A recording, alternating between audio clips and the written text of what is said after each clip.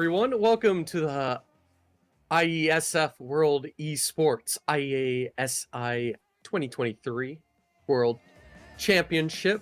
Got multiple countries, being brought out and represented for us today.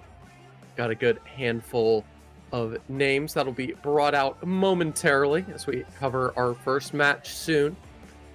Of course, this will be for the International Esports Federation. Getting that good old country representation in. Able to see our first team lineup soon enough, and we got the good old Swedish roster, of course. Got Charlie, S4, Hanskin, Pablo, and Bengen. Got a few classic, original, famous Dota 2 players, Dota players as a whole, being brought on out.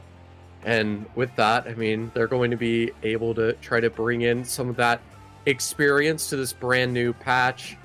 Got a couple of tweaks. Some of the more popular heroes completely gutted, so it's going to have to change the approach that a lot of teams want to go for going into this sort of meta and performance. There'll be a lot of questions brought out on the table, as well as their opponents. That will be, of course, the good old Slovakian lineup of Sver, Mawax, Lukno, Peng, and Qualtizi, being able to group up as 5 to represent the Slovakian squad. It'd be a difficult match ahead of them, being able to go against some talented, original Swedish players. Be a lot put against them on the line here. This will be our first matchup, I believe, that we get to enjoy, of course. So to have this good old Swedish versus Slovakian matchup, see if either of these teams are up to snuff and get dictations on what sort of metas these teams are going to be going for, what sort of drafts, what their main goals and ideas are going to be mined to piece everything together into place, and what their goal will be to try to handle all this. That'll be the big mystery of it all, of what the plan will be next for them to try to handle. Of course, that draft, I say, is going to be the big question. We'll be seeing the good old snake of Medusa rearing her head, or will something else being brought out into play? That's sort of one of our big questions to initially start, of who exactly we're going to see. But I mentioned, we do have to worry about these teams. We've got these group stages. We've got 4 different groups, 3 teams and countries representing each. Of course, we'll be starting off with the first Group D match between Sweden and Slovakia, but of course they have Kosovo there as well. Wales, Denmark, and Hungary in Group B. Norway, France, and Croatia to do the primary first A group. Group C will have the Czech Republic, Ireland, and Iceland, for that good old bit of alliteration, and to cover that final C group.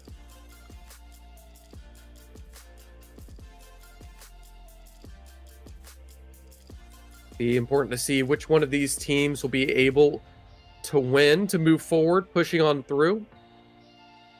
Be able to break those ties, get those slots in the World Championship by getting those wins through. Of course, this is the first sub-region of play.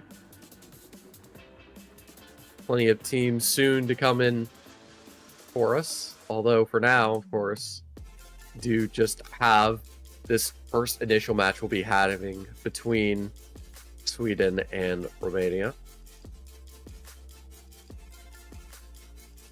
Or Slovakia, rather. Double check myself on that. Lots of different countries. Need to get not too jumbled up with them and make sure each one of them gets their deserved credit. Heard some talks about some various things recently, like some good old Zeus talks, but I mean, the main heroes of the patch, I mean, Abaddon, I would say, was running rampant until just recently, just moments ago. Before the gutting just the other day. I don't know if that was enough to fully stop the hero, or if it just puts it into more of a balanced place. Because ironically, the Universal has restricted the heroes played at the top level, abusing that good old strength level and gain, expecting the good old classics like Wind Ranger. Starting to see a bit more of Tinker, interestingly enough, being brought out by a good few bit of players. Even though he doesn't have that same true attribute benefit the rest do. Having that good old int focus more than anything else. We'll get to the draft shortly, of course. The question is, what have teams been leaning for today, at least? Because right now, it seems like going back to some of the old classics, like the Tidehunter, we've seen that quite a bit. Some good old Spectre, the Slarks. A little bit more focus on the pickoffs, the team fighters. Just the consistent damage dealers trying to have these spellcasters towards the mid.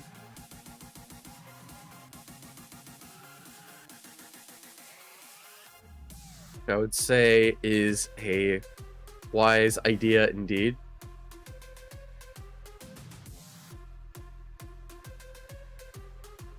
Going into all those different discussions, taking a quick look at good old heroes, other ones that have been of note.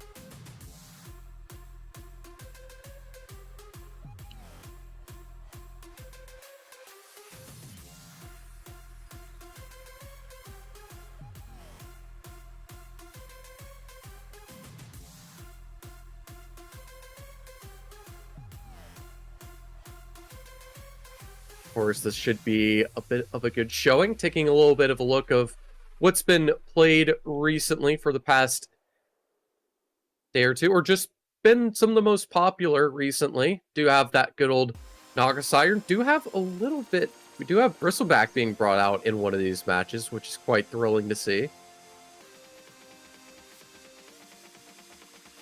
Nice to see that being brought out to play.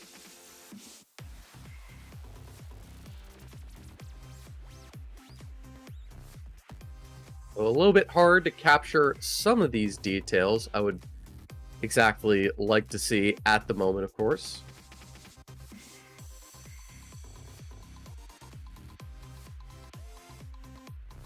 But with that being brought on through, I'd say one good coverage is the fact that we do have some classics like Undying as well on that support. The question is to see how those first drafts will go.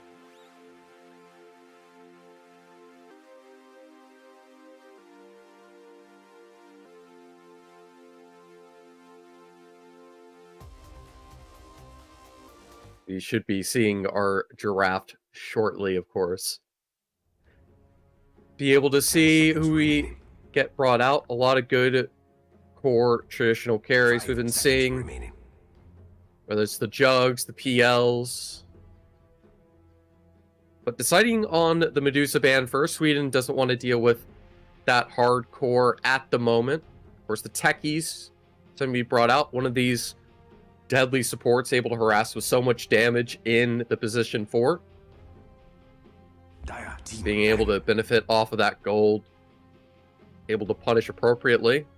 And one of the universal heroes that we didn't see completely gutted with the patch is Timbersaw. And Slovakia deciding to remove him.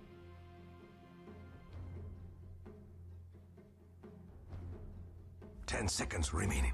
And we'll have to see what the next step is from there. 5 seconds remaining.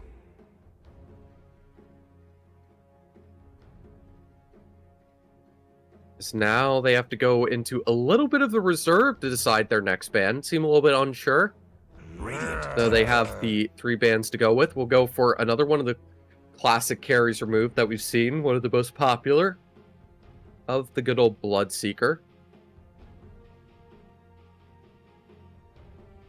So now the question is... 10 seconds remaining. Pick.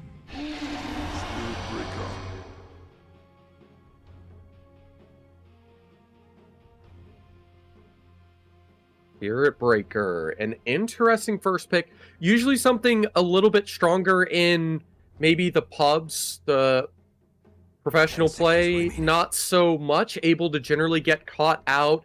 Usually more difficult to get those pickoffs with him, but still a great initiator. The consistent stuns, able to harass, great late game sailing in terms of the stunning, and Sweden decide to respond with a character that can pick off on their own of Batrider.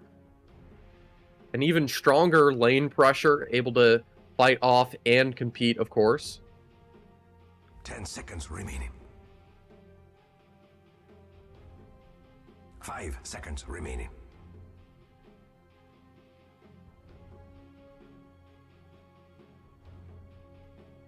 So the question is, what do they want to follow up? What's going to be their second pick? What do they want to piece together with the Batrider? And it seems like they're quite a bit stumped. It's difficult. You don't want to go for maybe necessarily the support. Radiant. You don't want to give away whether this Bat will be mid or off lane, but you'll decide that now. Have the Wind Ranger mid. A good hole to find it. Got the most popular hero, of course, of the patch. At least in the top pro level era and absolute force of domination. Banned or picked every single game, essentially. So being able to find her is fantastic, but a good response bringing in the good old Shadow Demon to try to respond. Be able to purge that wind run, force her to be locked down into place, and allow away that with this Spirit Breaker gives great lockdown and gives already pretty solid counters to handle the Wind Ranger put into play. First, the Spirit Breaker and the Batrider are left a little bit more free to do their own thing, but they need something to wrap with it. And even with the nerfs debatably nerfing Doom out of existence, not able to go for that Octarine rush that made him so prevalent before now, Slovakia still decide to ban him anyways out of respect and concern. Doom being able to disable the Shadow Demon would be one of the best ways to stop that counter with a counter. Make it a lot more about the pickoffs and the timings. Though there's plenty of other ways to do that. Faceless Void's been building his way back into the meta. Could be a good choice here. Not banned yet from the pool. However, the Void Spirit and Slark, some of the universal mids that would compete against Wind Ranger, both taken out. 10 seconds remaining.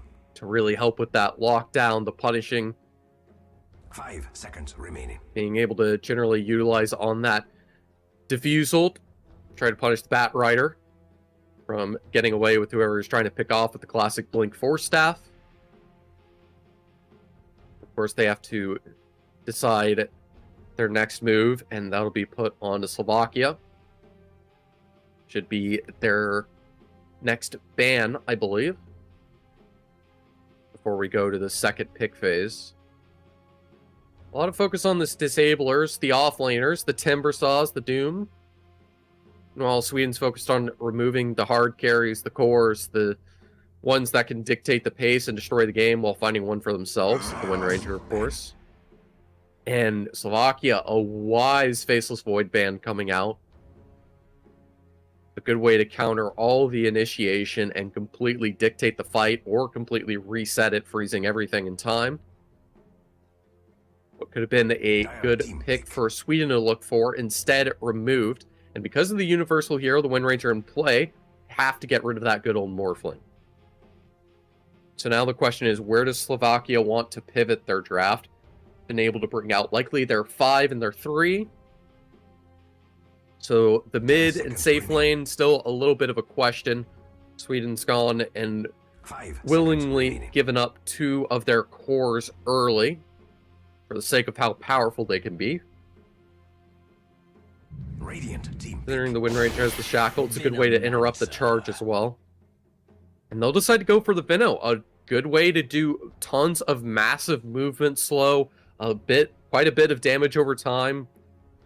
Completely can melt squishy supports like this Shadow Demon can 10 be, seconds remaining. can absolutely gut any of the damage coming out from the Spirit Breaker by 5 seconds remaining. completely destroying his movement speed. And it's another one of these universal heroes that we've seen a lot traditionally in the good old 5 position. And this is a perfect game for it. And I'm pretty sure Jug's on the table if they want to go for some classic blade spinning with a slow lockdown hero to try to get some early first blood or any other action.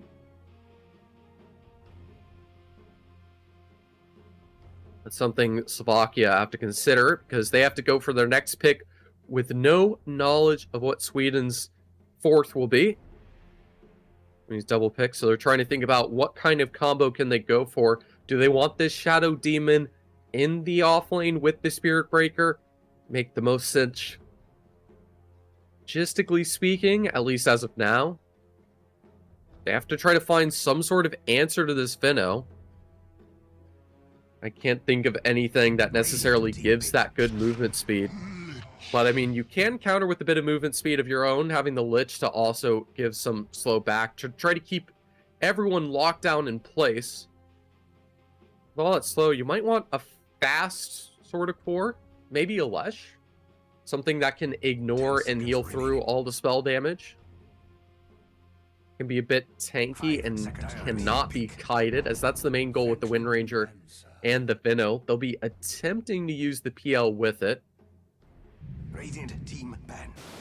It'll be a little bit difficult to shut her down, and Sweden will instantly respond, also going with the illusion carry of the Naga. PL mainly the one being gutted with the nerfs recently. Some difficult timings for him to answer with and adjust to, so the question 10 is, seconds remaining. how do they answer this on the side of Slovakia 5 seconds remaining. and deal with these timing troubles that have been adjusted to him? And they do decide to go for the Quap, and now an interesting focus on potentially an offlaner, worried about the Darkseer, that vacuum, trying to abuse it with the Finno and the Wind Ranger. Perhaps the Naga herself too, 10 seconds remaining. as it should be a 5 4 seconds remaining. support, unless they're doing something wild with this Bat Rider, which is also possible. But I'm going to assume that it's still a 5 Finno and not an offline being brought on out. Slovakia are really burning through their time, getting tested in this draft, feeling the pressure, unsure what to do for their last ban, and decide on the Brewmaster. A good team fight hero that can be played in the offlane. Tackles some potential concerns. Now Sweden, Radiant plenty team of time in reserve to cook anything they want, and they decide on the Storm. Another fantastic hero to be able to lock down the Wind Ranger, has nice AoE damage to deal with the Naga. team pick. Starting to look like a Zeus game potentially, but they decide to go for the Pango in the team fight, trusting they have enough with just the PL. Relying on that Swashbuckle and a universal hero, of course, as well, be able to try to help deal with that Wind Ranger. Has plenty of ways to escape early, and the Magnus coming out as the offlaner. So good reads to recognize that Bat is going to be played. It's likely a support. Having that buff on the Magnus, he doesn't get the same strength gain from him using the cleave on himself that he used to, but it could just give this additional cleave damage to this Naga. It gives a perfect counter against the illusions of PL. This is a good answer and looks like an amazing draft from Sweden to start off this game. Slovakia trying to go with some very creative answers. I'd say PL is still possibly slightly stronger of an illusion core at the moment. I feel like we traditionally see him a lot more in play currently than the Naga Siren. Both are the best at what they do. They'll have to do is deal with the Lich ult being illusion clear potentially, but I mean that ball will also be wasted on clearing the illusion, so a little bit of a catch-22 there. Won't feel that great using it in the fact that You, of course, have these melee illusion heroes. Means the Naga can benefit off of the cleave. I don't remember how the synergy works. I don't think it applies to the illusions, if I can recall correctly. But even just for the base Naga, it can try to help deal with the PL in case the passive isn't enough. But I'm sure the Magnus can mainly greed it on himself, I would suspect. Although, been surprised about many other things as we do get to the start. Of course, we will have Slovakia on the side of Radiant. The Swedes covering the Dire. Automatically, you can see first thing, the Naga using the illusions to spread out. Try to probe on where exactly Slovakia players might be. Tucked in and hiding at. I blow you a kiss. 30 seconds to battle. We come for you. Trying to get that initial information.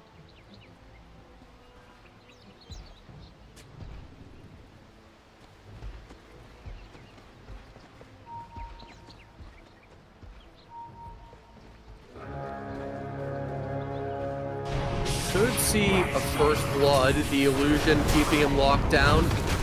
Now with his own illusions, the blood grenade, that's so powerful, especially early. And now just the raw right click coming in, almost enough.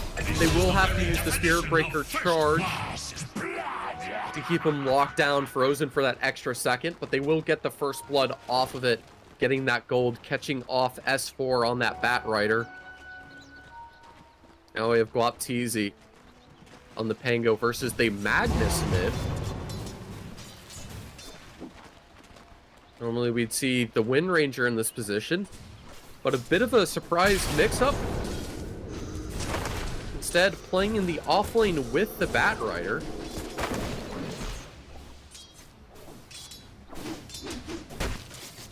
Bit of a curious way to handle it and play. Still waiting to use that skill point till it's required, holding it just in case the shackle shot's needed for S4 to escape. The nerfs, they believe it would be better to have the Wind Ranger on 4, interestingly enough.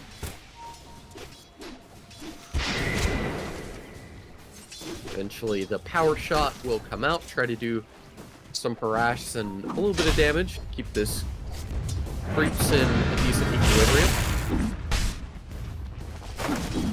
And a fantastic push early from Bengen and the Magnus.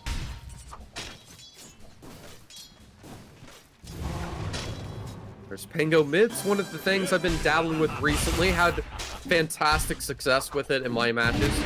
Giving that team fight those early stats. Right click, not even necessarily being needed, but certainly helpful. With all the spells to harass, keep people locked down.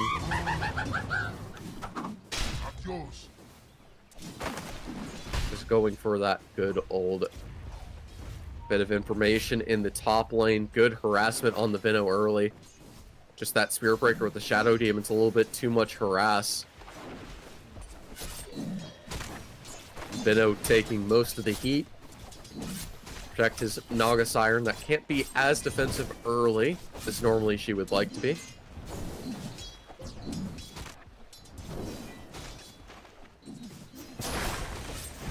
But a nice catch. Single Venomous Gale out. A blood grenade with it, and it's so much move slow. The Vino destined to die from the Spirit Breaker charge, but it will be a trade, of course, taking down Severe on the Demon.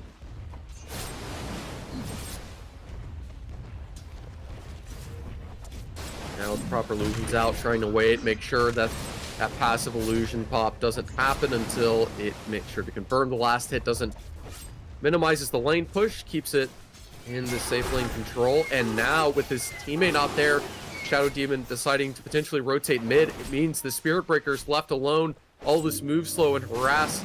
He'll go to try to grab the Lotus and charge away after, but charges into the Vino instead. So the only thing he denies is the Lotus. Will at least get his courier out of dodge so he doesn't lose that as well. But it will be costly to Yellow Panda. He loses life and Shadow Demon's unable to respond, and now could be caught out as well next. They do hold towards this bottom lane, at least momentarily.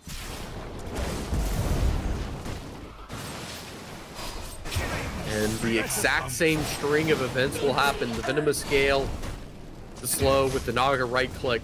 So much early damage, and now it's starting to spiral out of control. The Firefly with the view, Napalm stacks does so much damage. They're able to catch out the Lich, using that Shackle Shock to lock down. Radiant's courier has been killed. And even kill the courier just before it gets to the PL. So we won't be able to get those power treads out early. Meanwhile, Naga already having hers on her hands, finding a slight lead in terms of the last hits. Able to bring out those illusions early to help with it. Interestingly enough, deciding to get some mana reduction. We can see the blood grenades being spammed out with the Venomous Gale. 100 movement speed for the Spirit Breaker. The charge, nothing more than a tickle. Charlie will finish him off once again, and this Naga is starting to run rampant. The PL unable to find the same success. This Bat Rider controlling everything, forcing the Lich away, keeping vision of this bottom lane, at least for the side of Slovakia. Of course, Hanskin will find another pickoff on the Shadow Demon, catching him out. And this safe lane seems untouchable. They have no way to clear these illusions early. Much as the Shadow Demon is a fantastic answer to the Wind Ranger. Not so much for the Naga. As for close to death, same with the PL. The Wands keeps each other alive. Of course, that Bat Rider going for the Ring of Health will allow that region to be able to sustain, and with the Blood Grenade also thrown in once again, that charge going in a little bit early, doesn't get the initial stun in, but still will get the kill on Hanskin, and the Shadow Demon barely lives with 20 points of health. A lucky bit of reprieve for the side of Slovakia. Hope recover, but we can see all three of these cores on the side of Sweden building a bit of an advantage. I'd say a bit equal overall, especially if S4 goes down here, but instead the Lich Armor's not enough. The quick rotate from the Vino to help, and instead it's the entire safe lane down. And this Bat Rider is almost up with the Naga that has the early illusions to help her farm and multiple kills to her name. Doesn't matter, they're going to take the tower with it. And already, this is Slovakia getting put on the back foot. What's already looking like a beautiful response is PL. Which, of course, his early game was already a bit on the rougher side. But that's only grown even more with the fact that he's struggling to get this level 6 to be able to bring out those illusions. Be able to help him get a little bit more escape and harassment in. Doesn't matter too much until that diffusal's put into play.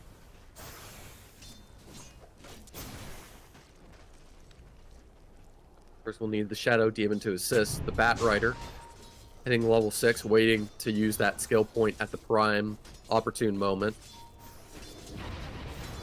Not wanting to waste it just yet.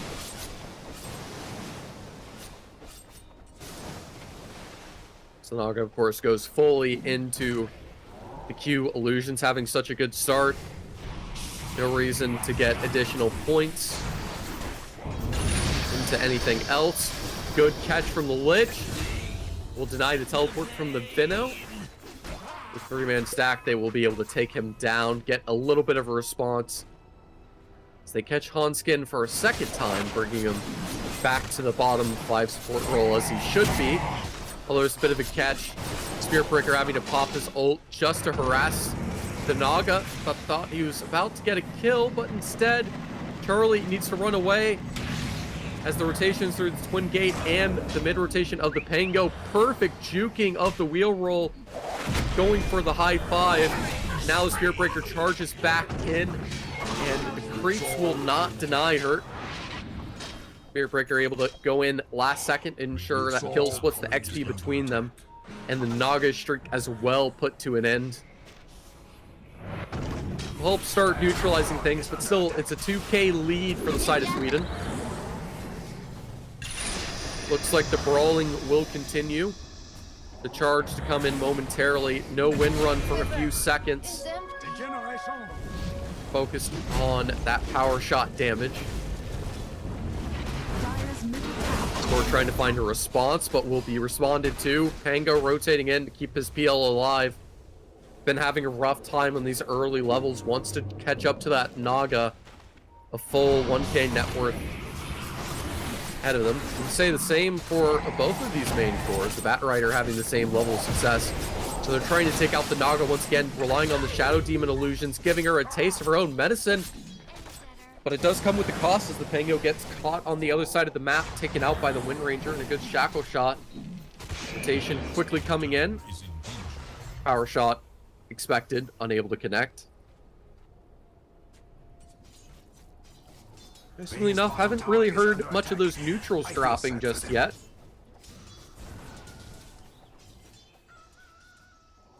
Most players focusing on elsewise, and we can catch up on that Wind Ranger kill. You can see that Sweden has been able to swing back and forth these picks with Slovakia. As much as the start was strong early, now the Magnus can really start to build that network to respond in theory, but he's having a trouble tanking these last few Ancients. Will eventually be able to use the Shockwave with the Cleave. The Radiant's bottom tower has seen better days. To be able to get it done. Scary job with the Empower, and will force him all the way back to base.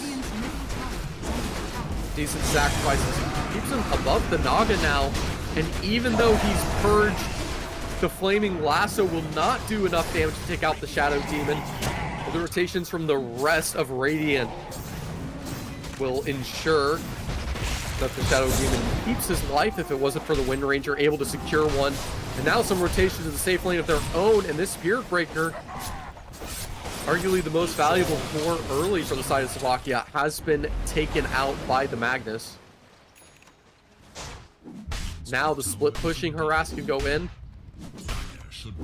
They can freely farm this dire jungle that's been stacked up thanks to the supports on the side of Sweden. Now their gold's going to skyrocket even further in their advantage. PL doing his best to try to find some farming in response, but he's even below the Magnus still. We're reason to believe that'll be changing anytime soon. How strong that Empower is as a farming tool, utilizing those new camps on top of the top lane, of course.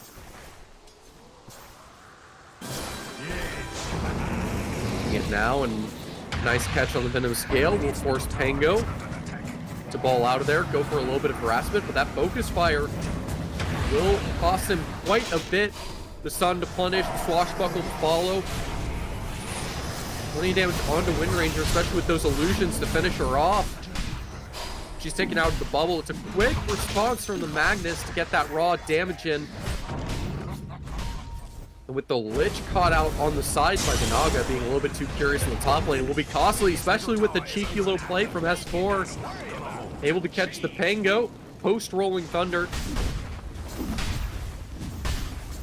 Radiant should really do something about that middle tower. Radiant's middle tower has fallen, as all towers someday must.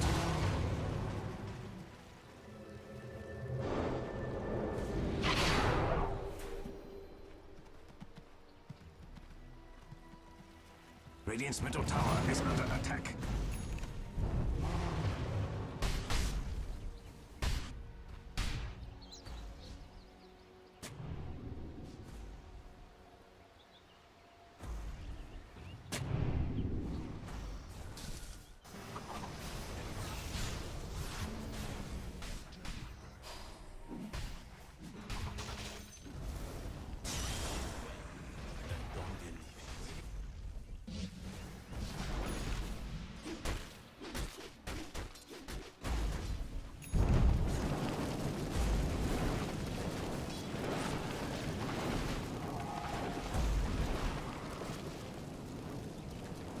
Radiant's top tower is under attack. About time.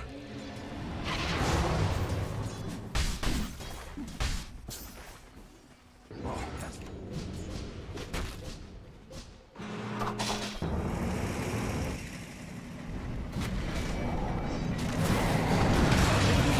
Tower is under attack. And we're back here live from the studio. It's 16-10, Sweden against Slovakia. A little smoke here coming up onto the top side of the map. As some rotations coming up now.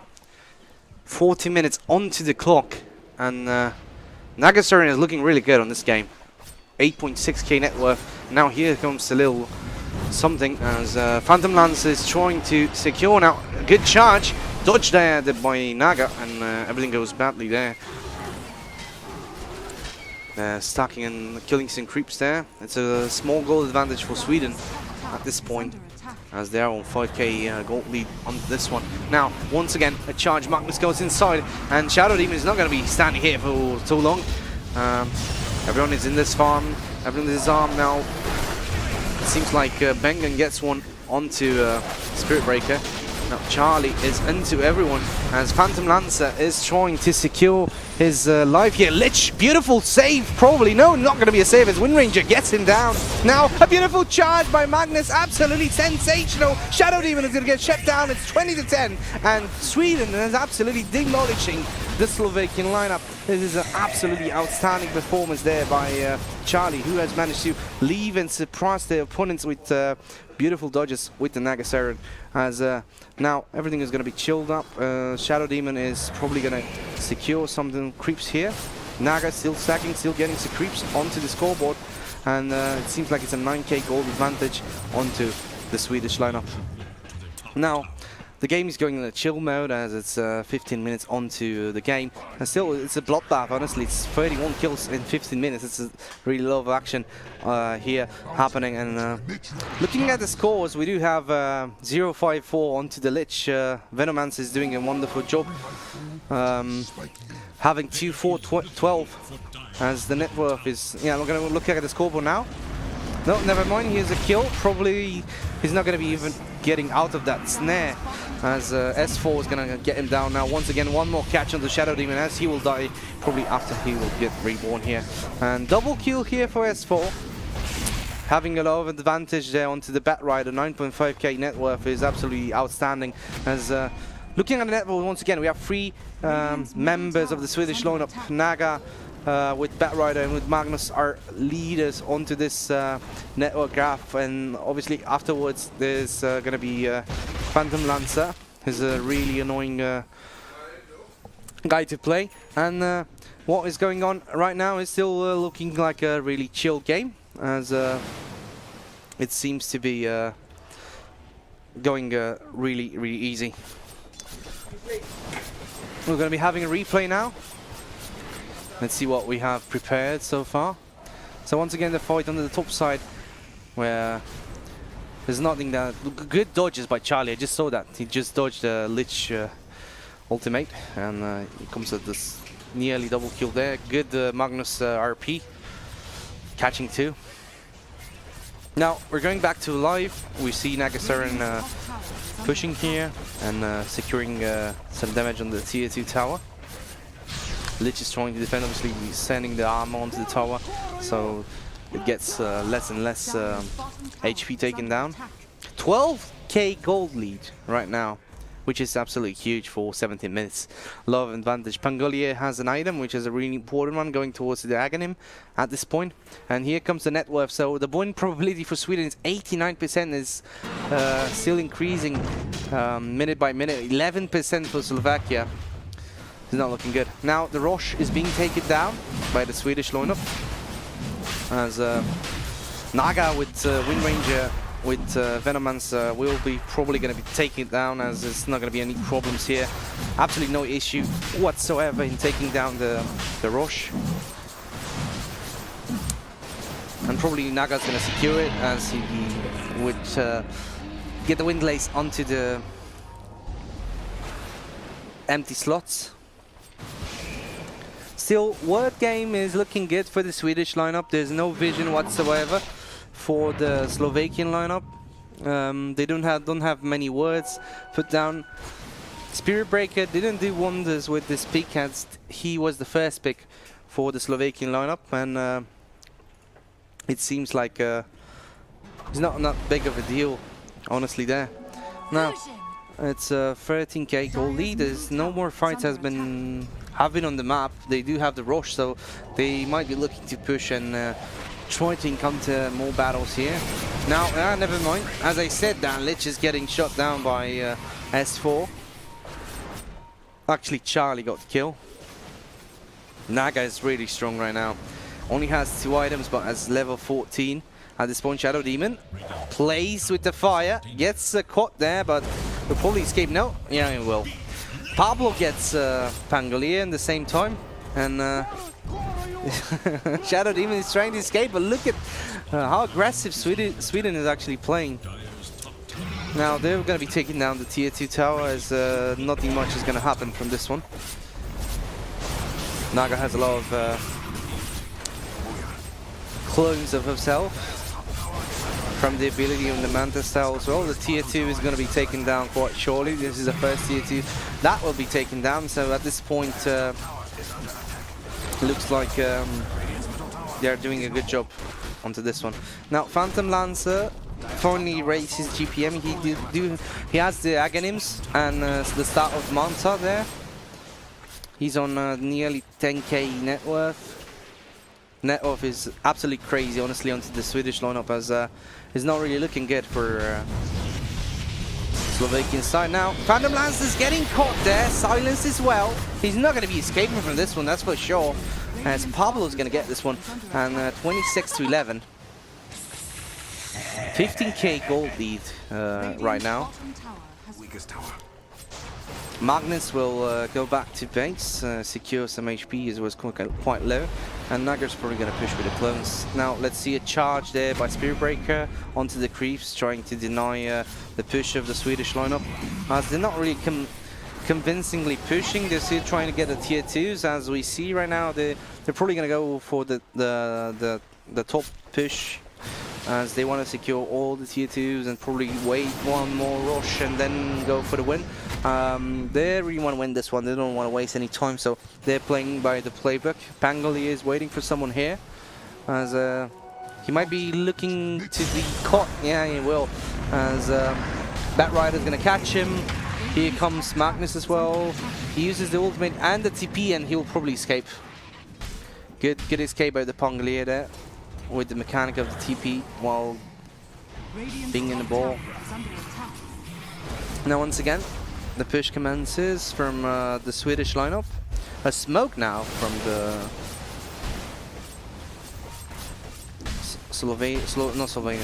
the Slovak lineup. Yeah, the tier 2 has been taken down. And now someone will be caught here, and this Pangolier is going to be caught, and Spirit Breaker is onto the Swedish lineup now. Probably Venomancer will be taken down. Beautiful kill there. A good start of a fight from the Slovakian lineup. I'm not sure if the Swedish lineup wants to fight on this one. They don't have the members here, as it's not looking too well. Oh, good stun onto Lich, as he will be taken down. Never mind. Here comes Magnus, not getting anyone onto the RP, not using it right now. Charlie gets the first one, probably gonna get the second one. It's 2 kills really fast for the Swedish lineup. Now Magnus is trying to secure something onto this one, and it seems like it's one more kill. Now Pangolier is gonna be getting rooted. A double kill here for Charlie, and it's gonna be the triple kill. No response from the...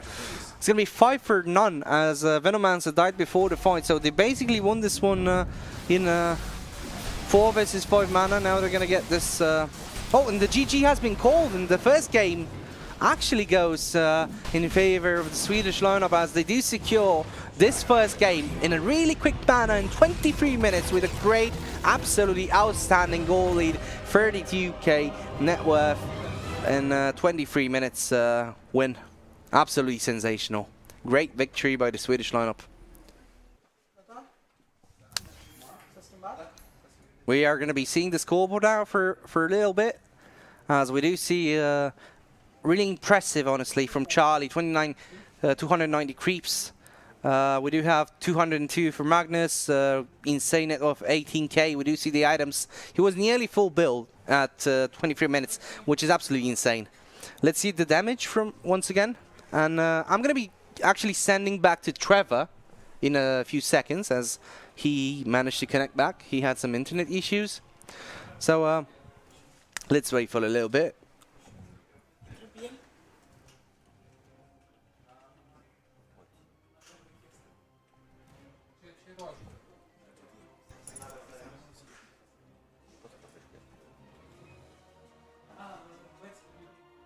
That's about it. I can't think of any other explanation for any of this. I have solid connection the whole way through. What's fine is it appears that not only is my connection a blowout, but the first game was as well. An absolute shellacking. That PL unable to get to a start at all. And that Naga being an absolute force to be reckoned with the whole way through.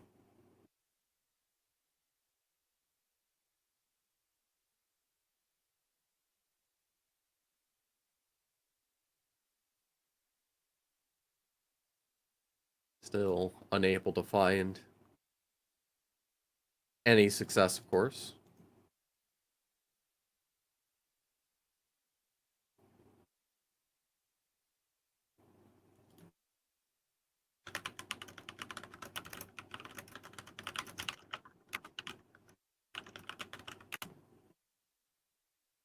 But of course, you know, we'll have more games for us soon. I have to say the main thing to highlight is that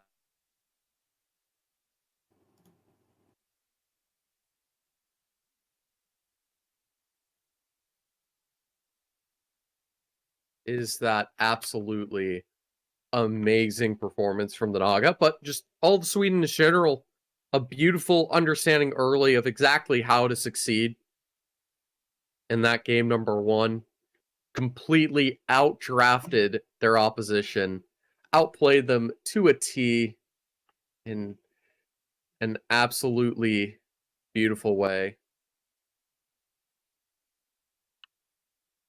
Of course, who better than to give it to Charlie? That 18k net worth. Of course, that combination with the Finno, so dominant, so much lockdown, didn't really have to spend any points in that net for the additional damage. That even the Spirit Breaker was unable to run away from the absolute path of destruction. Able to have enough gold early and just able to build such a dominant lead, able to get those early towers, stop any form of success, completely take them out of the picture. And this is a good argument to use more Naga going forward. And just in case the Phantom Lancer stocks weren't low enough already, I'm sure that they're even lower now for their side of good old Slovakia to see what they can potentially do next. As right now, it was a bit of a rough go. Unable to even survive the 30-minute lark. Maybe need to look for some stronger laners. Of course, the Bat Rider is a fantastic hero, but we'll be able to review with a quick little break and see if they can recover, as well as my signal in the next game.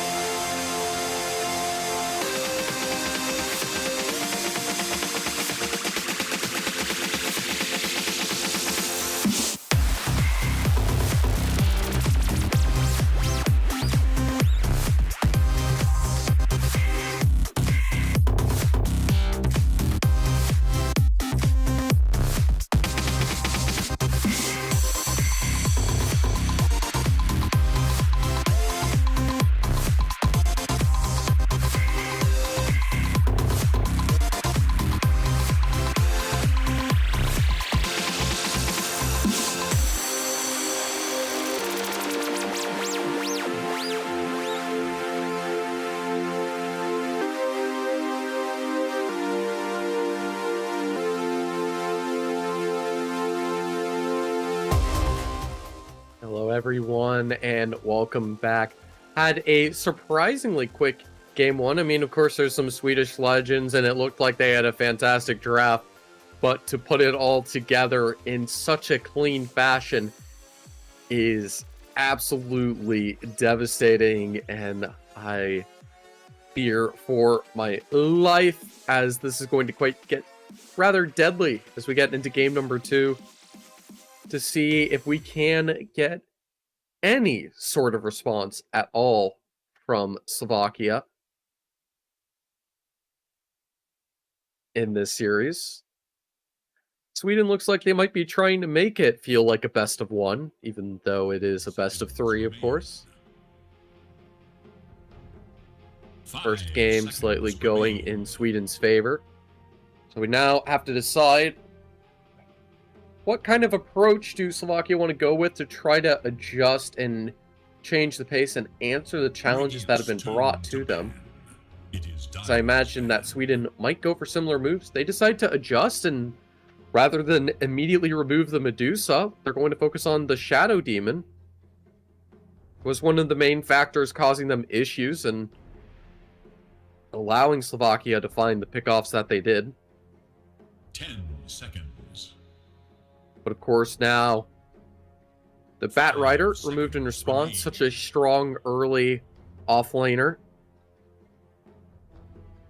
Can give so much trouble. But I do like the creative approach, how they stopped using this Wind Ranger mid and they used it as a 4 instead. Added some flexibility, maybe caught Slovakia by surprise. As it certainly did to me. They'll even burn a little bit of reserve. Deciding to ban the Wind Ranger themselves. Afraid that what they're going for might be counteracted by it in some way. Are they interested in going for that universal Void Spirit mid? Or do they have something else cooking up? Or they're really afraid of that lockdown, perhaps? Maybe a Bloodseeker inbound shortly. But another pretty standard classic band that we're used to seeing the techies. And Sweden going with the Beastmaster this time around. Entirely different play. A interesting first pick to go with. Normally we see plenty of others being able to have that massive BKB piercing stun. 5 seconds. We'll be able to get vision with the owl, can be, or the hawk rather, can be pretty dandy. Slovakia able to dictate their first pair, their combo of play. How they want to approach this draft, considering that felt like they lost every single lane. They definitely have to change their entire approach. And even with a short little break, likely still suffering from the shell shock. Figuring out their next plan for a move. But they will decide to piece together the Medusa and the Undying. Going for the Medusa this early feels rather dangerous, as Sweden can bring out essentially any defusal carry they want, potentially. Of course, can be responded in turn. 10 seconds remain. Undying's fantastic support, just really burning down that strength, allowing those snakes to do tons of damage off of that int seal. Anti-mage. And Sweden will immediately go with the anti-mage to counter. So this Medusa is automatically killed off the bat. No opportunity to go for the Phylactery off lane. Not really as good as it used to, especially if you're going directly against the AM in lane. 10 seconds. Might as well be a loss there. I don't think we're expecting the anti-mage in the off lane or anything that wild, considering the Beastmaster was brought out. But even then, still, the Beastmaster is a good way to have some lane push with the boars and have that presence early to ensure that the AM can obtain his farm as well and can survive against the Medusa harass. essentially the closest you can get to a ranged offlaner, considering he's using the axes and the boars so much. Quick response with the Magnus ban while Sweden decides to go for the Classic Legion. One of the best counters and ways to force the AM to be locked down, stuck in place, is the good old duel. And with that taken out, and ironically one of the best stuns taken out by Sweden. 5 seconds. Beastmaster forcing Slovakia to go for a tanking lineup, but that Medusa gets easily countered, it's the issue. I feel like we'd normally see a Spectre as a little bit better of an idea this early. It is Radiant's ban. Especially if the AM's on the table. I think this was a bit of a weird move for Slovakia to go for. Or it's not weird, is banning all of Sweden's last draft. 3 of their previous heroes now banned from the pool.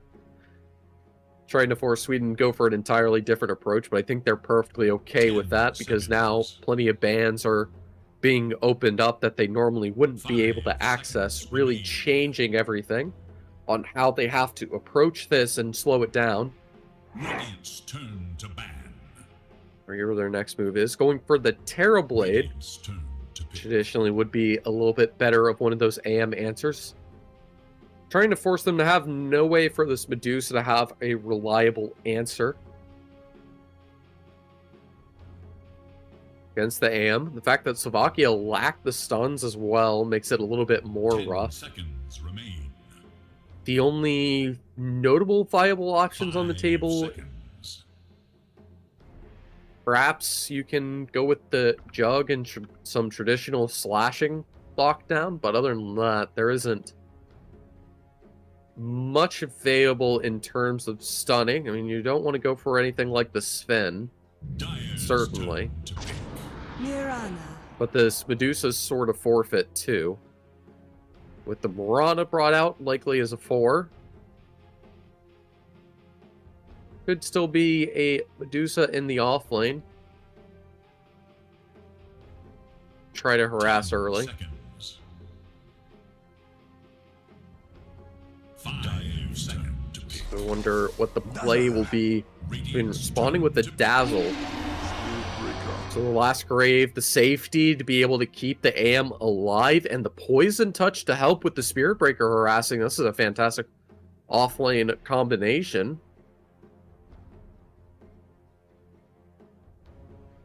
Rather helping the Beastmaster. Or wait, no, the Dazzle should be with the AM, I think, because I don't think you want to have the Beastmaster or the Spirit mid. Definitely want to get away with something else there. This now makes it a question of what do they want to do on the side of Slovakia. They only have 1 pick to respond to these, and that's a strong, durable offlaner that can sustain these fights. Doesn't mind the harassment from the AM, will happily build that Vanguard. Pieces together fantastically with the rest of this team.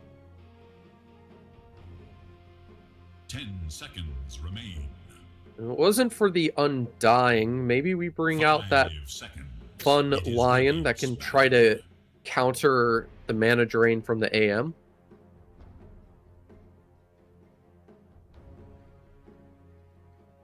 And figure out exactly what the next play is going to be. I mean, still, the problem is this AM. This feels like something where he's going to be able to run around, do anything he likes. You do have the 1 lockdown with the Underlord, but once the Manta's out, he can easily dodge out of that. Should be no issue 10 ignoring the seconds. Medusa ult if she's able to even get it out. Likely have to pop it 5 early in remain. team fights.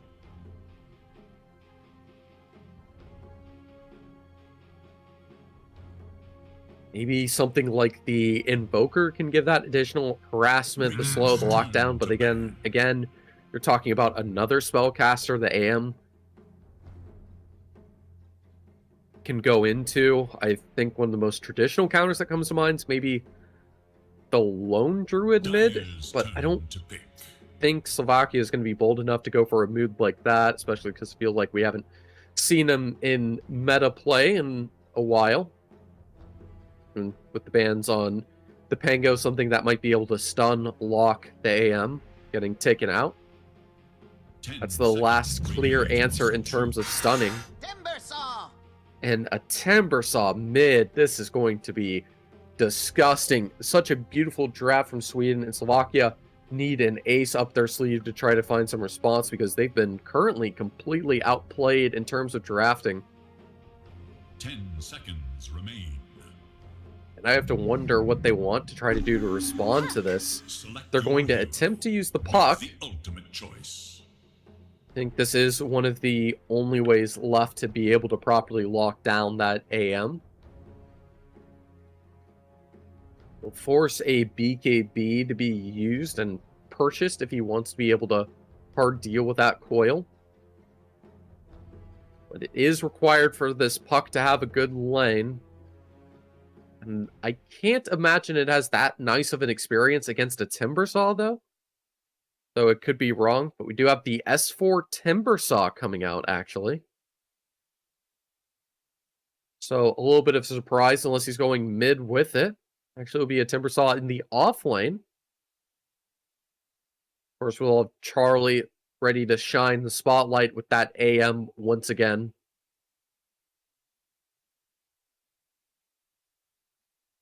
Okay, a wise move on this puck to try to find some sort of response.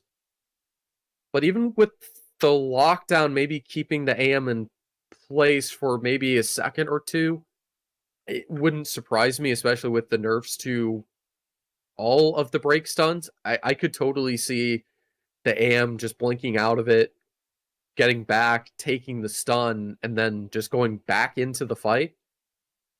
So he doesn't get kited by this Medusa, which I'd say is the real proper concern going into this. Especially with level 10, able to early on get that 5-second blink if he wishes.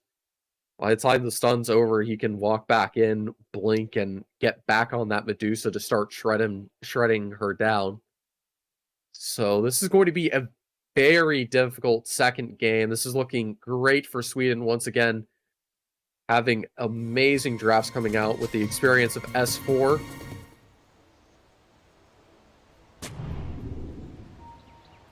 Help give that knowledge and experience.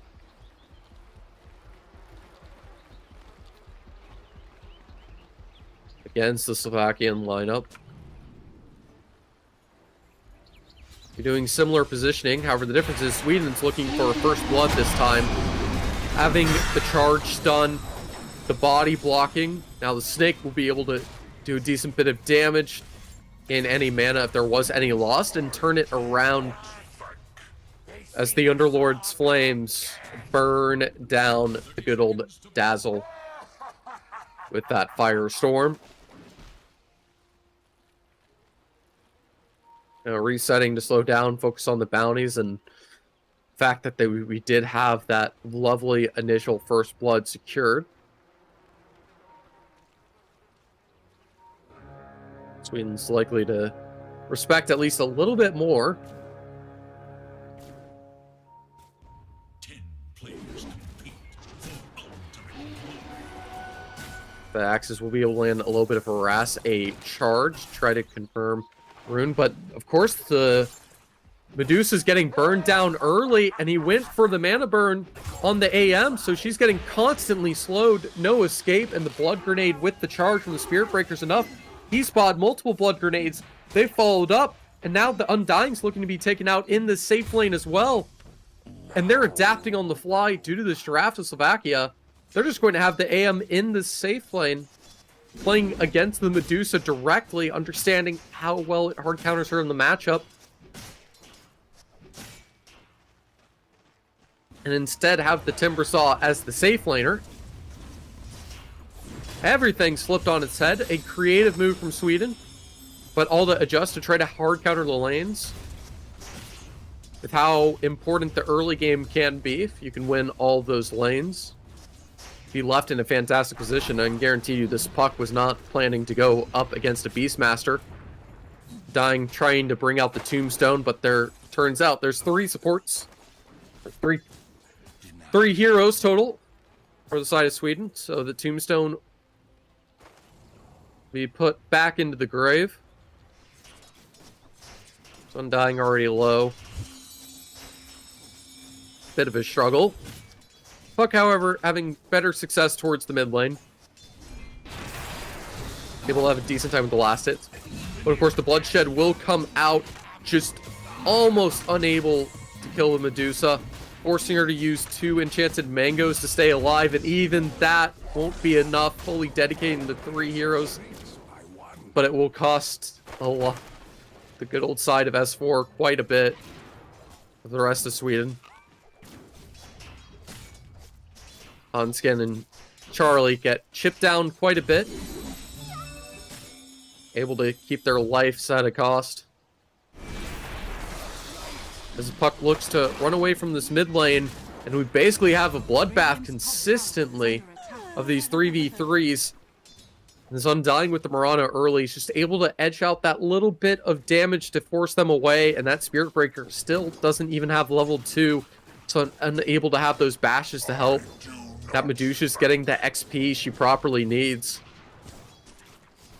The AM maybe trying to counter her a little bit too directly, perhaps. Radiant's courier has been killed. Getting punished for relying on this Timbersaw to hold the safe lane alone. Eventually, rotation will come through from Pablo trying to support. But again, just having the level 1, no XP to his name. Unable to connect any of those bashes. Really holding him back. The prize is mine. Nice spell block from Charlie, but that Undying harassment really burns down any of the little strength Anti-Mage does have, and no matter what he does, he still is brought down to 200 health, having 8 strength taken away from him. Looks like he's looking for that early Vanguard, perhaps. Would help him a lot, certainly early. As eventually the Underlord will be caught out, the Spirit Breaker is able to rejoice as he can now bash to his heart's desires. Or to get a little bit more done. Keep things equal as a whole. Interestingly enough, the Timbersaw leading the last hits. Beastmaster able to keep competitive with the puck now with these few levels in play, and even having the runes denied. So this is going to be her regen completely taken out.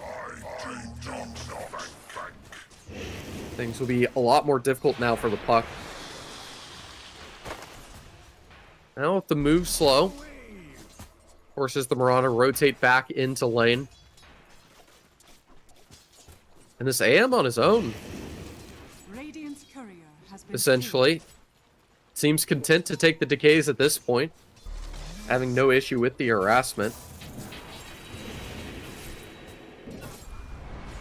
Perfectly blocking the snakes, and now the Timbersaw being level 5 due to having all that solo XP, he's willing to try to tank that tier 1 tower. Panda's doing his best to try to cut the creep wave so he can't take this tower, but it's going to cost him his life as the bash finally comes in. The Miranda tries to rotate through the twin gate, but it's too little too late as Panda has now been taken out once again by S4. Eating up the bits, enjoying this Timbersaw. Not needing the Vanguard with the reactive armor, just going for that arcane to keep the harassment going. The Mirana able to kite him and keep this tower intact, but it comes with the cost as the Spirit Breaker's been able to go on in, and with that good old Beastmaster, that looks like without the roar used is able to get that puck.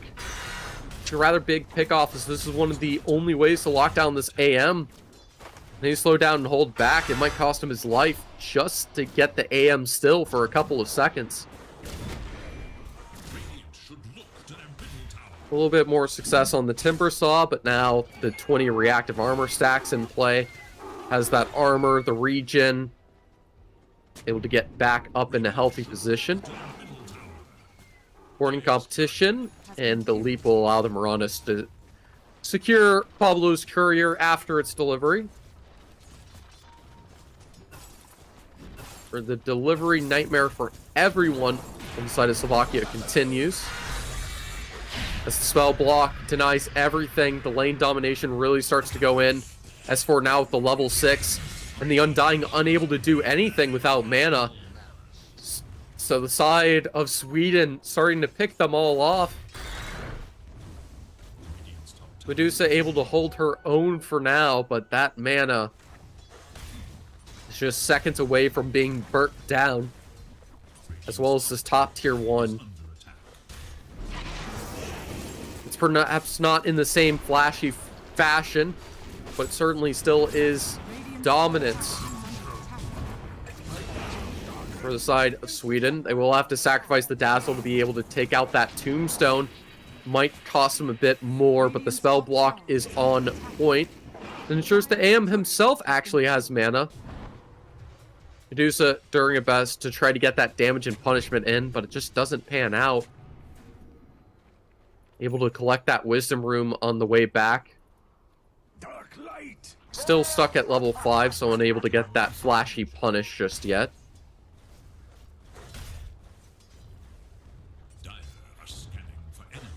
With the ulti. But now S4 is just completely cutting the top lane as Spirit Breaker nearby to support just in case, and Slovakia can't do anything about this. The Underlord's just trying to head to the jungle, but the Spirit Breaker is feigning presence there, trying to force a response out, trying to deny the creeps and harass.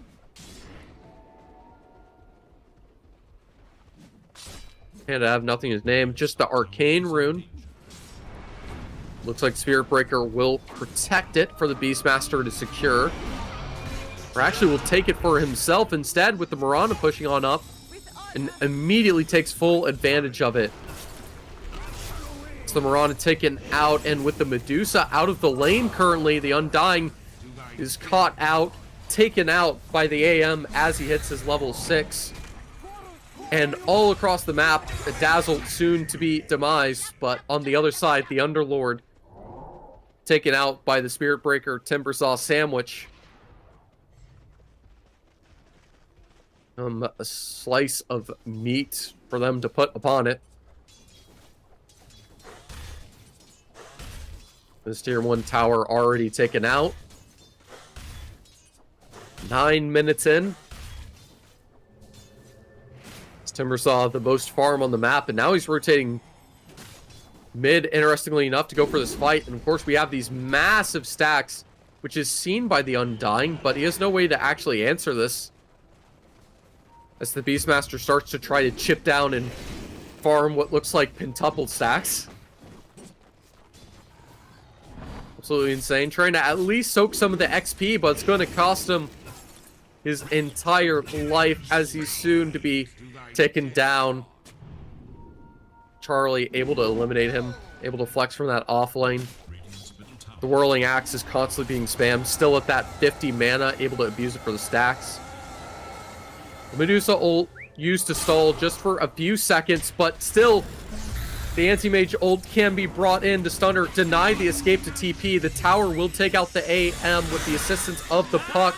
It's a bit of a bait and switch. The mid rotation is right on time to ensure the Medusa keeps her life for now. Essential and required for any success, but the Spirit Breaker going on in, able to get a decent bit of damage, and the bash does connect on the first hit, but it's just not enough, and now the Puck and the Undying there. But the ult is just enough. He's able to get the vision and take her down. And the Spirit Breaker playing from the support position, he's going to be happy with this. And still, the Beastmaster's jungling all these stacks, abusing the fact that that Whirlwind is just 50 mana for those axes. Now he's over halfway to his axe. He's as farmed as the Medusa, which is saying quite something considering the Timbersaw is right behind him as well. Puck having a decent time on mid, but mainly getting kills rather than last hits to get the necessary net worth. Rana able to rely on that leap, but the second she turns around, that was her fool's demise. Spirit Breaker charging the whole time. knowing that she turned around, able to dedicate to it. And now we have a full team fight going on in this Radiant Triangle. Medusa trying to find anything to work with. The Spirit Breaker will be caught out on his lonesome. And S4 will decide to start backing away, or at least attempting to. There's quite a route ahead of him. There's Charlie on that AM. Will just take the path through slowly on the side, but of course that puck mobility will be able to secure the kill and keep up with him. And Hanskin looks to be the next taken down momentarily, as Guaptizi is keeping Slovakia in this single-handedly with this puck, allowing this Medusa to have farm and in fact be about 2k above this AM. That, unless I'm mistaken, went for the full offlane, so I don't think he has a Battle Fury to his name. And he's certainly not farming as hard as this Medusa is. It's another factor to consider in. A unfortunate team fight for Sweden, getting a little bit too cocky and not having the proper vision to clear out everything. And this puck is able to create so much space with the constant silence and harassment. And even the chase of their own to keep up with the Spirit Breaker, to keep up with the Dazzle and the Timber with no issue. And they look to do the exact same thing again. The Dream Coil Hanskin, eliminated twice now recently. Marana ult going into play.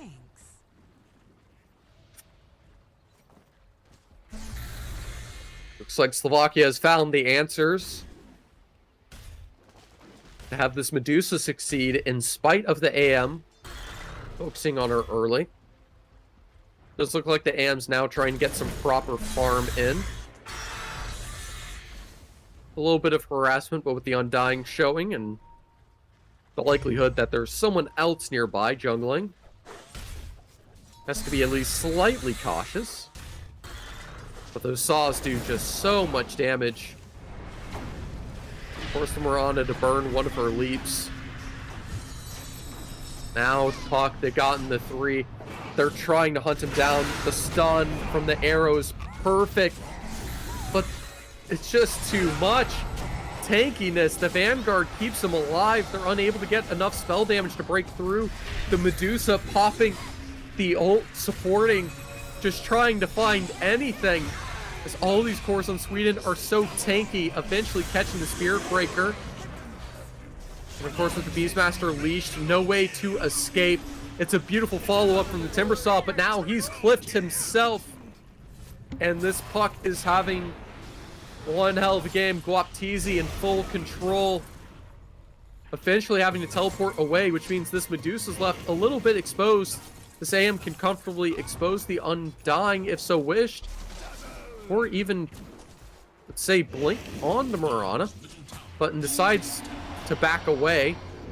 Still has all of the tombstones to worry about. The zombies running all over the place, slowing them down. Slovakia able to slow it down, take their wins, and get away with their lives. Regeneration. I wonder when this AM will be able to come online and respond. Right now, they're really relying a lot on this Timbersaw that does little against the puck. Unable to find that proper success. You can see the Beastmaster taking heavy damage early. Unable to have that proper impact you would wish for with the Ags. Trying to utilize on that benefit of getting the heal and get that damage through. Everyone on the side of Slovakia is unfazed, able to keep their distance as they're mostly ranged. The Dazzle once again taken out, even with the shallow grades, not nearly enough. S4 is able to cause some harassment towards mid, but with the entire Radiant team set up, Spirit Breaker will find one on his way out the door, but will be taken down. As they're still yet to find any answer for this puck, which is enough to keep this Medusa alive. the Dream Coil with the silence really is enough to keep the AM in place. Was his goal after all to punish her, and you can see he still doesn't have the Battle Fury. It's 16 minutes. So he has no way to truly farm for this. Trying to catch her out, almost getting there, but the puck just last second saving it. And it's just that outplay able to kite. Part of the reason why this Medusa's gone for the Windlace on the side, plus the Yasha with the boots, to get as much movement speed as possible to help her get away from this AM. Well as relying on those good old trees. Now with a few mangoes, help from teammates, the Undying with the shovel, of course. She can get all that mana back to tank the next round when the AM decides to face her again.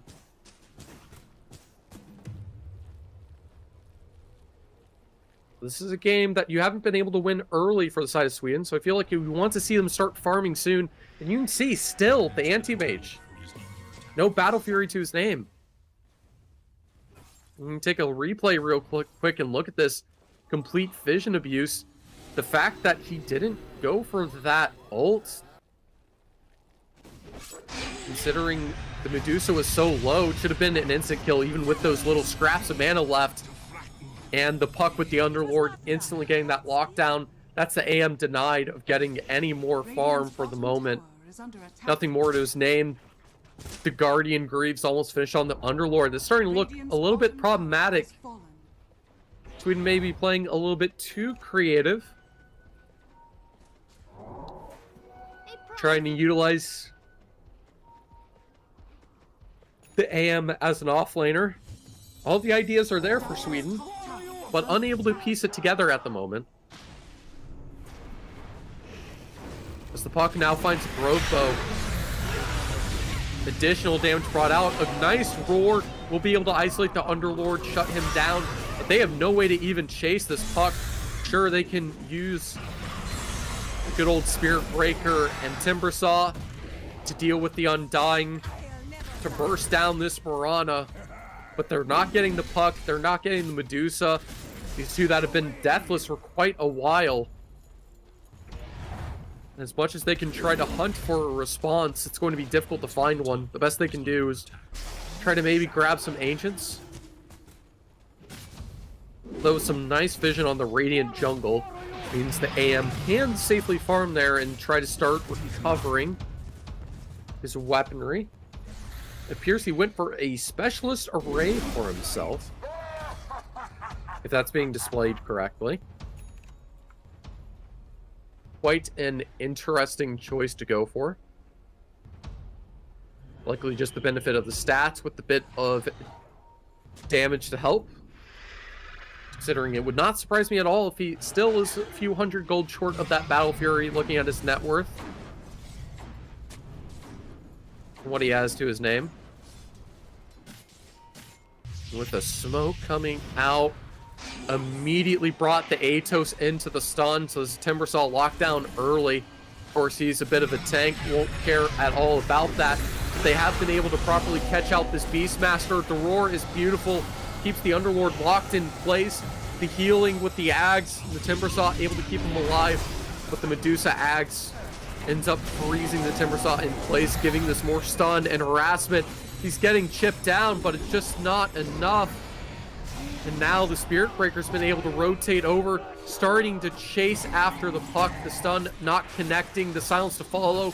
The ult will at least give a moment, but the mana is burnt away, so the puck is unable to escape.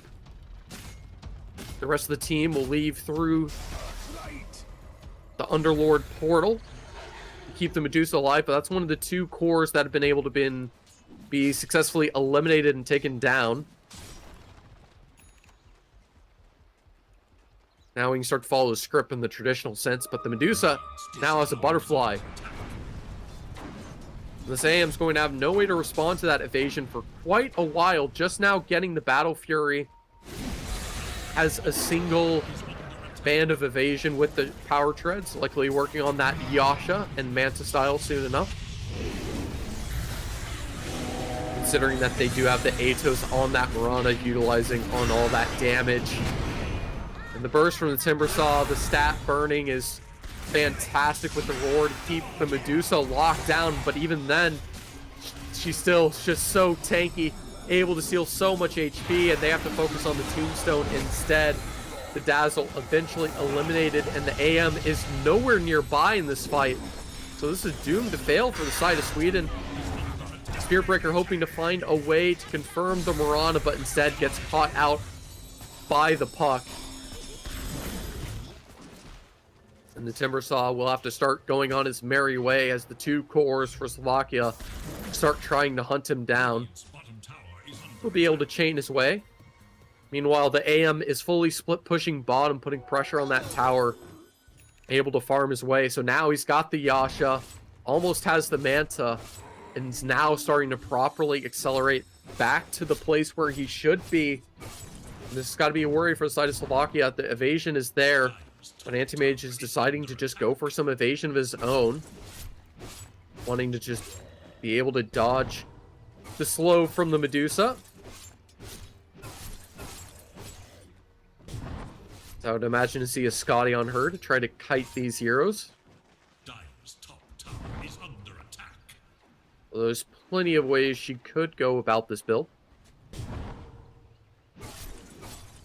The only thing certain is that Anti-Mage will not have any issues sustaining, considering he's got the Vanguard with that Battle Fury. He'll be able to keep up that rapid farming. Still 2k behind the Medusa, but even with that, it's a 5k advantage for Sweden currently. Just able to have that gold collected between the supports and spread out effectively between the cores. Because meanwhile, on the side of Slovakia, the Medusa and the Puck are having a great time. This Underlord's been a bit quiet in the game, just able to get some harassment and not much else off. See that Beastmaster, he's playing for sustain, going for the Octarine soon. Has the pipe, has the mana boots, has the ags, plenty of healing. And now with the Manta complete on the AM, you can really start to accelerate this farm using the illusions to help. Dire's top tower is Or maybe even go for a bit of a Roche. They think they have everything they need to take it, considering the Dazzle's there. In agreement with them, they can get this Ags on the AM, get a bit of net worth, push this lead a little bit more towards their favor. Spiritbreaker still a bit away from his own Octarine. Certainly help him with getting there. I guess the Puck and Medusa have just been too effective at stealing farm, because this Underlord's still struggling to recover. Good job by Sweden keeping him shut down. No innate defenses on him in the same way that these other heroes would have. And taking a look at it, that Underlord does have the Vanguard, and he has the Guardian Greaves. He even has a cloak now. He has everything to be able to tank, but it just hasn't been enough. Bottom lane's pushed through. The Spiritbreaker perhaps too deep with the Dazzle. There's no way for their teammates to support, but Slovakia are deciding to respect it. Just farm the Dire top jungle. The top tasty baguette. As it appears, things have surprisingly slowed down. A little bit of time for everyone to recover.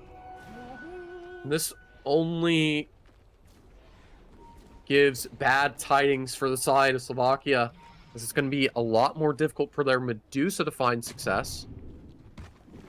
Especially with the Spiritbreaker almost finishing the Octarine, likely to go for the Ags after, get that constant stun and bashing in. Maybe too much for the Puck to escape from, and really gives that lockdown in response. You can see she's gone straight for the Daedalus. Not even want to go for the Scotty, the stats, or the slows. Understanding that her goal needs to be to just kill the AM before he can do the same. Beastmaster dedicating the roar rather early onto the Mirana. Spirit Breaker able to follow up and finish her off. With Beastmaster having the Aegis, he can't afford to lose this first life. The Glimmer Cape keeping the Dazzle alive for quite a bit, trying to kite through.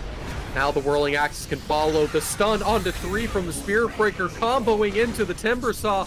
Massive damage onto the team. The Pipe is doing little to help sustain the damage, but the issue is this AM is not here to help them in the team fights.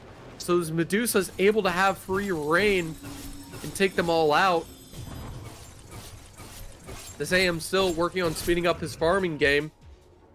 With the Medusa on the killing game, it's going to be difficult for him to stay on pace. Getting close to done on that next core item, the Butterfly. Pipe out on the Underlord makes him a little bit more tanky. Spirit Breaker not able to get the stun out in time. Doing enough, deciding to go for the Halberd. Wanting to be able to stop that Medusa right click for a few seconds in the team fights. Dire's middle tower is under attack. Just relying on that split pushing to try to keep up the pressure, sacrifice some lives when required. And I suppose because they have the 7k net worth lead, it does look great for Sweden. That lead is deceptive, as it's split just a little bit across all the heroes. No clear favorite able to dominate and stomp over. I mean, you can see this. Timbersaw, sure, he's unkillable. It's all the physical shields, even the Visa would appear. Will be a tasty Spirit Breaker momentarily. Is able to use the Bulldoze, the status resistance, the Dream Coil, and freely charge away.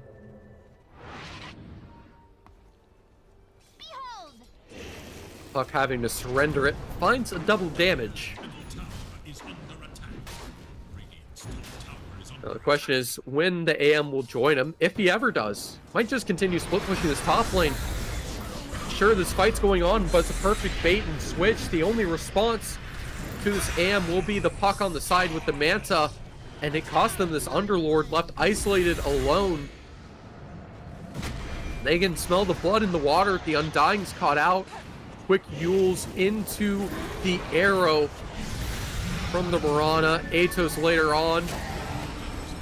And the harassment's good. The Tombstone's down, but the Undying's unable to find anything else. Sweden's able to start pushing this advantage. But the Blink, the Medusa forcing the ult, leaving Timbersaw in a problematic position, unable to get away. He'll buy out his Sage before his own death.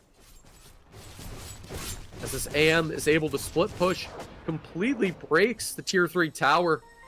Unable to get any racks off of it, but this is costly for Slovakia, unable to keep these lanes split pushed for these team fights, and it's costing them building plenty of gold. Sweden are eating up to get every single advantage needed. And soon with an Abyssal being brought into play, that's when the AM's really able to start turning the tides against this Puck. Able to have the stun in after being silenced. Manta through, burned down all of her mana, shows she has no way to respond. See a similar story here where the Slovakia players get picked off one by one. Unable to group up as a team. Not have Mirana that's been making the difference while this AM split pushing to give them the advantage to at least win these team fights. Instead, it's been stolen away. Allies disappear. Mirana relying on that 30-minute gem. Get some de-warding done as required. Charlie, forgetting to micro the AM illusions, perhaps. They don't even attempt to have a whack at the tower, but that's okay because the fight started. The Beastmaster's getting tagged down, locked out. is unable to get the stun off until later, and it's on to one of the Medusa illusions, completely fake target. The Dazzle's isolated. This AM can't help keep the Dazzle alive, but the puck decides to back away, so the Underlord's left out because they're focusing the Beastmaster instead. But at what cost, as everyone's been taken out from Slovakia? The Medusa's burned down before the AM even gets there, so just the puck left, and even without the Abyssal Blade, S4 is on a tear, gets a triple, takes out all of Slovakia, and now your base is going to be completely under attack from an AM that now has the proper farm to fight against you. This could be doom momentarily for Slovakia. You can see the well-playeds. They're understanding the advantage. Everything's in their court now. Starting to spiral out of control. Dazzle soon to have Guardian Greaves. Hanskin's able to get away, forcing all the buybacks from Slovakia. Nice stun, able to properly catch out that AM. Just barely be able to blink out in time. Didn't have the Mantle Illusions available, but it'll be okay. But the Spirit Breaker will sacrifice his life to get the top lane of Rax while they're focused on keeping bottom secured. Tis mine. So it'll still be a lane of super creeps. Denying a nice farming avenue. Lets the AM have an even easier time split pushing. Forcing them to defend their base, getting that harassment in.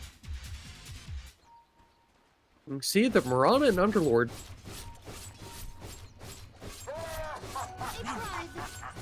Only ones with buyback. Everyone on the dire side of Sweden confident that they don't need the buybacks just yet.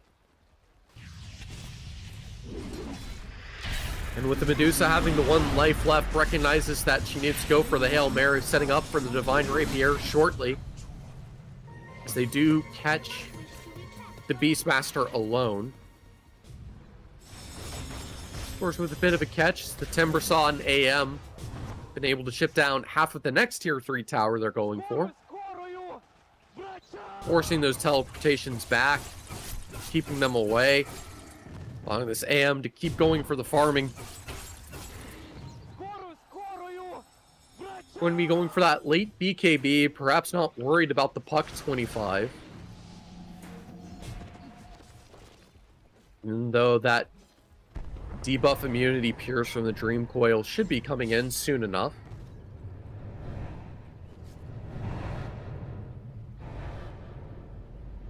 Plenty of spells for damage, and it's a surprisingly reliable stun from the Mirana. Able to use that Yules and Ados to always hit those arrows with no issue.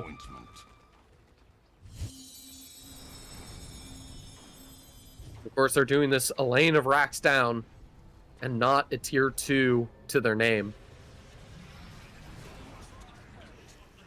Everything setting up for the side of Sweden. Having to take this game too in a little bit more of a slow burn, perhaps. Still able to get eventually that lead once the AM's able to get his proper farm. A nice catch and a break on the Timbersaw early, but the Dazzle's there with the heal, the Shallow Grave, the pipe, everything keeping him alive. Does cast the Dazzle. Their own life, but Hanskin does save his team in the process, and that's the Medusa caught out by the AM. Blinking through, the Timbersaw able to re-engage with his hard carry, and that's GG, called by Slovakia, understanding that this AM has now gotten the gold as need. There's no way for them back into this, and this is a clean 2-0 from the Swedish squad.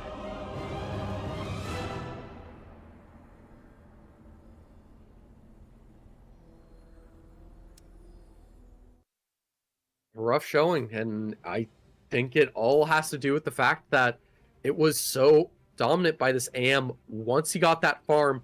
I mean, you can check that net graph. I mean, I imagine that Charlie was down for quite a bit if you go to that individual player net worth, because he went for all those early brawls, was going for the Offlane duels, yeah, and you can see he was still at 8k net worth at that 20-minute mark. He had absolutely nothing to his name, but once he got that Battle Fury, he started farming for some items for a bit, let his team just stall for him to get that going. He just started snowballing out of control, started shutting out this Medusa, and there was no way to get out of this. A fantastic clean 2-0 from Sweden.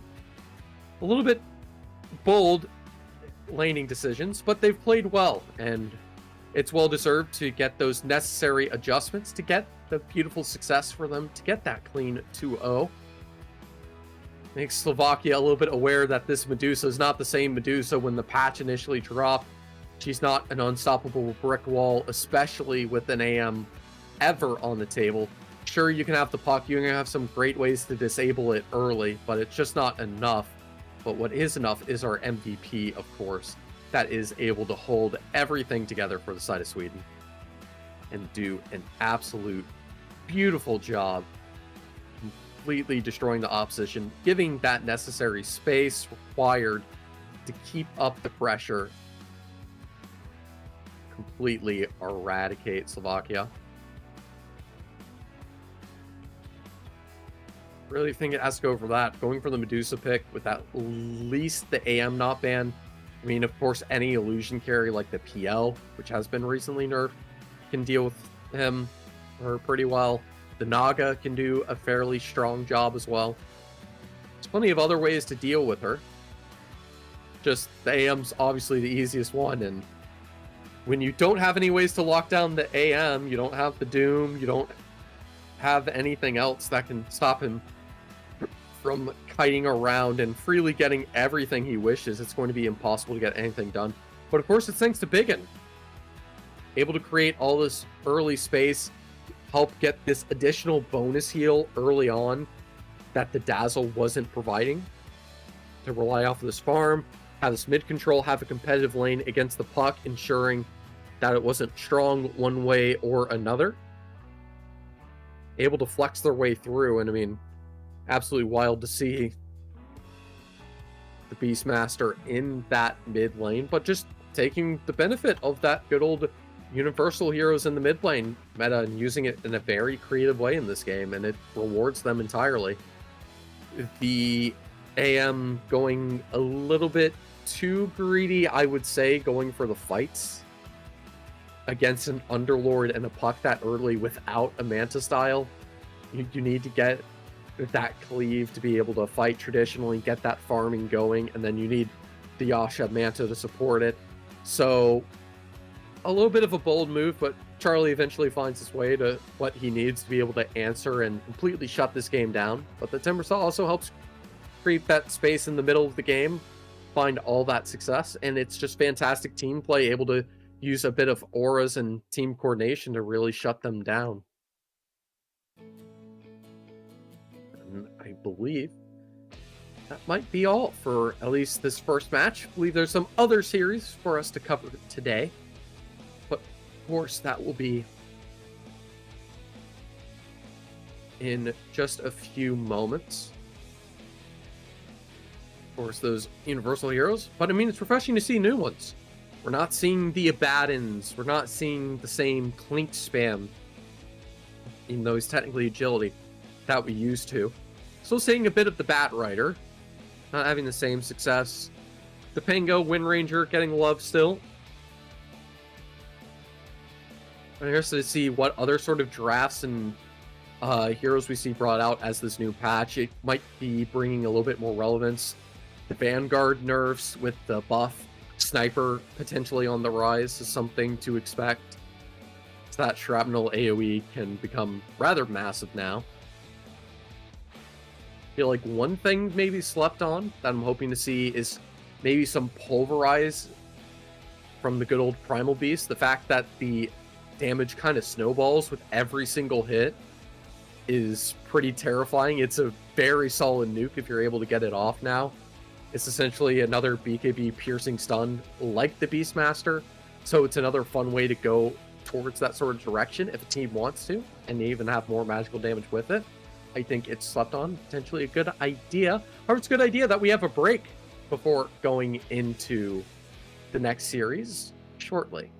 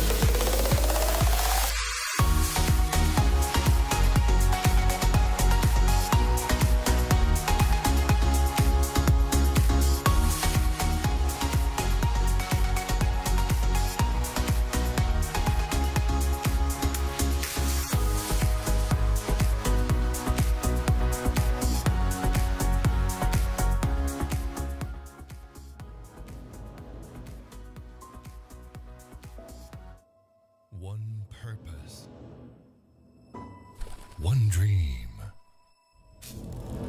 One rhythm. One step closer to glory. Enemy spotted. They say history remembers the winner. So who will be the ones writing the future?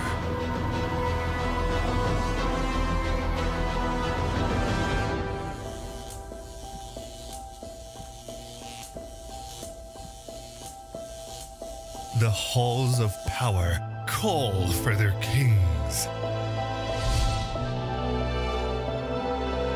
The ones who won't back down. The ones who believed.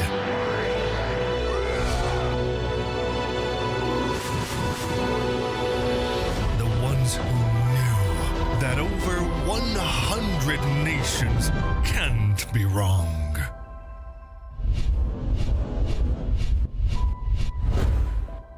Join the fight between August 24th and September 3rd as Yash becomes the world's esports capital.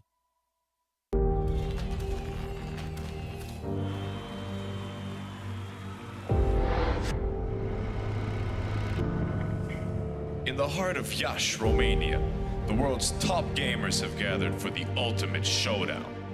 IESF brings heart-stopping matches across a variety of gaming genres in an electrifying experience that celebrates the passion and dedication of esports athletes from around the globe. This is more than just a tournament. This is where champions are born, legends are made, and anything is possible. Get ready to witness the ultimate display of skill, strategy, and heart. The IESF World Esports Championship. It's about to take your breath away. Do you think you've got what it takes?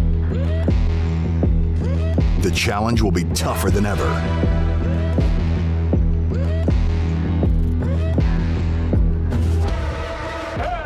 In 2023, International Esports has a new home. Over 100 nations fighting for the championship in a celebration of everything that makes esports great. Who will rise up to the challenge? Who will be the world champion?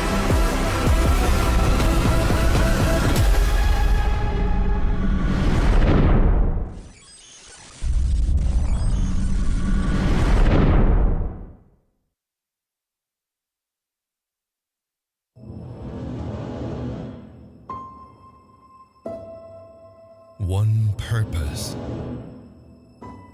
One dream. One rhythm. One step closer to glory. Enemy spotted. They say history remembers the winner. So who will be the ones writing the future?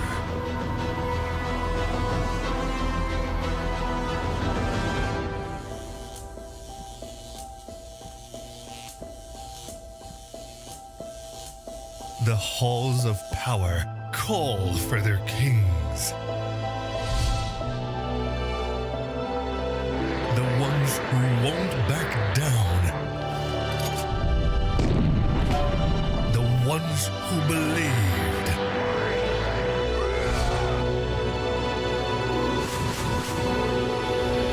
The ones who knew that over 100 nations can't be wrong.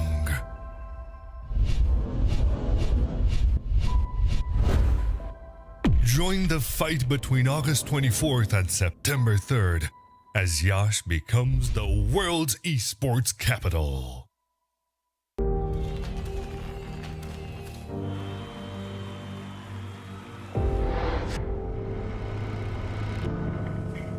In the heart of Yash, Romania, the world's top gamers have gathered for the ultimate showdown. IESF brings heart-stopping matches across a variety of gaming genres in an electrifying experience that celebrates the passion and dedication of esports athletes from around the globe. This is more than just a tournament. This is where champions are born, legends are made, and anything is possible. Get ready to witness the ultimate display of skill, strategy, and heart. The IESF World Esports Championship. It's about to take your breath away. Do you think you've got what it takes? The challenge will be tougher than ever.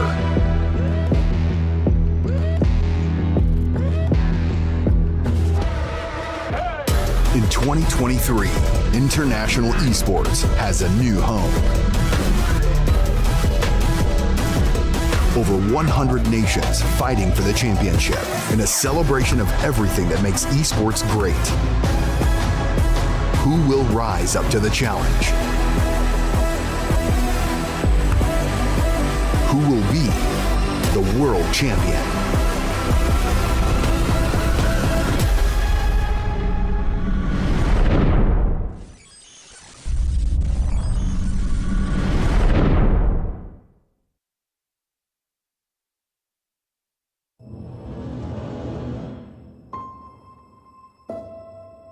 One purpose,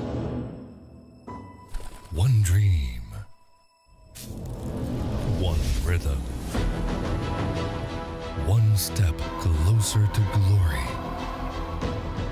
Enemy spotted. They say history remembers the winner.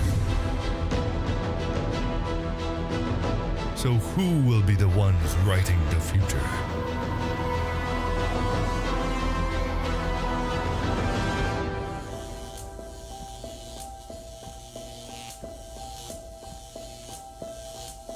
The halls of power call for their kings. The ones who won't back down. The ones who believed.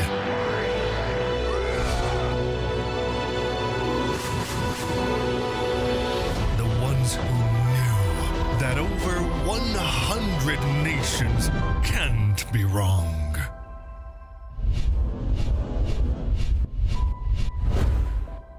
Join the fight between August 24th and September 3rd as Yash becomes the world's esports capital.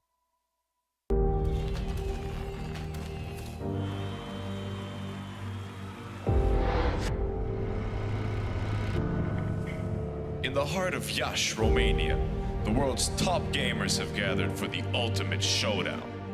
IESF brings heart-stopping matches across a variety of gaming genres in an electrifying experience that celebrates the passion and dedication of esports athletes from around the globe.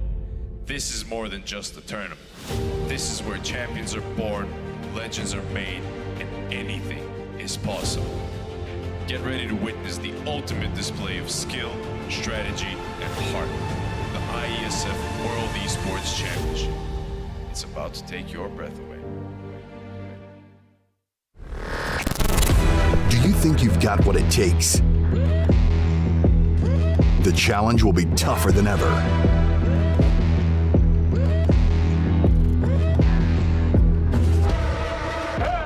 In 2023, International Esports has a new home.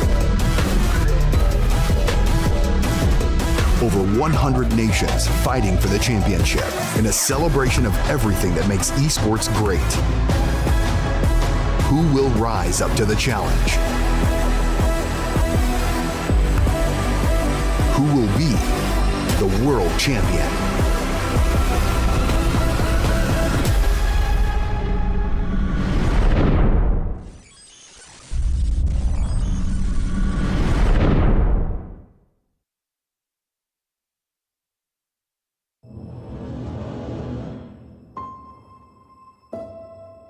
One purpose, one dream, one rhythm, one step closer to glory. Enemy spotted. They say history remembers the winner. So who will be the ones writing the future?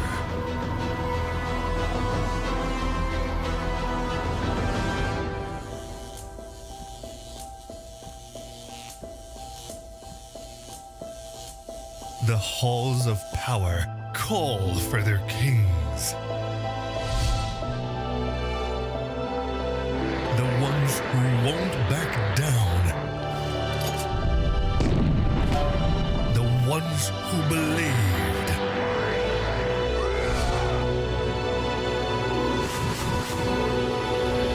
The ones who knew that over 100 nations can't be wrong.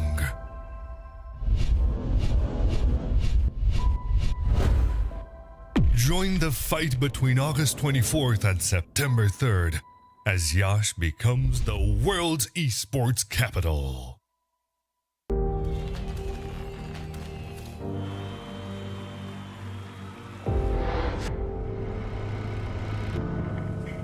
In the heart of Yash, Romania, the world's top gamers have gathered for the ultimate showdown.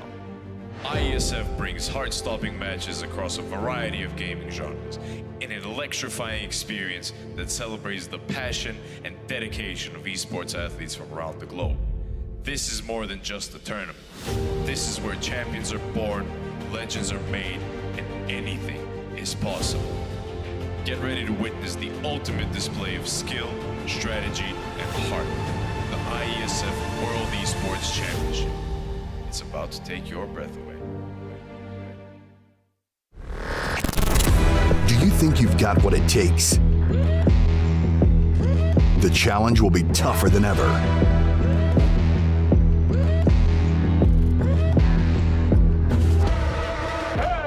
In 2023, International Esports has a new home.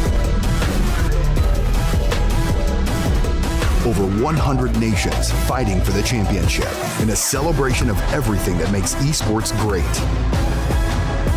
Who will rise up to the challenge? Who will be the world champion?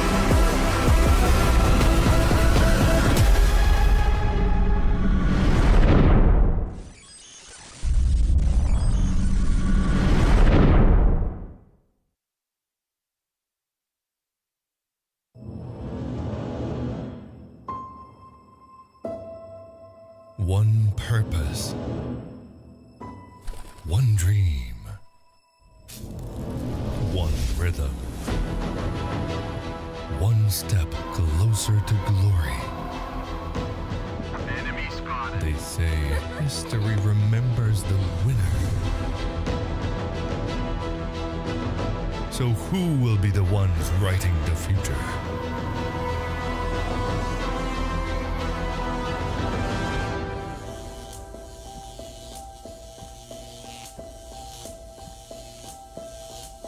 The halls of power call for their kings. The ones who won't back down. The ones who believed.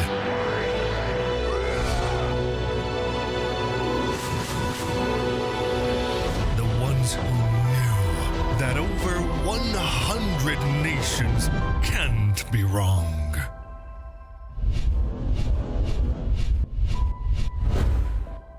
Join the fight between August 24th and September 3rd as Yash becomes the world's esports capital.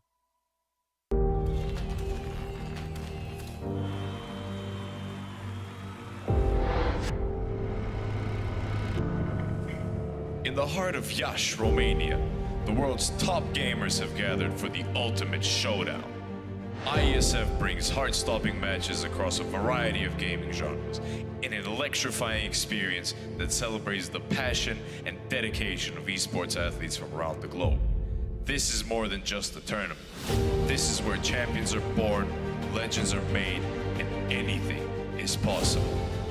Get ready to witness the ultimate display of skill, strategy, and heart. The IESF World Esports Championship. It's about to take your breath away. Do you think you've got what it takes? The challenge will be tougher than ever.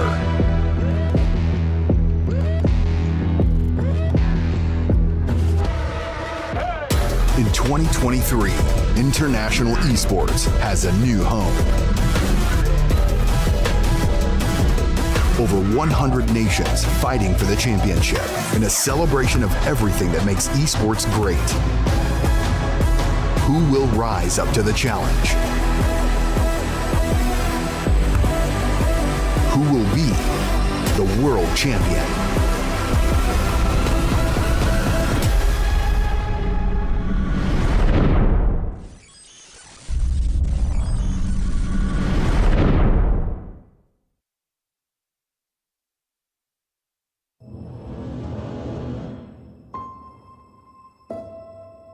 One purpose, one dream, one rhythm, one step closer to glory. They say history remembers the winner. So who will be the ones writing the future?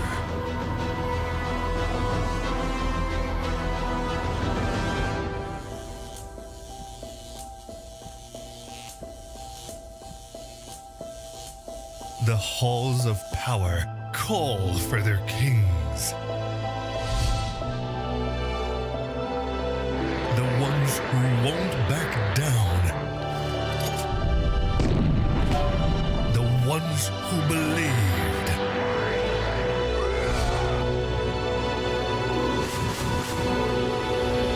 The ones who knew that over 100 nations can't be wrong.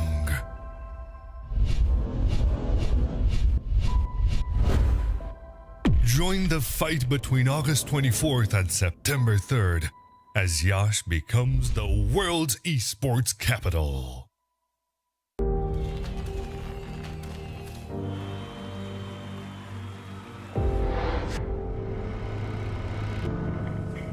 In the heart of Yash, Romania, the world's top gamers have gathered for the ultimate showdown. IESF brings heart-stopping matches across a variety of gaming genres in an electrifying experience that celebrates the passion and dedication of esports athletes from around the globe. This is more than just a tournament. This is where champions are born, legends are made, and anything is possible. Get ready to witness the ultimate display of skill, strategy, and heart. The IESF World Esports Championship. It's about to take your breath away.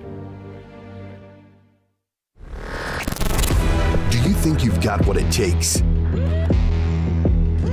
The challenge will be tougher than ever.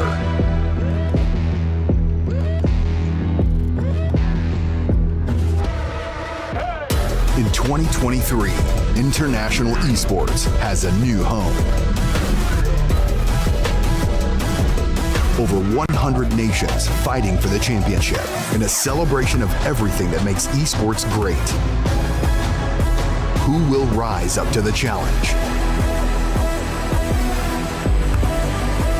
Who will be the world champion?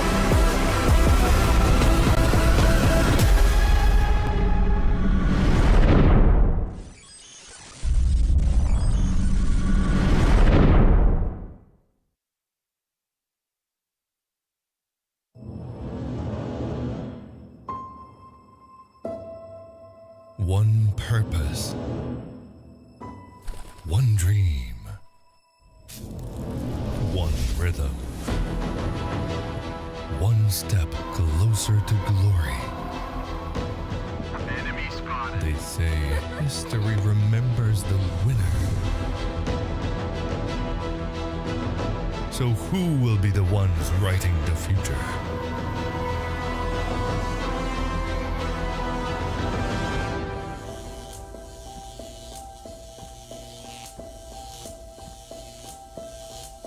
The halls of power call for their kings. The ones who won't back down. The ones who believed.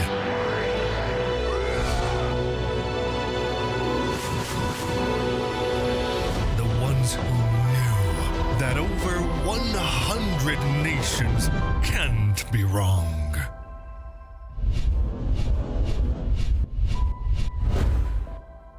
Join the fight between August 24th and September 3rd as Yash becomes the world's esports capital.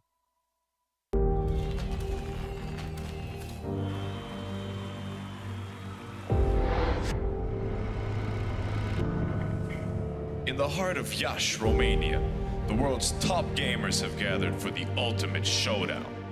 IESF brings heart-stopping matches across a variety of gaming genres in an electrifying experience that celebrates the passion and dedication of esports athletes from around the globe. This is more than just a tournament. This is where champions are born, legends are made, and anything is possible. Get ready to witness the ultimate display of skill, strategy, and heart. The IESF World Esports Championship. It's about to take your breath away. Do you think you've got what it takes? The challenge will be tougher than ever.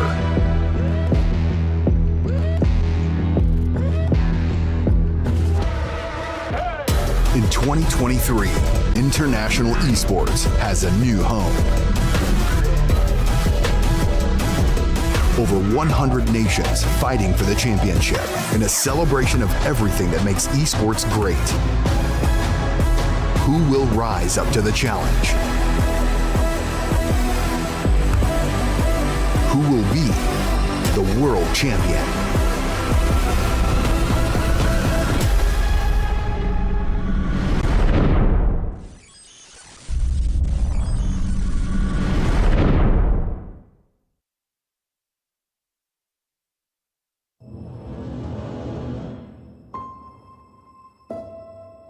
One purpose, one dream, one rhythm, one step closer to glory. Enemy spotted. They say history remembers the winner. So who will be the ones writing the future?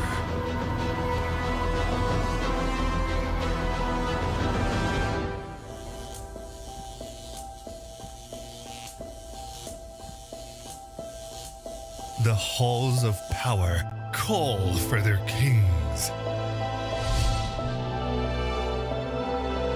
The ones who won't back down.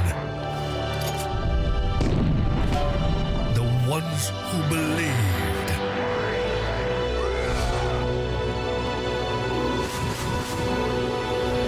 The ones who knew that over 100 nations can't be wrong.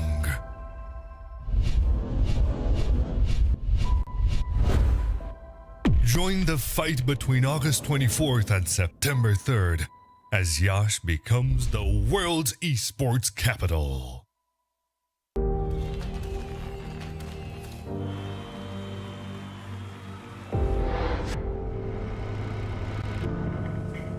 In the heart of Yash, Romania, the world's top gamers have gathered for the ultimate showdown. IESF brings heart-stopping matches across a variety of gaming genres in an electrifying experience that celebrates the passion and dedication of esports athletes from around the globe. This is more than just a tournament. This is where champions are born, legends are made, and anything is possible. Get ready to witness the ultimate display of skill, strategy, and heart. The IESF World Esports Championship. It's about to take your breath away. Do you think you've got what it takes? The challenge will be tougher than ever.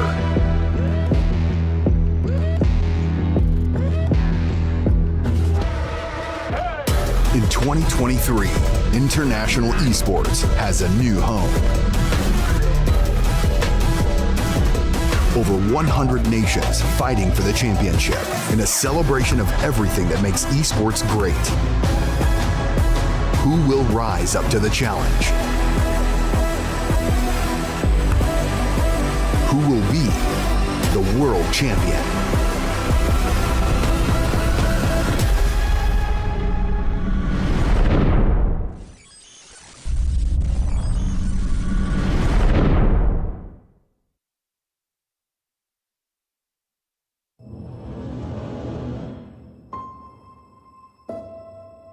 One purpose, one dream, one rhythm, one step closer to glory. They say history remembers the winner.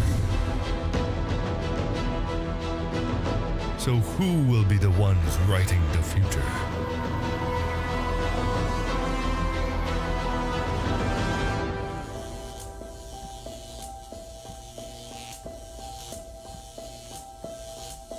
The halls of power call for their kings. The ones who won't back down. The ones who believed.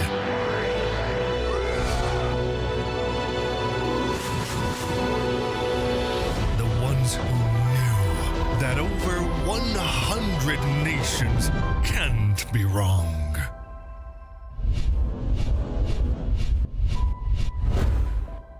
Join the fight between August 24th and September 3rd as Yash becomes the world's esports capital.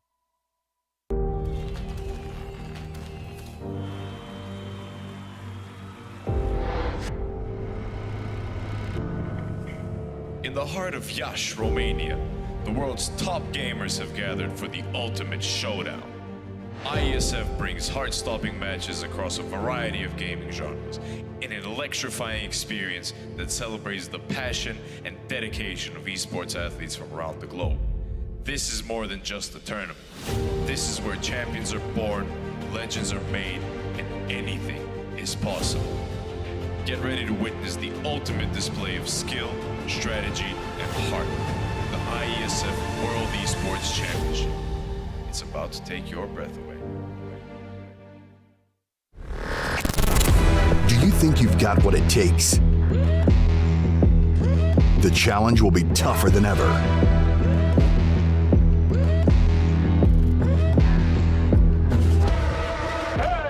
In 2023, International Esports has a new home. Over 100 nations fighting for the championship in a celebration of everything that makes esports great. Who will rise up to the challenge? Who will be the world champion?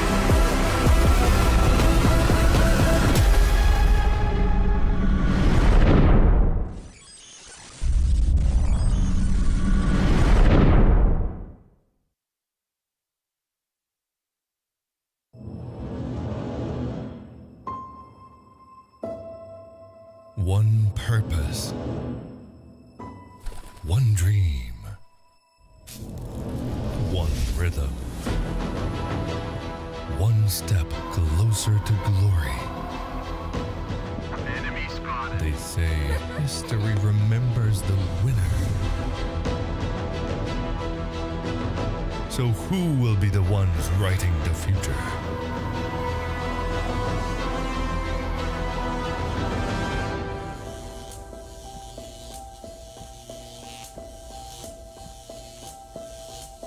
The halls of power call for their kings.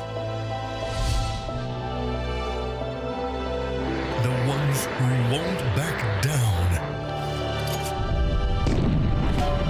The ones who believed.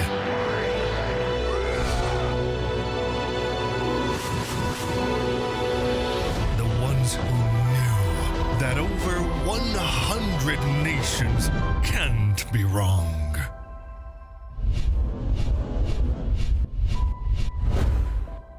Join the fight between August 24th and September 3rd as Yash becomes the world's esports capital.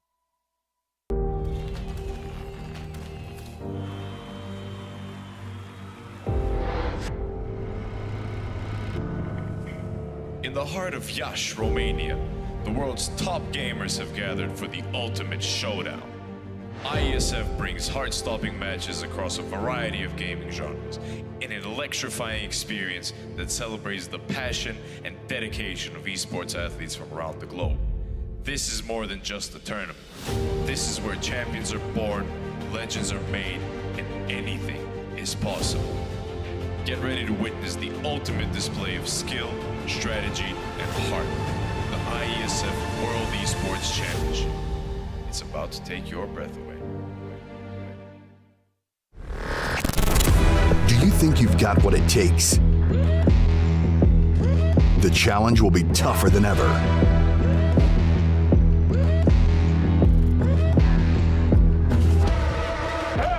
In 2023, International Esports has a new home. Over 100 nations fighting for the championship in a celebration of everything that makes esports great. Who will rise up to the challenge? Who will be the world champion?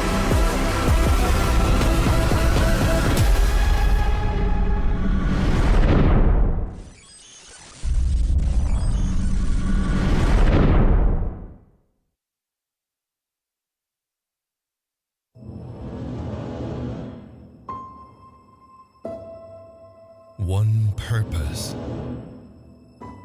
one dream, one rhythm, one step closer to glory. Enemy spotted. They say history remembers the winner. So who will be the ones writing the future?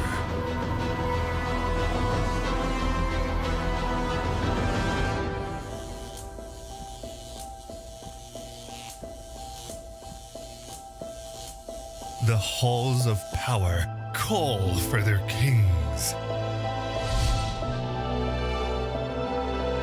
The ones who won't back down. The ones who believed.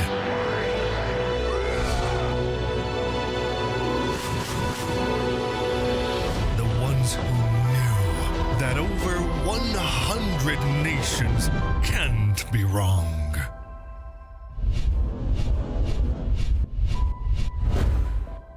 Join the fight between August 24th and September 3rd as Yash becomes the world's esports capital.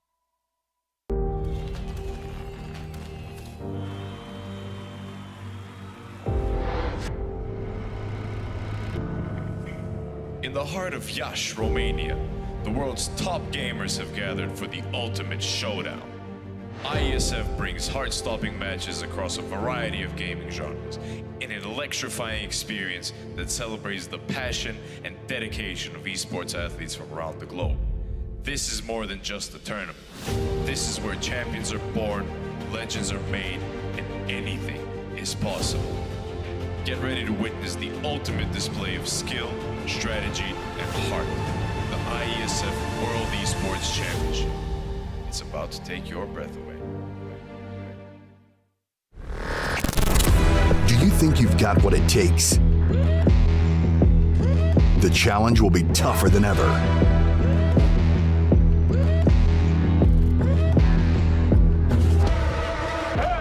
In 2023, International Esports has a new home. Over 100 nations fighting for the championship in a celebration of everything that makes esports great. Who will rise up to the challenge? Who will be the world champion?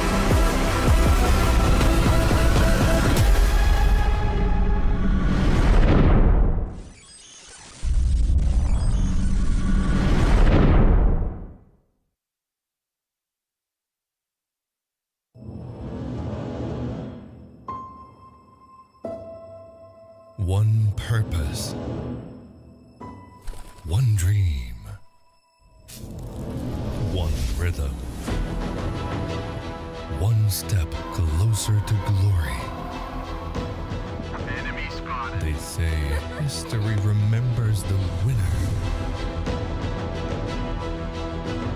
So who will be the ones writing the future?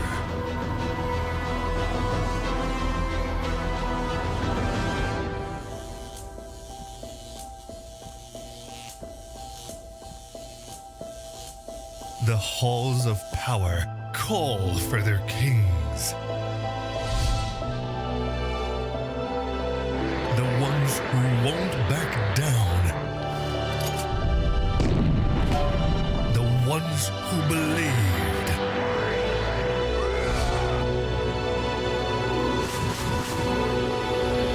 The ones who knew that over 100 nations can't be wrong.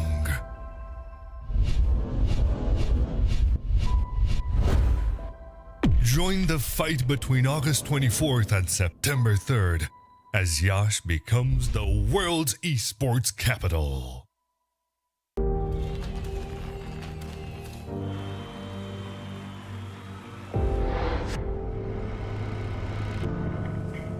In the heart of Yash, Romania, the world's top gamers have gathered for the ultimate showdown.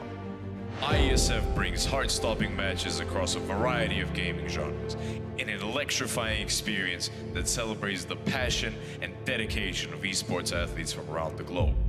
This is more than just a tournament. This is where champions are born, legends are made, and anything is possible. Get ready to witness the ultimate display of skill, strategy, and heart. The IESF World Esports Championship. It's about to take your breath away.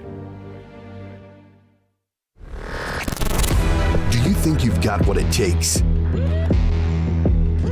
The challenge will be tougher than ever.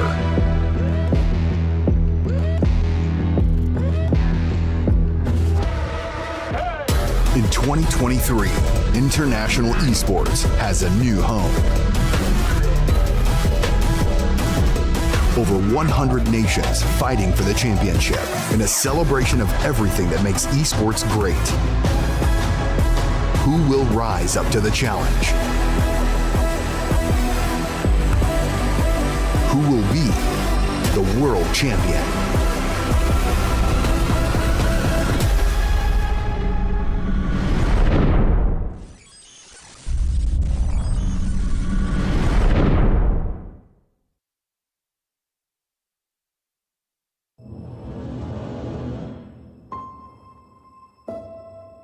One purpose, one dream, one rhythm, one step closer to glory. Enemy spotted. They say history remembers the winner.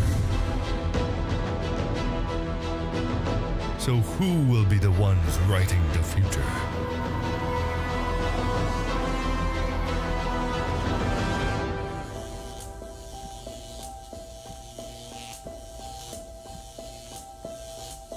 The halls of power call for their kings.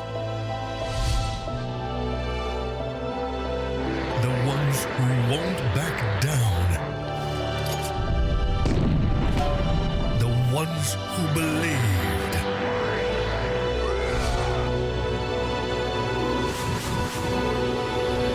The ones who knew that over 100 nations can't be wrong.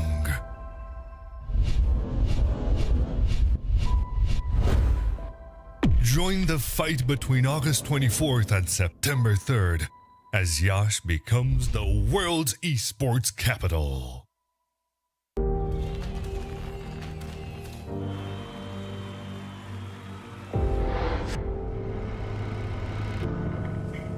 In the heart of Yash, Romania, the world's top gamers have gathered for the ultimate showdown. IESF brings heart-stopping matches across a variety of gaming genres in an electrifying experience that celebrates the passion and dedication of esports athletes from around the globe. This is more than just a tournament. This is where champions are born, legends are made, and anything is possible. Get ready to witness the ultimate display of skill, strategy, and heart. The IESF World Esports Championship. It's about to take your breath away. Do you think you've got what it takes? The challenge will be tougher than ever.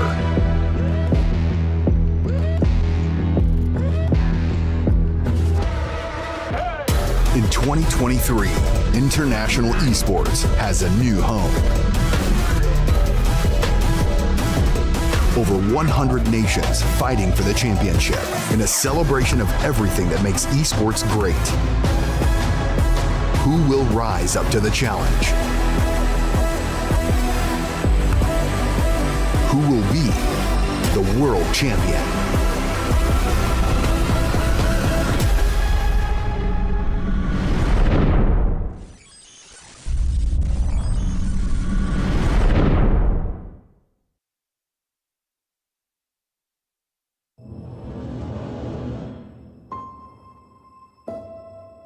One purpose, one dream, one rhythm, one step closer to glory. Enemy spotted. They say history remembers the winner. So who will be the ones writing the future?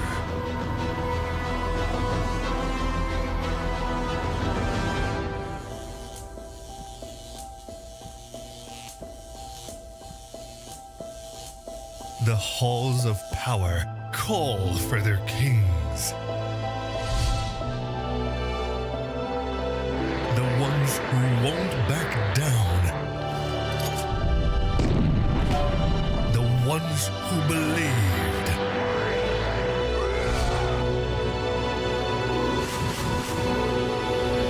The ones who knew that over 100 nations can't be wrong.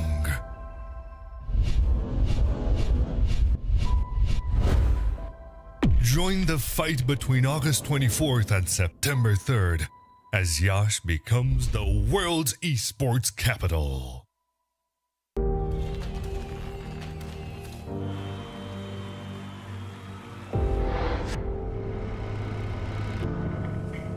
In the heart of Iași, Romania, the world's top gamers have gathered for the ultimate showdown. IESF brings heart-stopping matches across a variety of gaming genres in an electrifying experience that celebrates the passion and dedication of esports athletes from around the globe. This is more than just a tournament. This is where champions are born, legends are made, and anything is possible. Get ready to witness the ultimate display of skill, strategy, and heart. The IESF World Esports Championship. It's about to take your breath away. Do you think you've got what it takes? The challenge will be tougher than ever.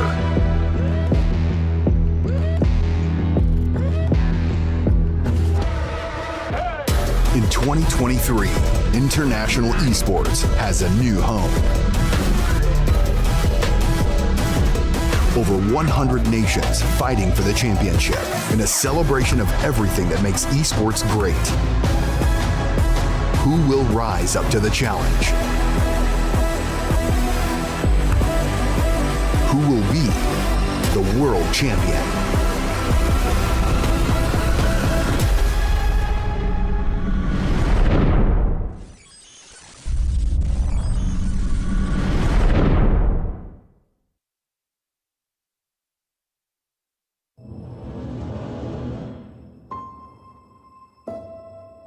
One purpose, one dream, one rhythm, one step closer to glory. Enemy spotted. They say history remembers the winner. So who will be the ones writing the future?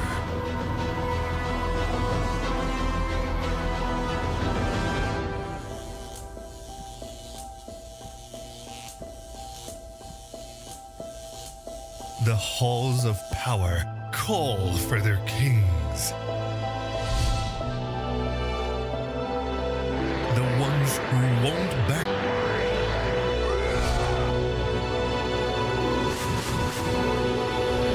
The ones who knew that over 100 nations can't be wrong.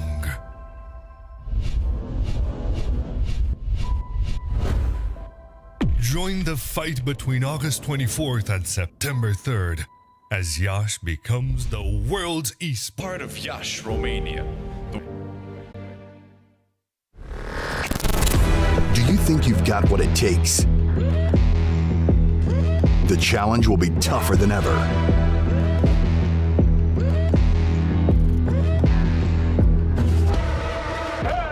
In 2023, International Esports has a new home. Over 100 nations fighting for the championship in a celebration of everything that makes esports great. Who will rise up to the challenge? Who will be the world champion?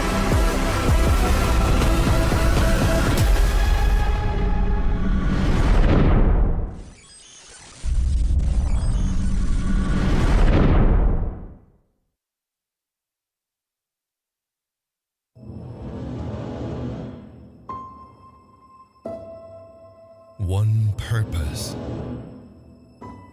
one dream, one rhythm, one step closer to glory.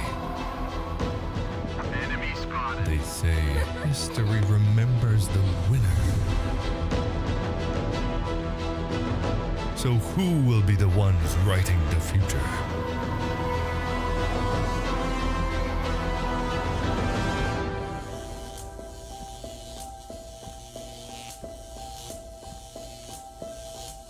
The halls of power call for their kings. The ones who won't back down. The ones who believed.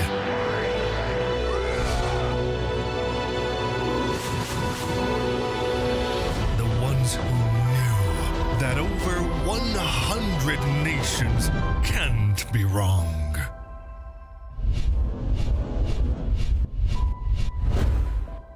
Join the fight between August 24th and September 3rd as Yash becomes the world's esports capital.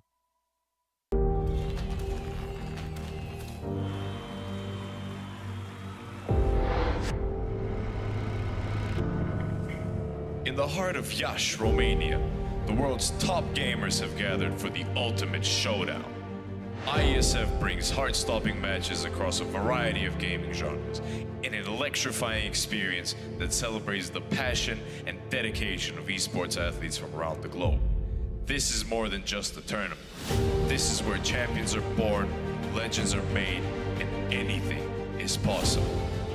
Get ready to witness the ultimate display of skill, strategy, and heart. The IESF World Esports Championship. It's about to take your breath away. Do you think you've got what it takes? The challenge will be tougher than ever.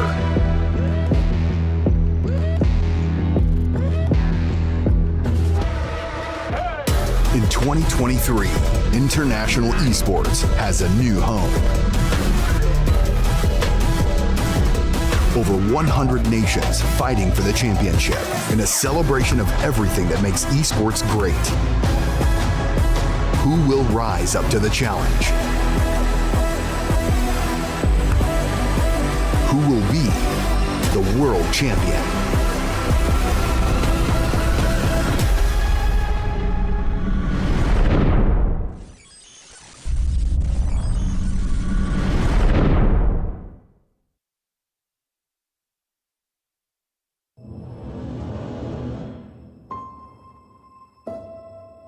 One purpose,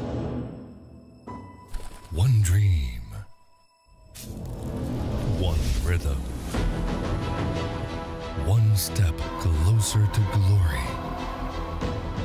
Enemy spotted. They say history remembers the winner. So who will be the ones writing the future?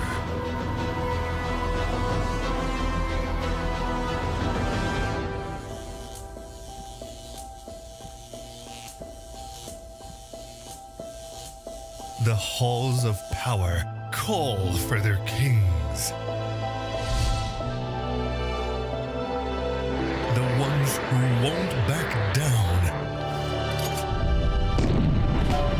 The ones who believed.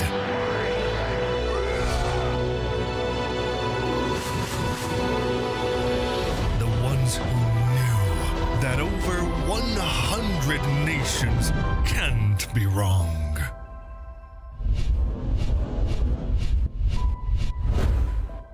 Join the fight between August 24th and September 3rd as Yash becomes the world's esports capital.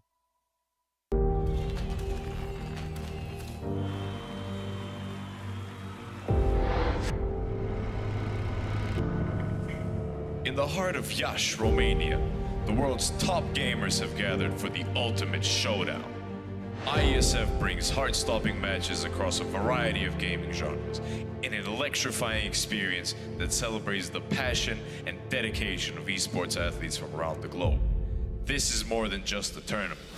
This is where champions are born, legends are made, and anything is possible. Get ready to witness the ultimate display of skill, strategy, and heart. The IESF World Esports Championship. It's about to take your breath away. Do you think you've got what it takes? The challenge will be tougher than ever.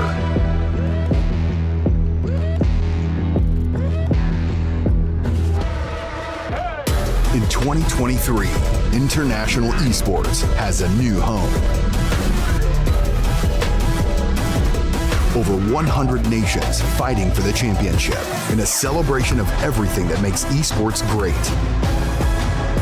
Who will rise up to the challenge? Who will be the world champion?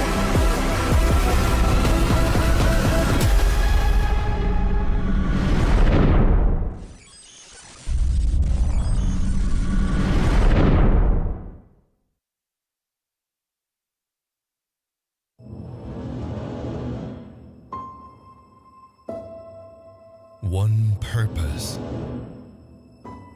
one dream, one rhythm, one step closer to glory. Enemy spotted. They say history remembers the winner. So who will be the ones writing the future?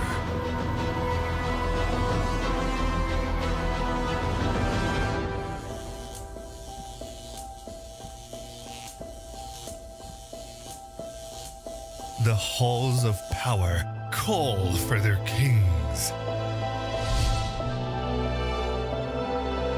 The ones who won't back down.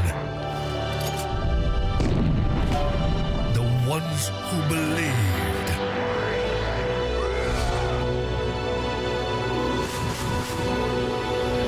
The ones who knew that over 100 nations can't be wrong.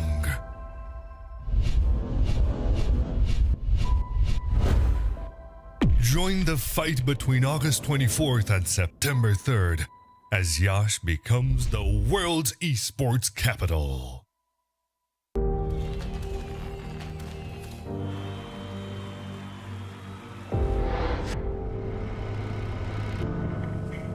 In the heart of Yash, Romania, the world's top gamers have gathered for the ultimate showdown. IESF brings heart-stopping matches across a variety of gaming genres in an electrifying experience that celebrates the passion and dedication of esports athletes from around the globe. This is more than just a tournament. This is where champions are born, legends are made, and anything is possible. Get ready to witness the ultimate display of skill, strategy, and heart. The IESF World Esports Championship. It's about to take your breath away. Do you think you've got what it takes? The challenge will be tougher than ever.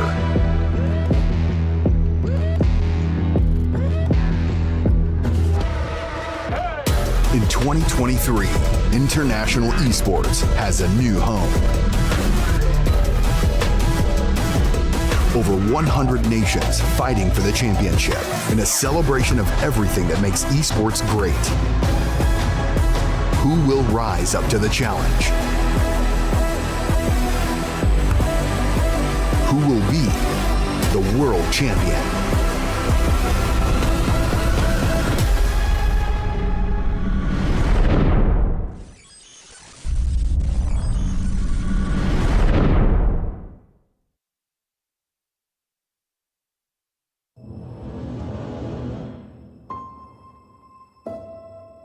One purpose,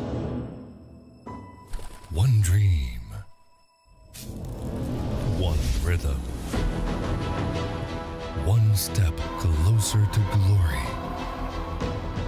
Enemy spotted. They say history remembers the winner. So who will be the ones writing the future?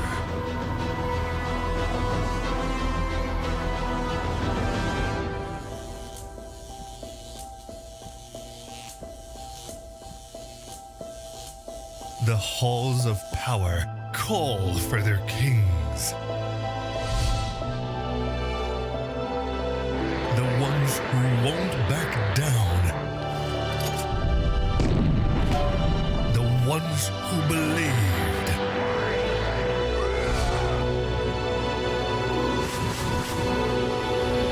The ones who knew that over 100 nations can't be wrong.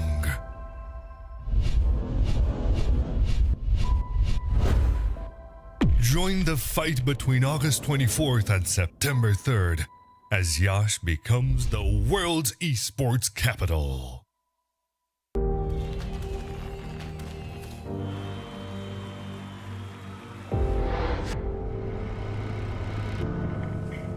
In the heart of Iași, Romania, the world's top gamers have gathered for the ultimate showdown. IESF brings heart-stopping matches across a variety of gaming genres in an electrifying experience that celebrates the passion and dedication of esports athletes from around the globe.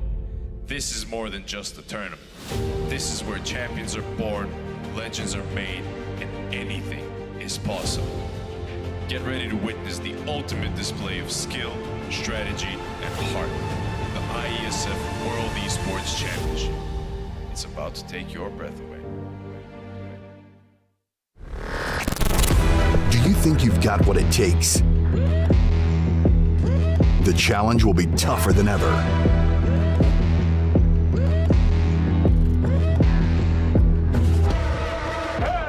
In 2023, international esports has a new home. Over 100 nations fighting for the championship in a celebration of everything that makes esports great. Who will rise up to the challenge? Who will be the world champion?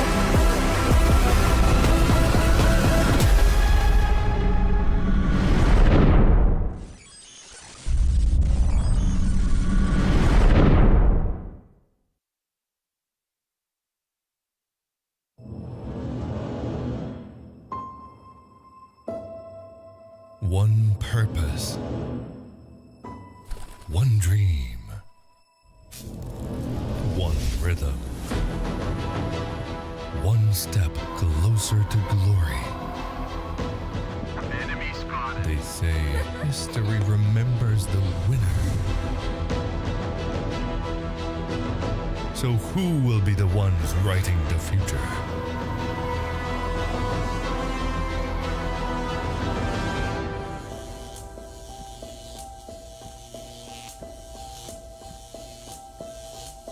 The halls of power call for their kings. The ones who won't back down. The ones who believed.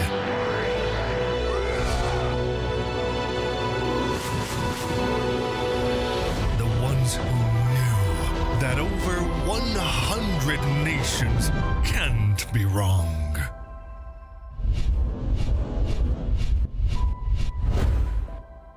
Join the fight between August 24th and September 3rd as Yash becomes the world's esports capital.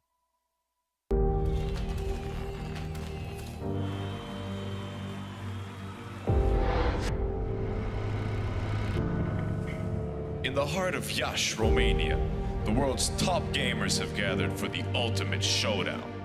IESF brings heart-stopping matches across a variety of gaming genres in an electrifying experience that celebrates the passion and dedication of esports athletes from around the globe. This is more than just a tournament. This is where champions are born, legends are made, and anything is possible.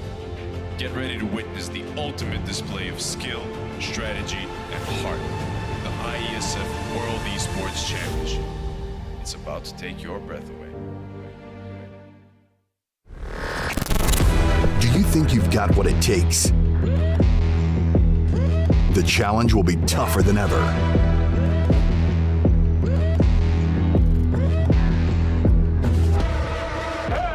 In 2023, international esports has a new home.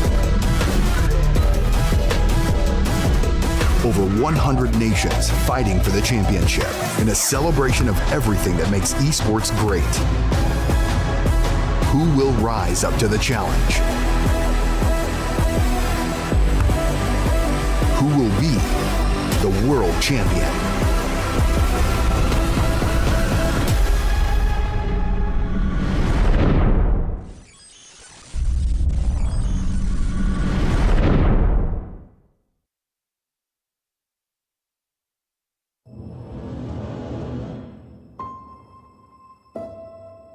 One purpose, one dream, one rhythm, one step closer to glory. Enemy spotted. They say history remembers the winner. So who will be the ones writing the future?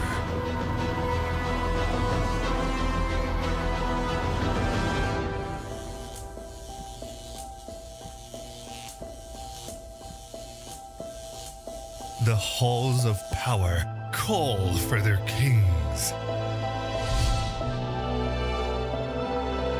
The ones who won't back down. The ones who believed.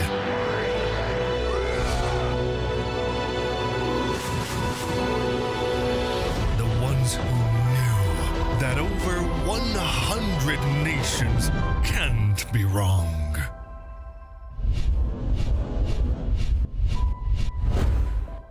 Join the fight between August 24th and September 3rd as Yash becomes the world's esports capital.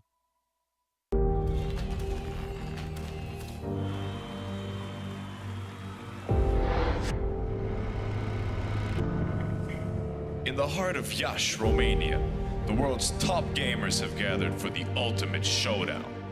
IESF brings heart-stopping matches across a variety of gaming genres in an electrifying experience that celebrates the passion and dedication of esports athletes from around the globe. This is more than just a tournament. This is where champions are born, legends are made, and anything is possible. Get ready to witness the ultimate display of skill, strategy, and heart. The IESF World Esports Championship. It's about to take your breath away. Do you think you've got what it takes? The challenge will be tougher than ever.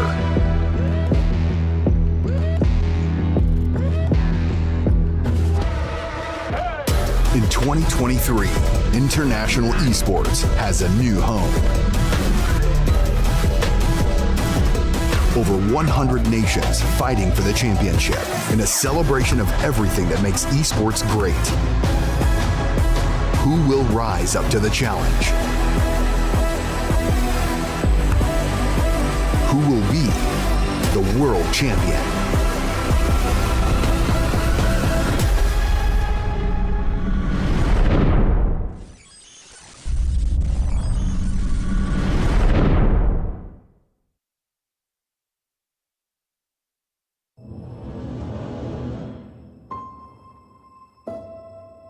One purpose.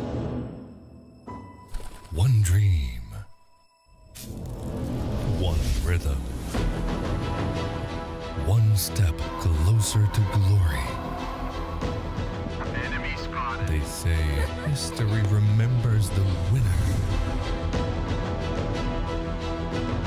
So who will be the ones writing the future?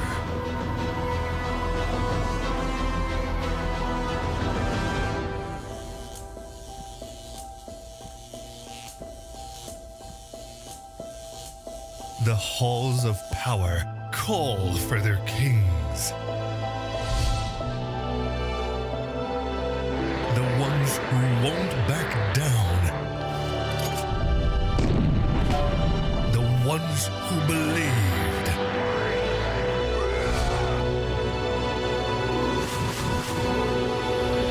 The ones who knew that over 100 nations can't be wrong.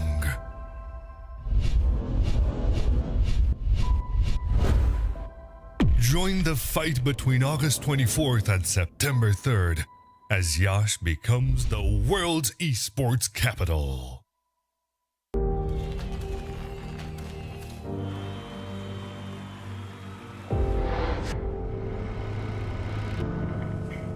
In the heart of Iași, Romania, the world's top gamers have gathered for the ultimate showdown. IESF brings heart-stopping matches across a variety of gaming genres in an electrifying experience that celebrates the passion and dedication of esports athletes from around the globe. This is more than just a tournament. This is where champions are born, legends are made, and anything is possible. Get ready to witness the ultimate display of skill, strategy, and heart. The IESF World Esports Championship. It's about to take your breath away. Do you think you've got what it takes? The challenge will be tougher than ever.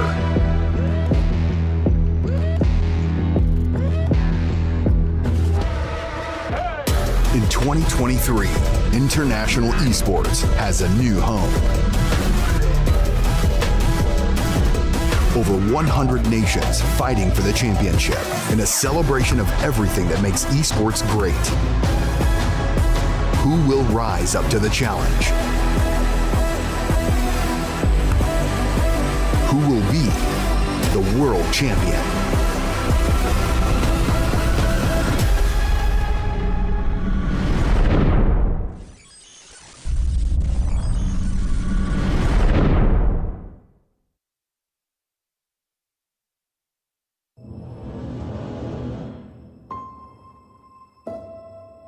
One purpose.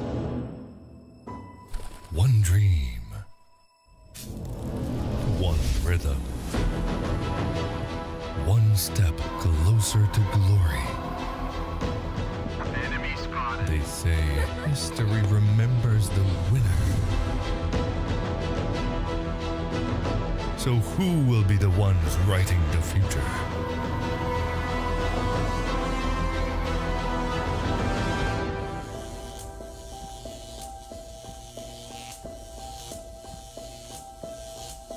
The halls of power call for their kings.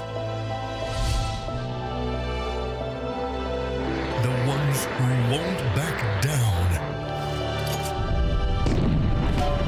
The ones who believed.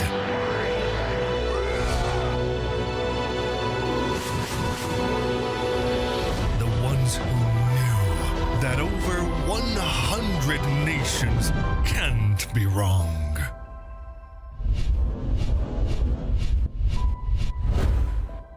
Join the fight between August 24th and September 3rd as Yash becomes the world's esports capital.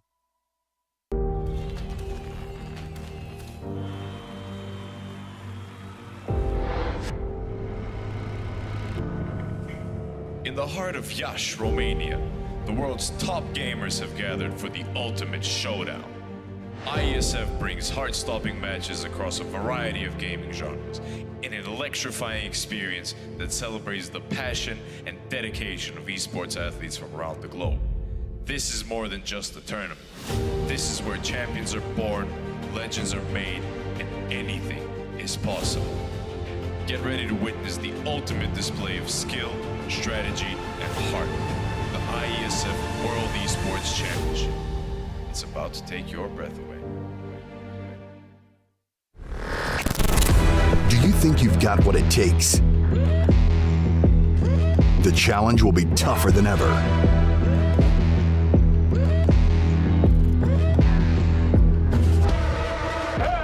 In 2023, International Esports has a new home. Over 100 nations fighting for the championship in a celebration of everything that makes esports great. Who will rise up to the challenge? Who will be the world champion?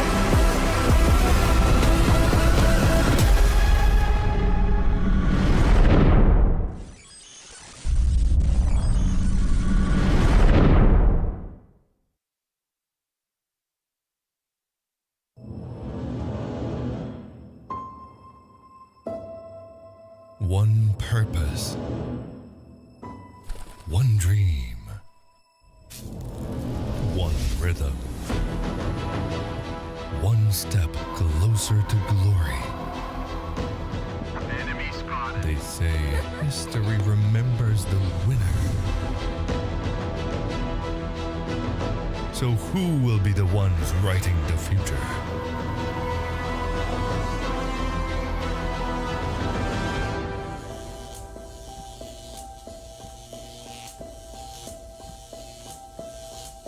The halls of power call for their kings. The ones who won't back down.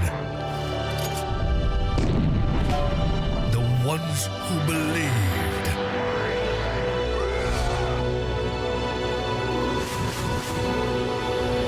The ones who knew that over 100 nations can't be wrong.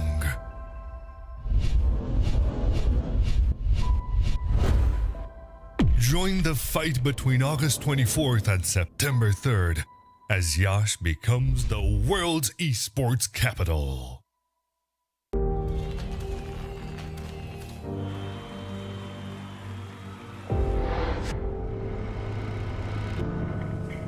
In the heart of Iași, Romania, the world's top gamers have gathered for the ultimate showdown. IESF brings heart-stopping matches across a variety of gaming genres in an electrifying experience that celebrates the passion and dedication of esports athletes from around the globe. This is more than just a tournament. This is where champions are born, legends are made, and anything is possible. Get ready to witness the ultimate display of skill, strategy, and heart. The IESF World Esports Championship. It's about to take your breath away. Do you think you've got what it takes? The challenge will be tougher than ever.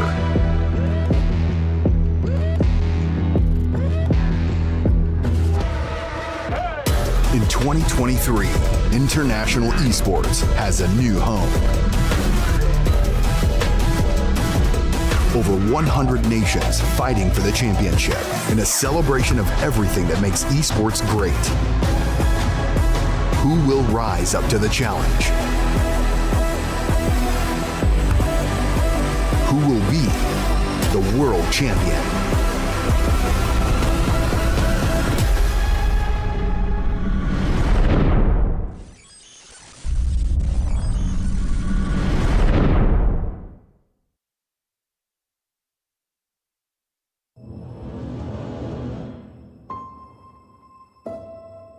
One purpose, one dream, one rhythm, one step closer to glory. Enemy spotted. They say history remembers the winner. So who will be the ones writing the future?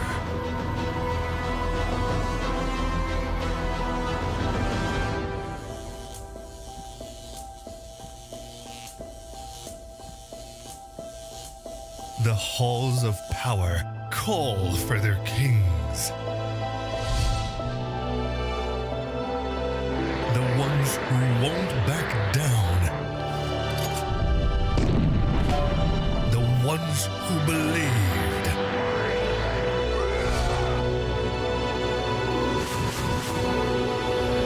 The ones who knew that over 100 nations can't be wrong.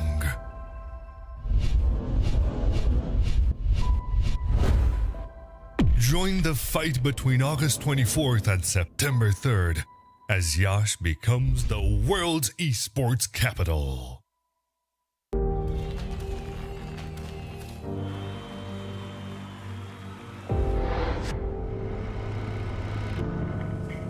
In the heart of Yash, Romania, the world's top gamers have gathered for the ultimate showdown. IESF brings heart-stopping matches across a variety of gaming genres in an electrifying experience that celebrates the passion and dedication of esports athletes from around the globe. This is more than just a tournament. This is where champions are born, legends are made, and anything is possible. Get ready to witness the ultimate display of skill, strategy, and heart. The IESF World Esports Championship. It's about to take your breath away. Do you think you've got what it takes? The challenge will be tougher than ever.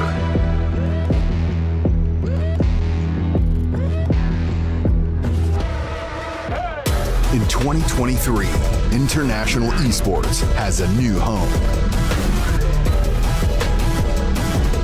Over 100 nations fighting for the championship in a celebration of everything that makes esports great.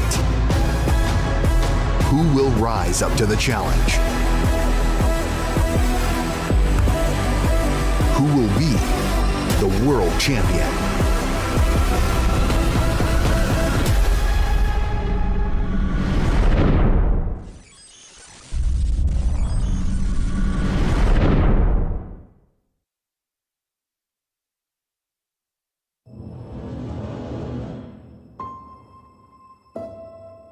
One purpose,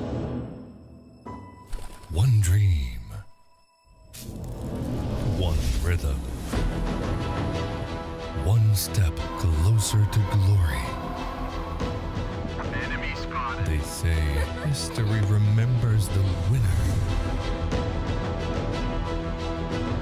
So who will be the ones writing the future?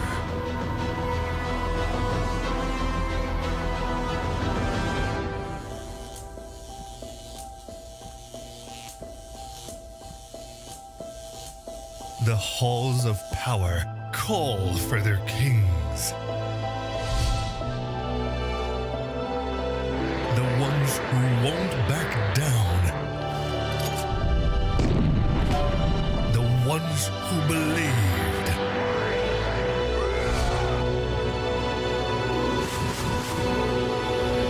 The ones who knew that over 100 nations can't be wrong.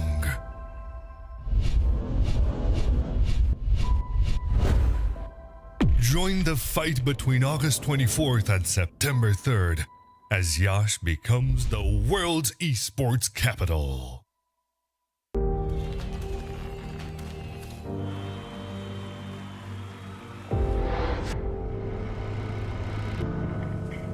In the heart of Yash, Romania, the world's top gamers have gathered for the ultimate showdown. IESF brings heart-stopping matches across a variety of gaming genres in an electrifying experience that celebrates the passion and dedication of esports athletes from around the globe. This is more than just a tournament. This is where champions are born, legends are made, and anything is possible. Get ready to witness the ultimate display of skill, strategy, and heart. The IESF World Esports Championship. It's about to take your breath away. Do you think you've got what it takes? The challenge will be tougher than ever.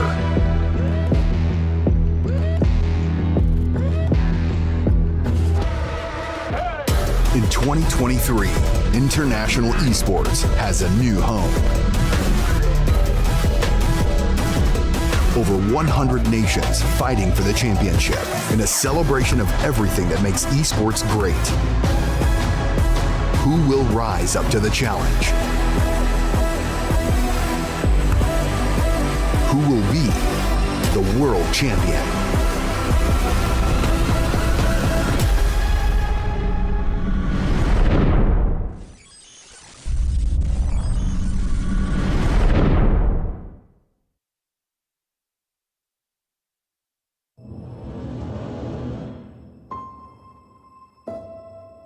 One purpose,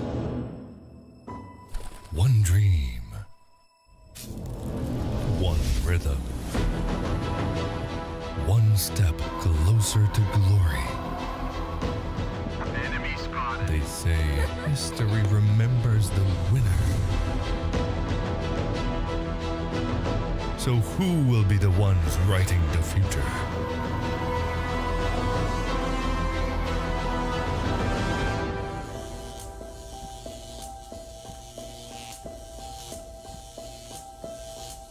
The halls of power call for their kings. The ones who won't back down. The ones who believed.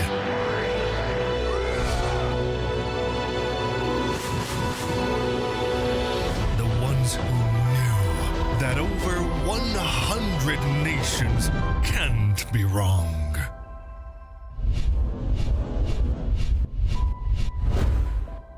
Join the fight between August 24th and September 3rd as Yash becomes the world's esports capital.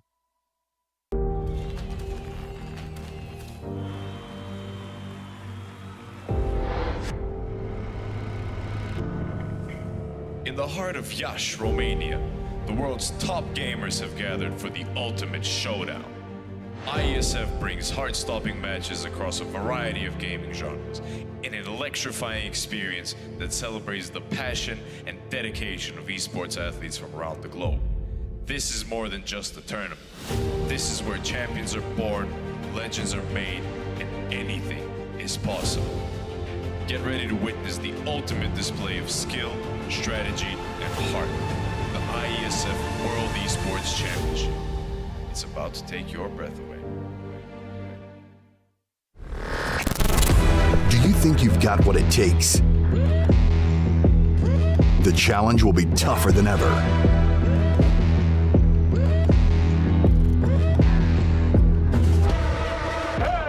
In 2023, International Esports has a new home.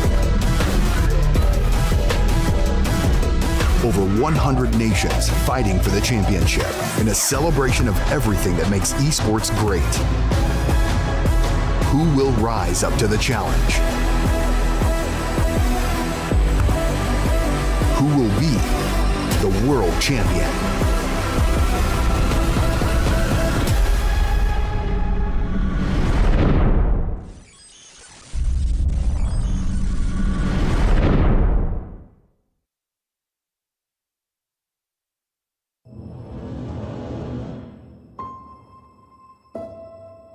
One purpose, one dream, one rhythm, one step closer to glory.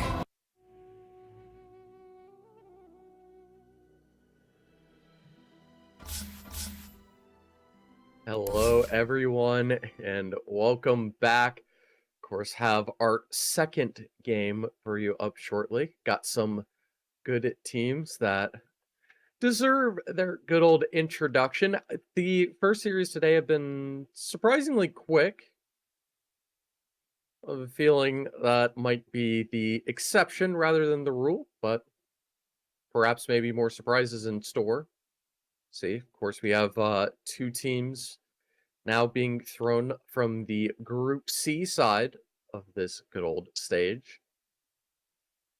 I believe we will have the Czech Republic coming up. unless I'm calling the wrong one.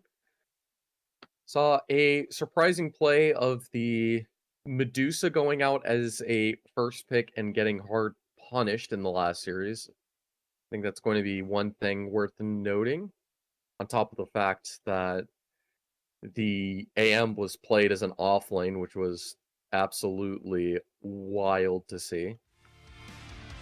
Imagine we're not going to see that happen too often. What we will be seeing is the Czech Republic roster of Ade, Scream, Feminiv,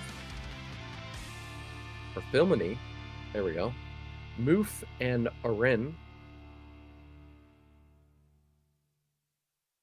Probably the right way to say it, who knows? I'm sure I'll find out eventually. Go with what we got. What we got is, of course, that Czech Republic roster trying to bring in their shots. See how many universal heroes we see thrown into the mix. Usually see quite a few. Of course, they will have the opponents of Iceland, of Trumi, Alvaro, Icefog, Moisla, and Consequence, it looks like. For the Icelandic squad.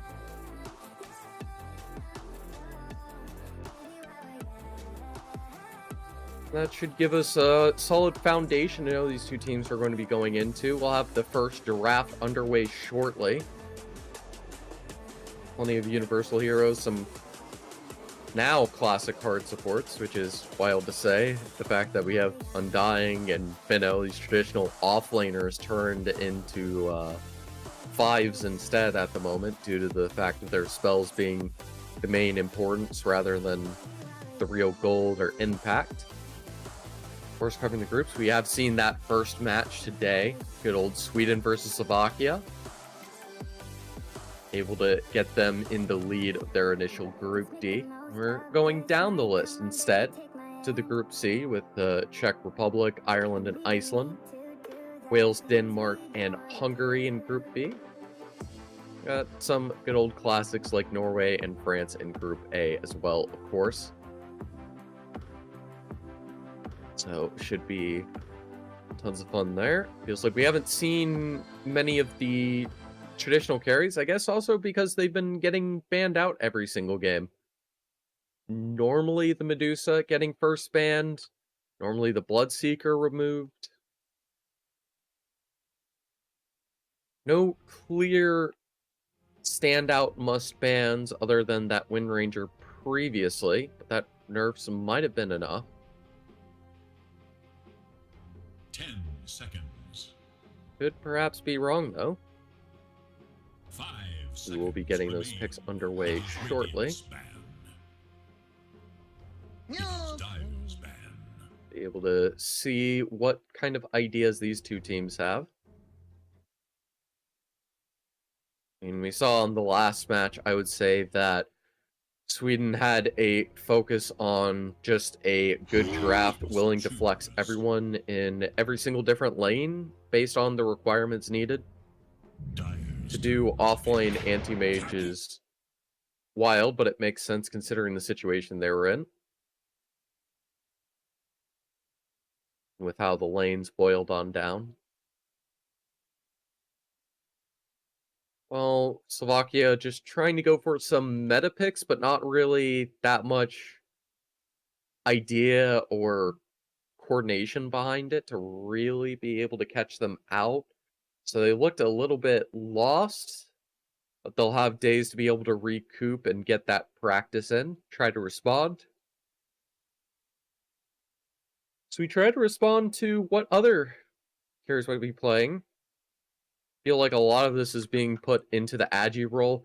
You maybe have the Ints and the Universal heroes towards mid, and besides the exception of Magnus and Tidehunter towards that mid lane.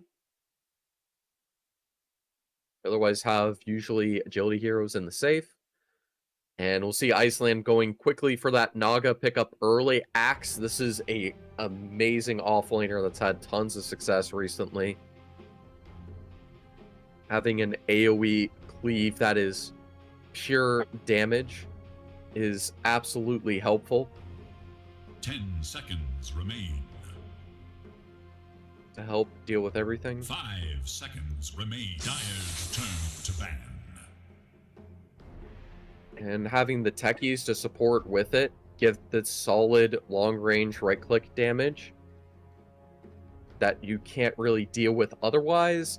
The Lich with the Naga, proper babysitter to help ensure that she's kept alive early, will be a lot more difficult because of that Axe gives the proper necessary illusion clear that is required to be successful.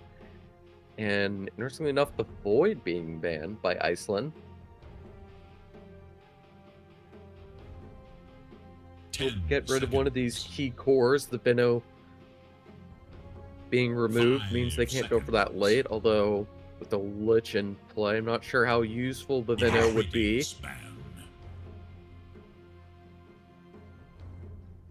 in comparison. But I mean, we saw the Timbersaw popping off certainly in that last series, as that's one of the universal heroes that did not get significant nerfs. Has a severe amount of power. 10 seconds. It is Dire's especially ban. in the current meta. Same with Batrider. They're banned certainly on the understandable side. A bit of classics when the patch first started was the abusing how large the map is with invis heroes, while players weren't comfortable getting that vision, control, and information just yet.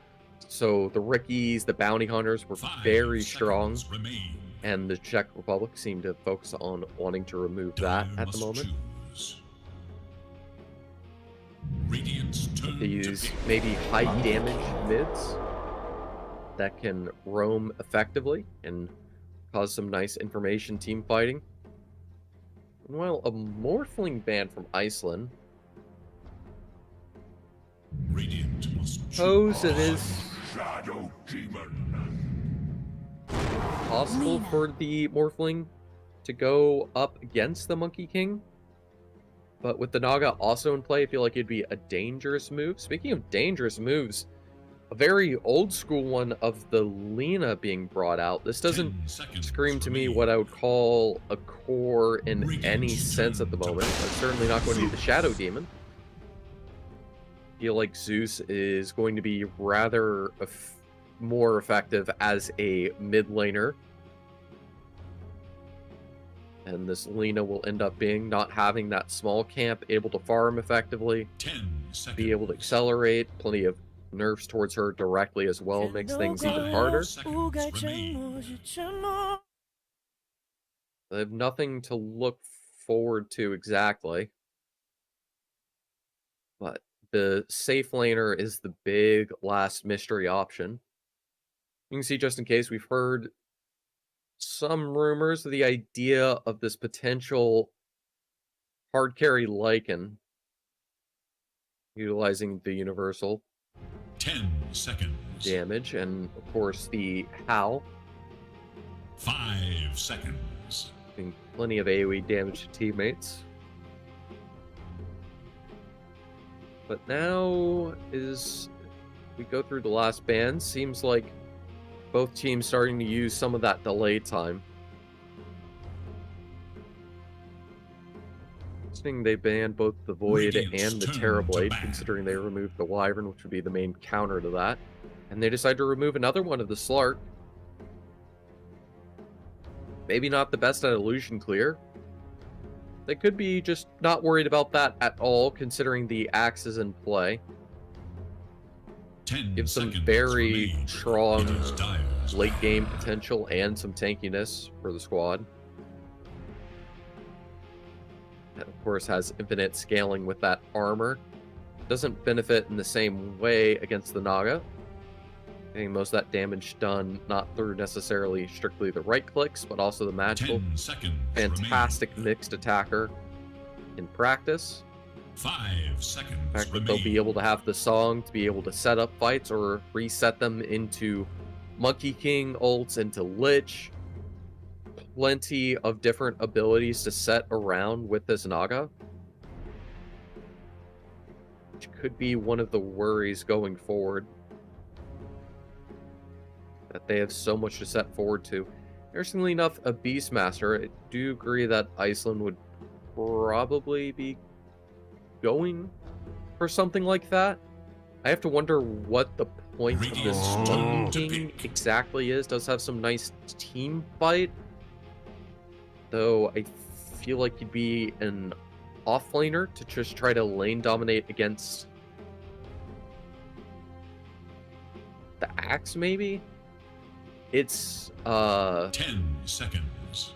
it's certainly an odd play 5 that seconds. I don't know exactly how it's going to be handled, but the Czech Republic have to go for their last pick.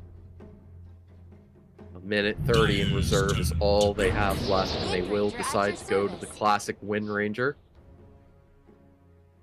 Makes a bit more sense. Gonna have that Lina safe lane, most likely. Still feels like a rather dangerous move, 10 seconds remain. having this ranged core against a Naga. 5 seconds. Does it want something better to answer towards the Zeus? Leave Iceland trying to ponder with that last pick. Interestingly enough, it's a bunch of safe lanes that have been removed. So it leaves just the one opportunity left. Feels like they need maybe not even an offlaner, but maybe a support like a Pugna or the Clinks. Or they could go for the save. I'm pretty sure Dazzle's still on the board. Although then again, the Axe is there to shut it out. So maybe the Oracle could do rather good as well. Usually a fairly good counter. So you won't have anyone to necessarily heal off of. It's really more about delaying it than denying it. But still has its uses in play. Just 18 seconds left to make this last choice. They need to make it a good one. And this monkey's just what makes the draft very odd for Iceland to try to handle. And they will decide to go with the Underlord, so it's going to be the support monkey, relying off of the stun and the early Jingu stacks to try to figure out the next move for them. Feels a little bit more cohesive from the Czech Republic, but also at the same time, there's this issue where they have the Lina as the main carry, and Iceland has this very greedy lineup. It looks going to be up to the Axe and the Wind Ranger to dictate the pace early to be able to make the right move, or else we could be in for a bit of trouble. Czech Republic quickly selecting all their heroes, Iceland taking a second to decide. Further and make their decisions. The only other option would be maybe they could support the Zeus. I wouldn't be thrilled with it, but it would give you that ranged hero and monkey mid. Maybe. Considering the Underlord should have a nice time against the Lina. The Naga with the Lich behind her should be safe enough in the main lane. Mainly the Shadow Demon with the Purge I'm kind of curious about. Of course, you'll have the Naga illusions to try to punish her. Otherwise, it doesn't really pan out on anyone on the side of Iceland for that much else otherwise. It's pretty standard all around, nothing to really purge away, which is the main goal. You want to have one of these strong buffers to completely shut on out. But maybe just trying to remove the AoE buffs, like things like the Guardian Greaves, trying to slow and lock down the target. So the targets on Norway won't be that fast to deal with.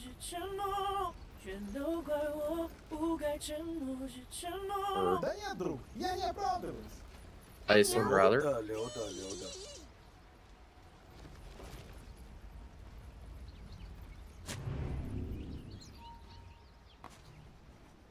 Taking my flags for a second. I said good day, sir! This can't be good. Oh, this can't be good. Just setting up. We're going to have a similar first blood potential situation. Setting up on the high ground near Bounty Rune, the Radiant safe. Be able to see the 3 players there with the Naga illusions. Confirm that most of the team's likely there.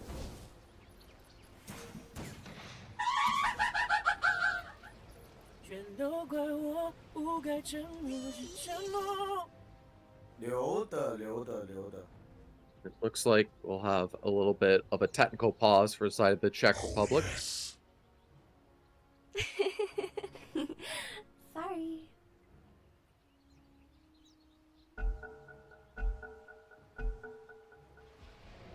Side, everyone's good to go and continue. Resetting, deciding to not go for those early game brawls. The battle begins.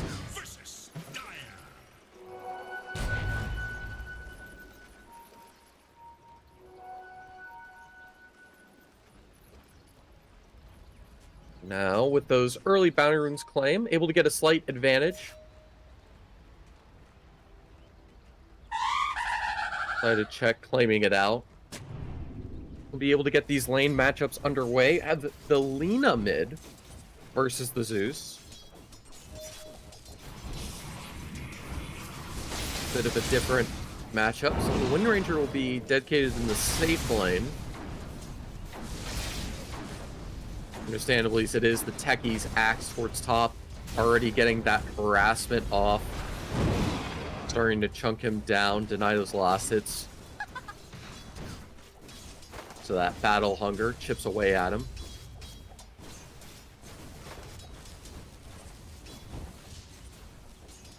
This should be a slightly favored lane for the Zeus. It'll be a little bit harder to last hit early on.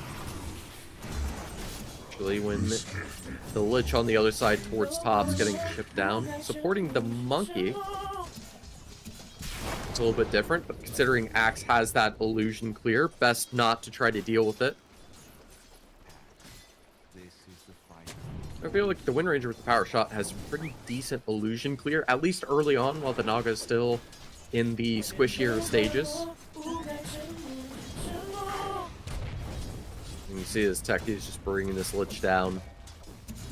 Wait for him to really fight back necessarily. Phosphorus with the Blood Grenade will do quite a bit, and the Jingu Mastery will be enough to get the first blood. And he'll be able to start life-stealing up off of these creeps.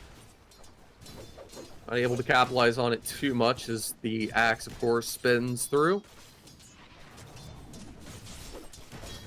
Does enough damage to nullify the benefits of the Monkey King. Lane domination gives quite a decent favor as we have the interesting move of the Naga support.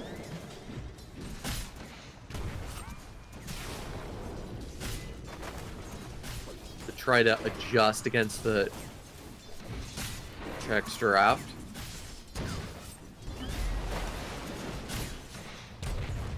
Really wanting to rely on using that Naga ult just in the support role to really support that axe. Feels like the axe can do enough to completely shut down the Naga from having any success.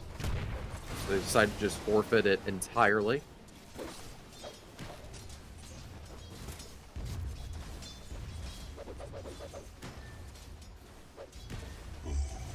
Monkey King will decide to go for the Orb of Corrosion, try to stack with the Lich.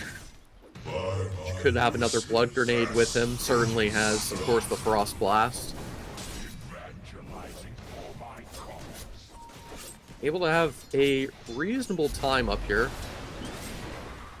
Next to the monkey team, able to tie up on last hits. So Axe starts taking advantage of the jungle. The inherent tankiness he holds. Really chipping down both these players with the battle hunger. Making it a lot more difficult for them to respond.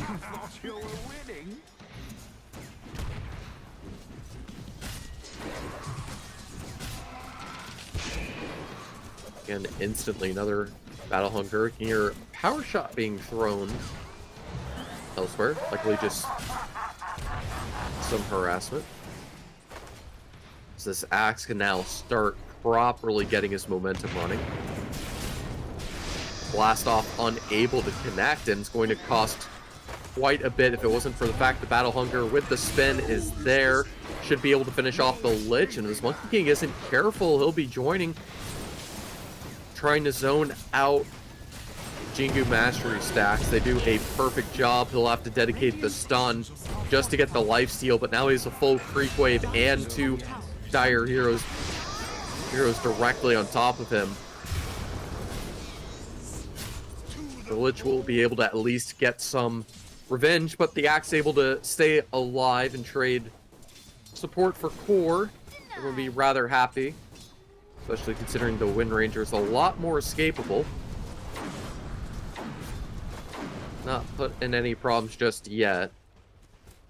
Maybe why the focus is on the net. Be able to keep her rooted.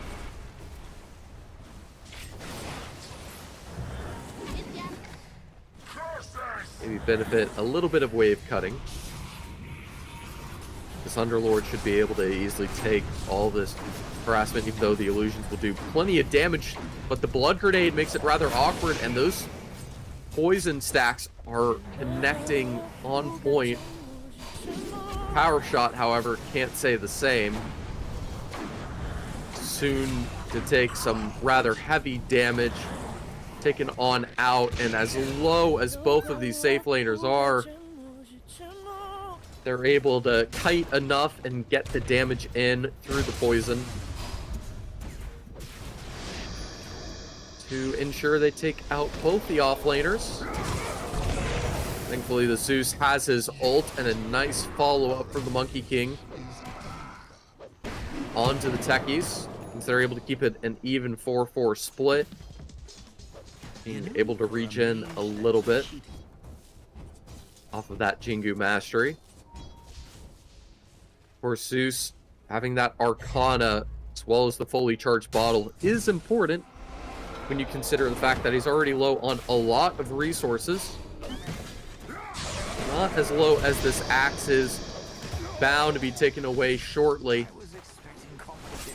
Lich able to do so much to keep him alive. No way to respond, and it seems like we got a Wind Ranger stuck in the trees, trying to shackle shot her way out, find where the real illusions are, but now the Underlord's here, leaving her completely trapped, no way out. An amazing lockdown from the support Wind Ranger. Just able to find the raw benefit of all the bodies. Now it's the Lich's time to pay the price. We'll at least bait a rotation from the Lina to get that pick secured.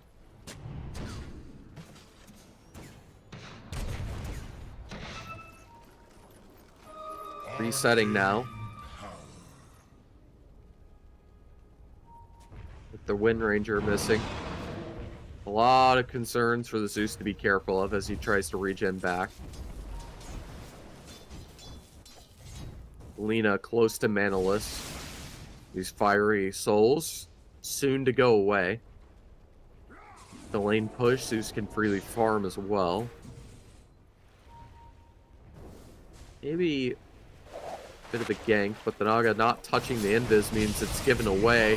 However, it comes with a catch.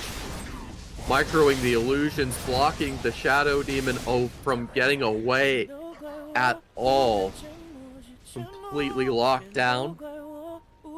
benefiting off of the shackle of the net.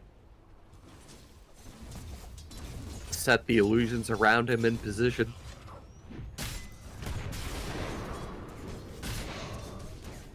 And find success even though it's in that support role. For Dire's middle tower.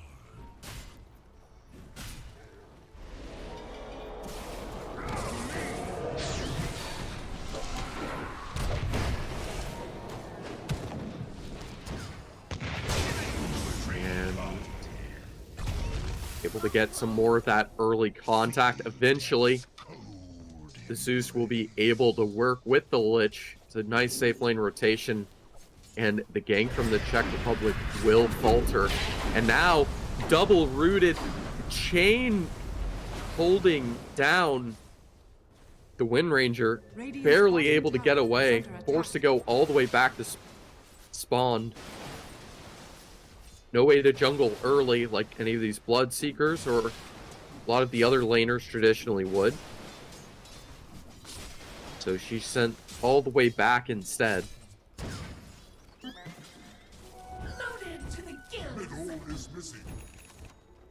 Having a rough time.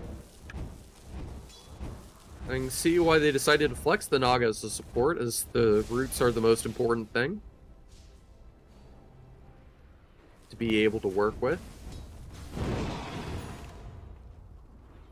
The Shadow Poison isn't enough to salvage them. You can see one of these early support pickoffs, able to get that proper harassment in. Even the follow-up, the Zeus nuke getting damage, getting info of everyone across the board.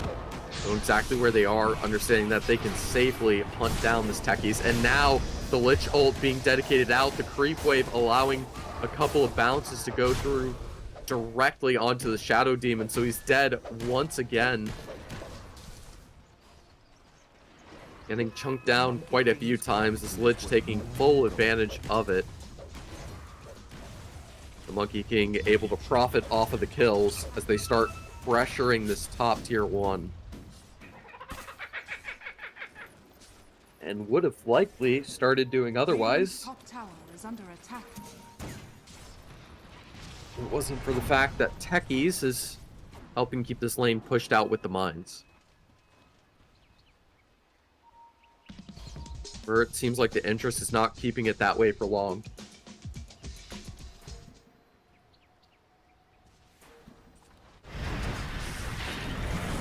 Of course, they use that Underlord to continue the pressure. They have the illusions to help tank it. The spells from Zeus to harass the blast off just barely lands, and now the Song of the Siren can reset, change the position, set up the Underlord to root string a double on both the Wind Ranger and the Techies. Delina's trying to come in here to rotate, to respond. And even though she has more farm than the Zeus, got that extra level, getting that stun in will be enough as the Zeus goes in a little too far to get the Shadow Demon once again. Will trade his life, but so will the Monkey, ensuring revenge is found. And even with the Naga removed, the Monkey King happily trades it, using that early ult and keeping a 2k net worth lead for the side of Iceland.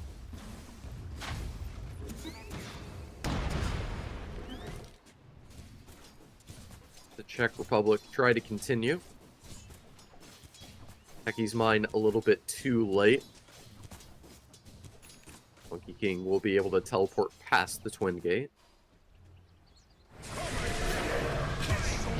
And they'll decide to 4-man group up to shut down this Axe, understanding he's likely going to be the biggest problem for them. They've already answered against the Wind Ranger. They've already answered against the Lina.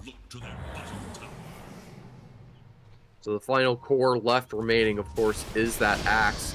And able to shut him down with relative ease, considering there is tons of magic damage on this entire Dire lineup. Whereas this Naga will be caught out, as well as both the supports. Getting a little too over-curious. Trying to steal stacks, gain map control.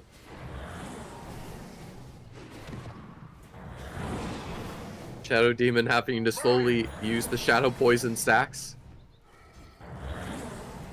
be able to take out those wards, so it's going to be rather costly.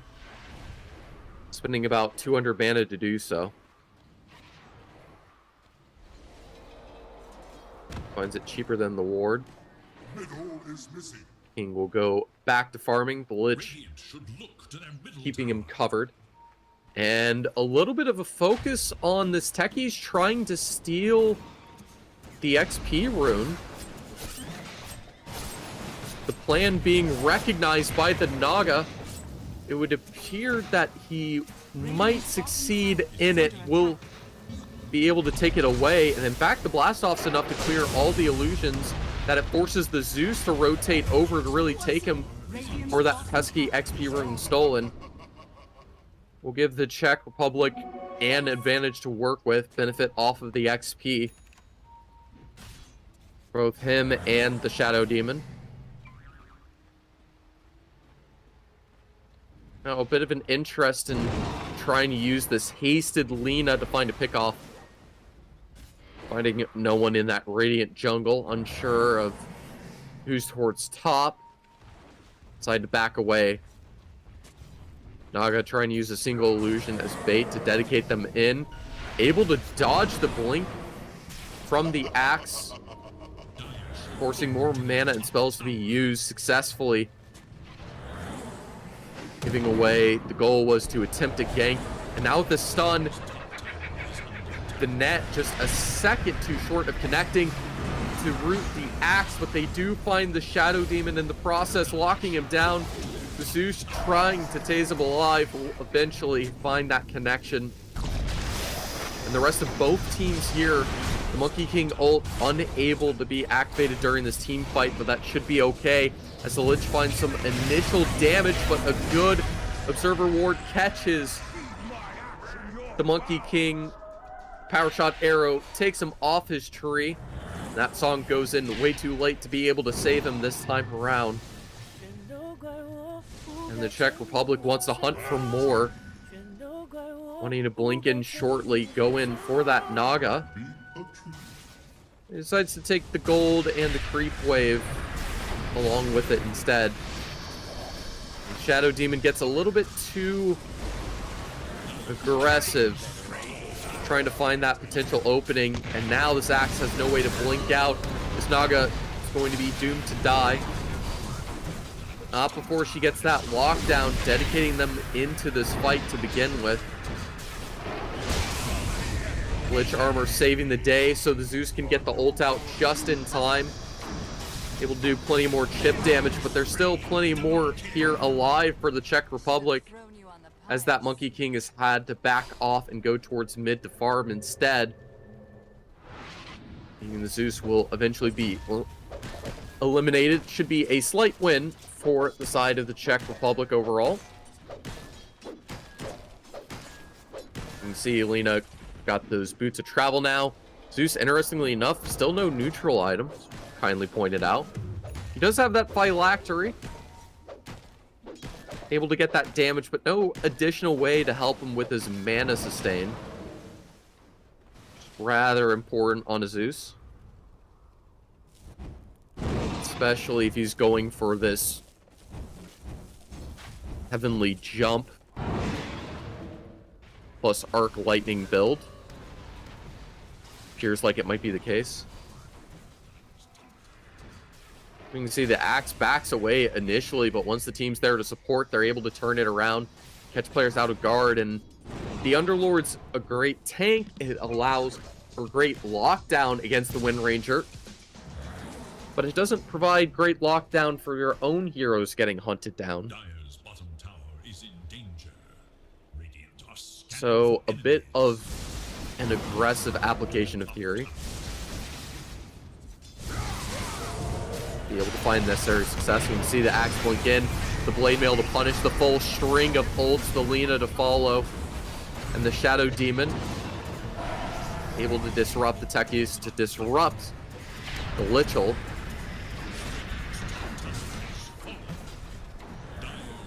Now, slowing down the pace with that pickoff, understanding they have 30 seconds to try to push this mid lane with no Zeus able to respond. Almost eliminating the gap lead of net worth entirely, despite the 5 additional kills that have been obtained. Due to good farming strategy, a perfect blast off onto the support Naga. And a Sacco shot into a couple Lina right clicks with the DD. Melt her away.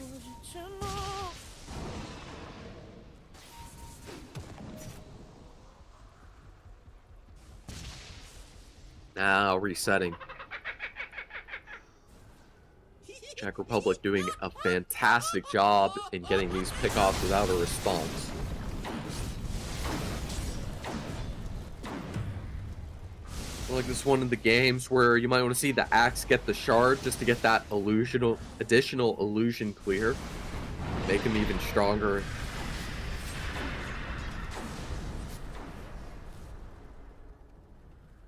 This Naga can easily be on the side of annoying.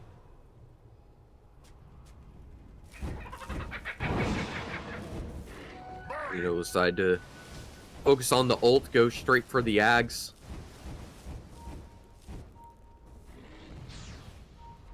Wanting to bring out that raw damage.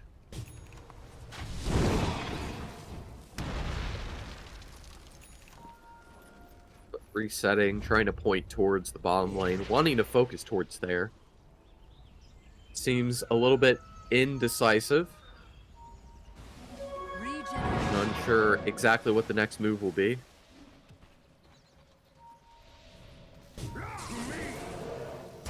Again, Axe looking to get another solo pickoff. Gets a bit of assistance with the blast off from the techies. The Lich will at least get his ult off before his demise, but unable to find that much damage with it. And the Monkey King's brought down to half just by trying to right-click this Axe down. The pure damage so deadly. But the Jingu Mastery will be able to give him the heal and sustain required to continue succeeding. Wasn't for the fact that all of these chain roots coming in, even the stun follow-up, there's no way for him to run. The disruption will at least stall his death. And now they can freely separate it onto the Lina, able to get the root off to start off.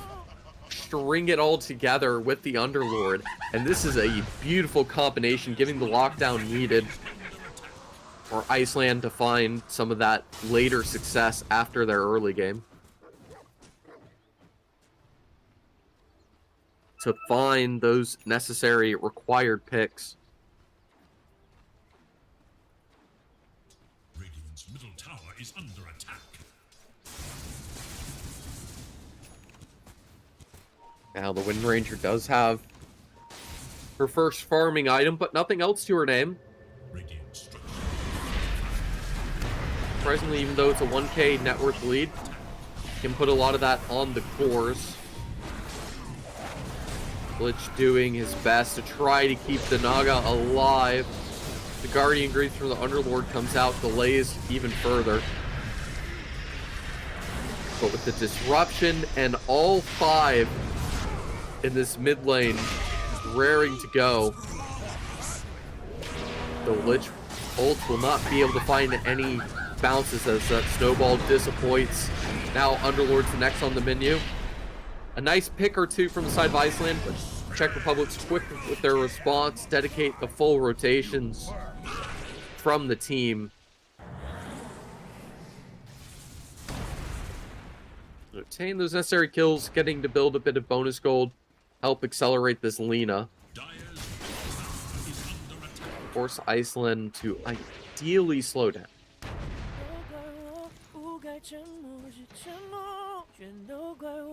You can see that change of essentially 3k. The Underlord getting massive damage out, but it's still too early days for the Monkey King to be able to hit that same level of impact that would be desired early on of something like the Wind Ranger. Hoping perhaps classic bait and switch. Don't think he was seen getting put into play, but the Force Staff will be enough to get the Shadow Demon out of the Monkey King ult, but won't be enough to have him keep his life as the strung together roots are kept. Archer is removed, but that's a position 5 in response to 3 dead in a team fight.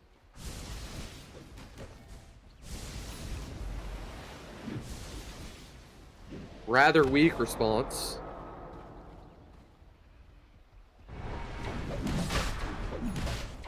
And it now means as side of Iceland decide to go on the pit, they do have decent vision of this. The teleports could come through, but vision will provide the necessary advantage for Iceland to have the advantage to be able to call the fact the gank is coming. Trying to interrupt this Roshan. Appears to be taking a little bit too long of a time. With those rotations, they're going to back away, and the Lich was caught towards the south. So he'll be removed from his position as well. Everyone on Iceland deciding to fully reset, that they don't want to fight this. The Dire scan. On the hunt for Radiant forces. Dire's bottom tower has been Money to burn. Unable to find any of that early info of exactly where they went. Players likely soon to start revealing themselves. Wind Ranger once again able to get plenty of free farm. Sprinting around top.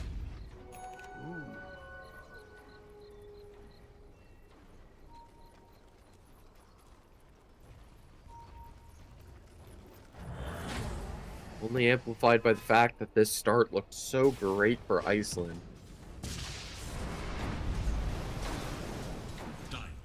But it appears the Czech Republic has made the necessary adjustments. Going, and now with Roshan towards the Dire side, it's a lot safer for Iceland to try to go for this. Naga's going to try to split push and farm a bit. The Czech Republic decide to go for the Rosh instead. A lot more confident in their Roshing abilities, and they'll be Underlord pitting right into the fight. The Naga Song will allow them time to adjust as they go into it, but still, it's a bit of a death wish.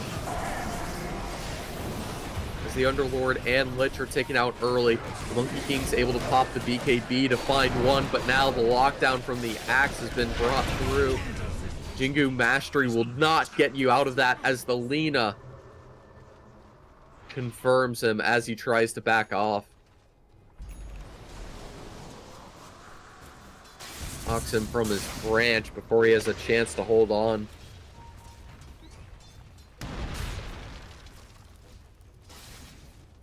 Now the techies can assist with the pushing, Double damage.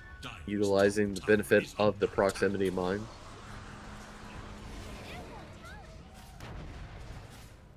Not even having that true damage just yet that's required. You can see the Lich immediately picked off early. Doesn't even seem like the Lich ult was even able to go off. Even if it would have done little here, as the positioning from the Czech Republic was so good and spread out, aware of the Lich, concerned about the ball, exactly where it can be and how to handle it. As much as that axe will be caught out, and a bit of revenge will be taken by the Underlord. Help get a little bit of cash in their pockets. Still down quite a bit. Fighting against this Wind Ranger should be concerning. Especially with the Aegis in hand. Able to get that respawn after a few seconds, no worry. There'll be 2 more pickoffs for the side of the Czech Republic. Make it 3. They're tearing apart the entire map. The Lena's got a Blink Dagger, catching players by surprise.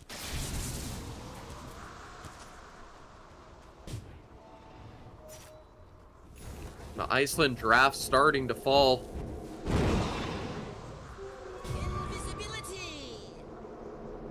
Multiple of these late game style cores, but unable to find the fight early against the Czech Republic's aggression.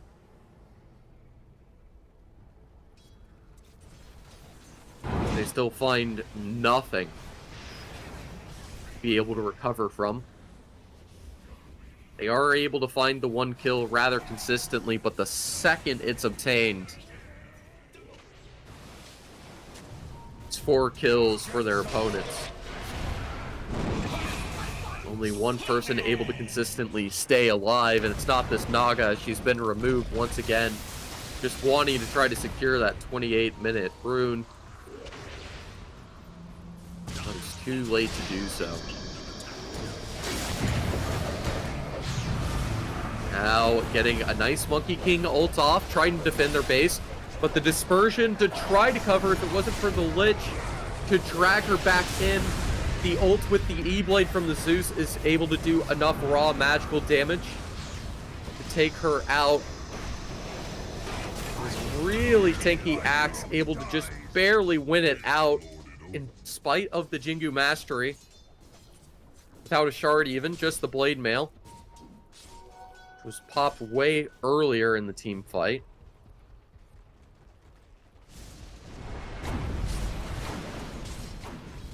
Able to make the proper advantage.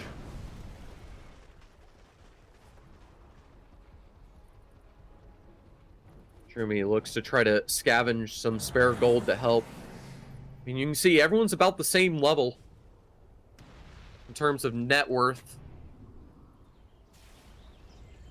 But if you swing towards that level graph, see what level everyone's at the moment. And just how this graph's been swinging back and forth.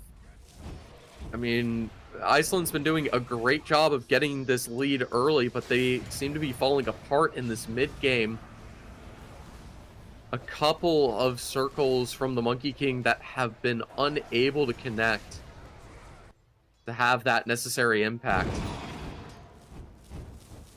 And this Lina is starting to snowball, like in the old school days a little bit.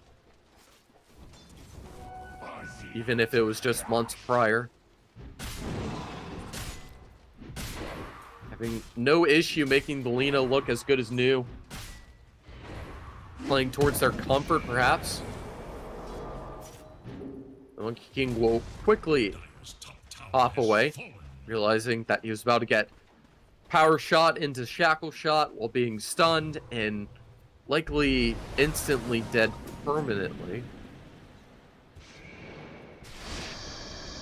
We'll have to eventually decide a different route to go upon. But for now, it's just the raw damage from the Agslina. With a single Dragon Slave on the side to get that early man advantage. The BKB allows Axe to almost entirely get out of the circle. And his teammates should be able to soon say the same. It's a rough grind to get there, but everyone on Iceland is melting, as the Czech Republic, and this Lina melts them all down, burns them away. Trummy, the last one left. And the Maelstrom with the Lina just does too much raw damage for that Vanguard to help. What looked like an amazing start for Iceland's now slipping away from them entirely. Naga unable to have the space to root anyone. We go back and look at this. It's a fantastic blink to get the ult onto 4, but the Axe is already almost out of the circle by the time his BKB expires. And the Techies and Shadow Demon are already at the edge of it. No benefit other than that ult for a setup that you'd normally use, say, with a Disruptor. Of course, following up and cleaning everything up. The Underlord's the last one to be removed. As this Lina only becomes more and more powerful, they try to catch a pickoff on this Wind Ranger, but going for the BKB pickup, there's no way a Glepnir and Atos, anything can really lock her down. One of the reasons why the Czech Republic banned the Beastmaster in this game, number 1.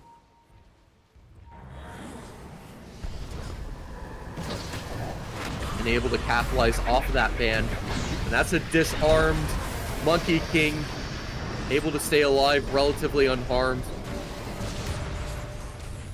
will decide to try to escape. Not have the best success. With all 5 here, they might as well go and try to collect one of the shards for their squad. And it looks like it will give the shard to the Lich.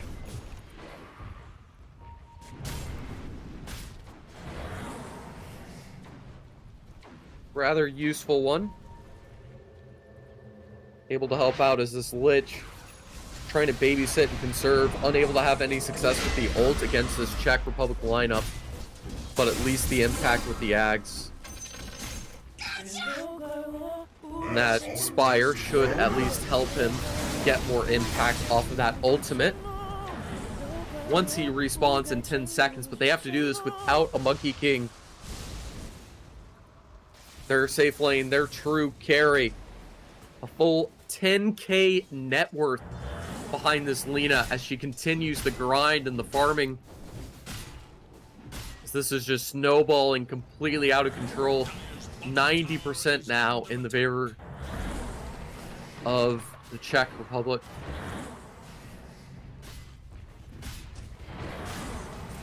A little response to be made. They have plenty of tankiness through the axe with the Wind Ranger to clear towers. Nothing at all to be optimistic about.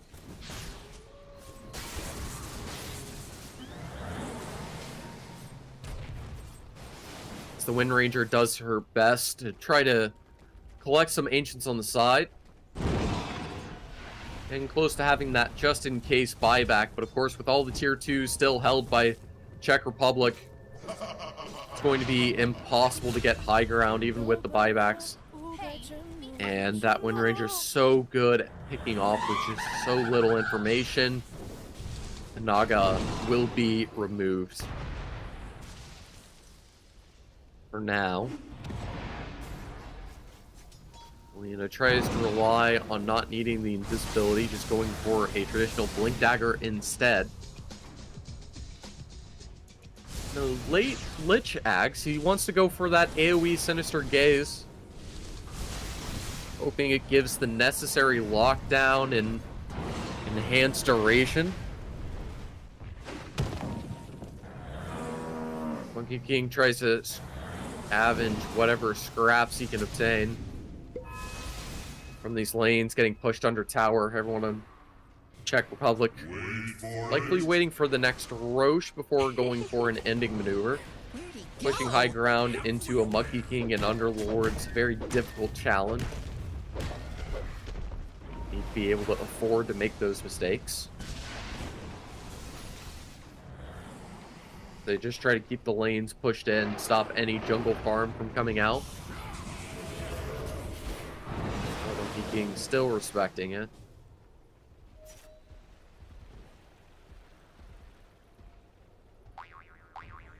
Not any more solid information coming on in.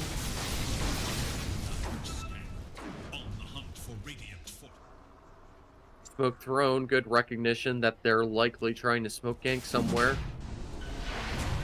Czech Republic have their eyes on the correct prize, going for this good old Roshan.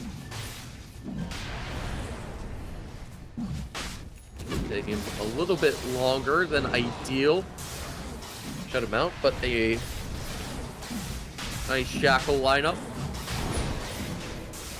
helps his Lina tank more. So this is a Lina that's going to be about 15k ahead of everyone else on the side of Iceland, and now has an Aegis on top of it. The Lina PTSD has been successfully brought back by the Czech Republic as they look to completely counteract any other attempts to try to remove her. Just interestingly enough, going for the cheese. Confident with how ahead she is. Certainly makes sense. Monkey King's trying to do what he can. He's not even able to get the old circle off. Left with absolutely nothing. The ice bounces will be able to go through all of them. but there's so much magic resist and protection on this Czech Republic side, they can just completely ignore the snowball. Be doing whatever they'd like. Feels like it was a good performance to have the Naga technically playing the ult on the support. How difficult the lane is against Axe.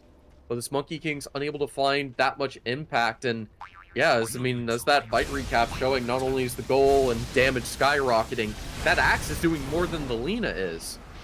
That pure spin is just so disgusting. And the fact that he constantly keeps stacking this armor, begging for you to right-click him because that's exactly what he wants. He's able to snowball out of control further and further. No way to handle it. Wind Ranger, now the Ags in her hands. Plenty of utility options. Iceland trying to do what they can. Very little to their name at the moment.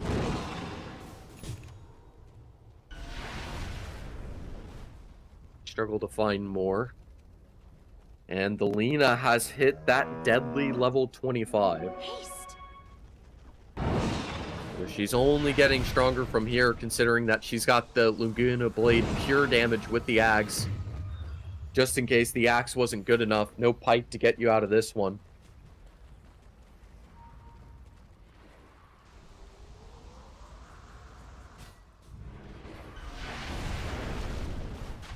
Although the fact they haven't pushed high ground yet is a bit weird, maybe waiting to get tier 3s on everyone. So I feel like that should be done by this point, especially considering the entire map is theirs. I wonder what the next play is from Iceland to try to delay install this is. There is nice wave clear on the techies, but the first pickoff is being caught out. You can see the E-Blade with all the just direct damage coming out from the Axe and the Lina. Culling Blade to finish. Flies back just to have a second chance to try to defend this base. But the Lich has been taken out and does not have the cash to afford that buyback in the same way. They're able to keep this Lina locked down, but who's going to do damage to her? The Monkey King hits like a potato. Unable to find anything, and this Lina is now godlike. The ult is not enough. All these illusions and characters getting removed one at a time, getting chipped out. Another Laguna ult pops with that E-Blade. Absolutely helpless as they try to defend, and the concessions will be called. Iceland will call GG, recognizing that they got completely shut out in this game number one. Czech Republic looking beautiful, bringing back the classic of the support Lina. Or rather than having the support Lina going for the full mid carry. We're seeing her as mainly a safe lane, but seems like she still has merit to be used as a core in this meta, and that's just been proved now. Especially when all the Vanguard carriers have been significantly nerfed, so you don't have the same level of tankiness that you used to. They're able to piece together everything in a beautiful way for map number one, so that even though they had that disadvantage early, they were able to recover it. And you can see that 17-2. It's absolutely terrifying. Stomp them in the last 15-20 minutes, when we're usually used to the other way around, especially for the most often winning teams. Even 3 hexes on the side of Czech Republic, just not wanting any of those important spells to go off, really trying to shut everyone down, and the plan seems to have worked perfectly. They've been able to isolate the required duels, catch them out of position, and do anything necessary to catch them off. I believe we will soon catch to a bit of a break momentarily.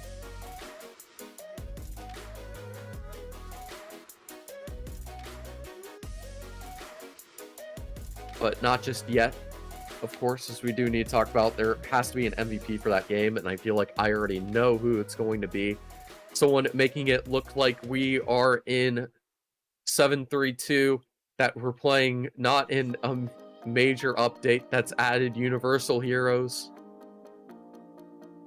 Lina reigns supreme before the classics like the Medusa now come in with their revitalized changes. Some of these other unique heroes like Ogre, of course, I think is a fantastic example.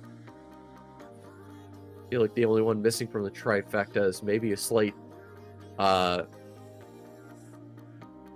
Actually, no, you don't have to do that, actually, because I'm pretty sure he's already in a similar situation. In the sense of, Tiny gets that slow attack speed reduction. But who doesn't get an attack speed reduction is, of course, that Lina Scream, letting all of that hero damage out, dropping 33k in net worth with a 17-2 scoreline.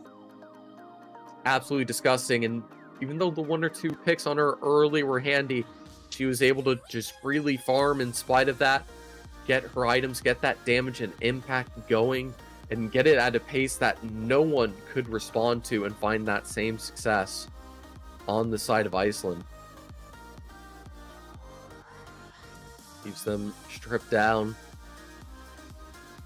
but helpless, and need to go back to the drawing table, because this Naga support really wasn't it. It wasn't helping out, and Lina's able to take advantage of that early game and still fight later, so it's looking great. Meanwhile, that Monkey King was struggling to find that necessary impact that they so desired to be able to get those team fights off, to really let that chaos go, and instead ends up falling to it. So it is a lovely first game, and we'll have to see if Iceland can come back in game number 2 momentarily.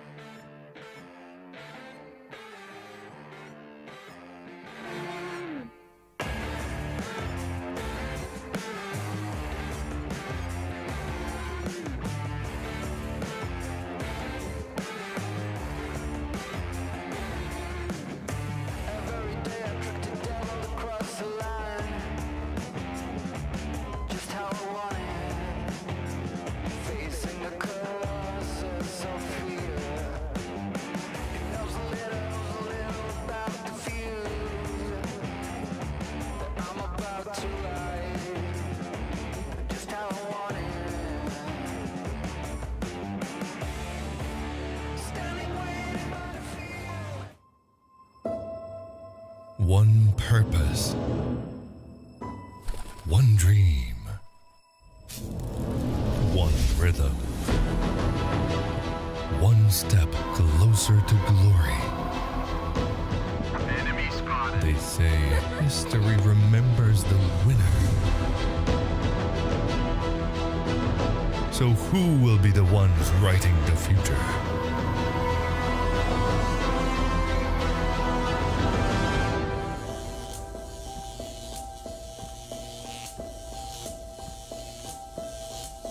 The halls of power call for their kings. The ones who won't back down. The ones who believed.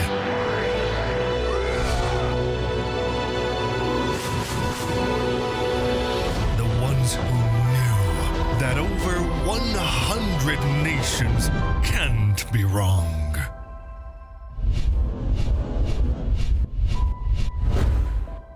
Join the fight between August 24th and September 3rd as Yash becomes the world's esports capital.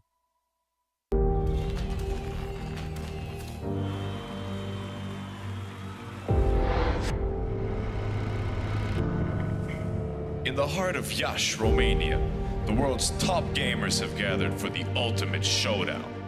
IESF brings heart-stopping matches across a variety of gaming genres in an electrifying experience that celebrates the passion and dedication of esports athletes from around the globe. This is more than just a tournament. This is where champions are born, legends are made, and anything is possible. Get ready to witness the ultimate display of skill, strategy, and heart. The IESF World Esports Championship. It's about to take your breath away. Do you think you've got what it takes? The challenge will be tougher than ever.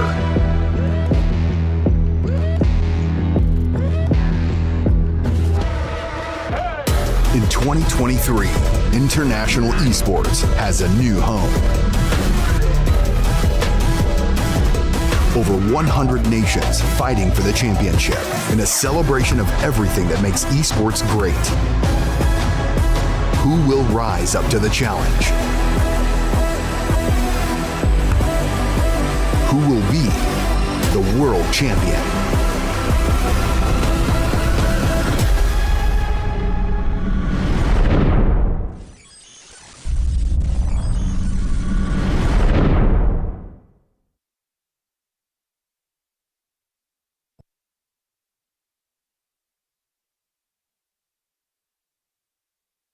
And welcome back. Had a interesting game one that took quite a bit, and more interestingly turned around and flipped on the mid game. Usually when the pace is dictated and confirmed in the first 15-20 minutes, it's usually hard for teams to recover and bring it back. It usually takes another 10-15 to do so, but immediately Nick on a dime, perfect timings on the Lena, able to hit a solid start and able to piece everything together. I feel like we haven't seen her have that level of success in quite a while, and was completely off my radar, but not anymore. Maybe this Lena is something to be absolutely respected by Iceland, and the Czech Republic have something to play around with to be able to get some good advantages underway. Certainly going to force some changes in the veto, I would suspect, because that Monkey King just really wasn't the key dream answer that was being looked for on the side of Iceland, and they'll have to try to change their approach to find something different. Maybe go for something a little bit more traditional with the patch, perhaps, or just go even wilder. Assume these guys are trying to play around their comfort picks. Seen a good bit of like the Medusa, the S4 Timber Saw so far. Looking to see similar heroes, maybe nothing too crazy. It's been fairly solid games overall.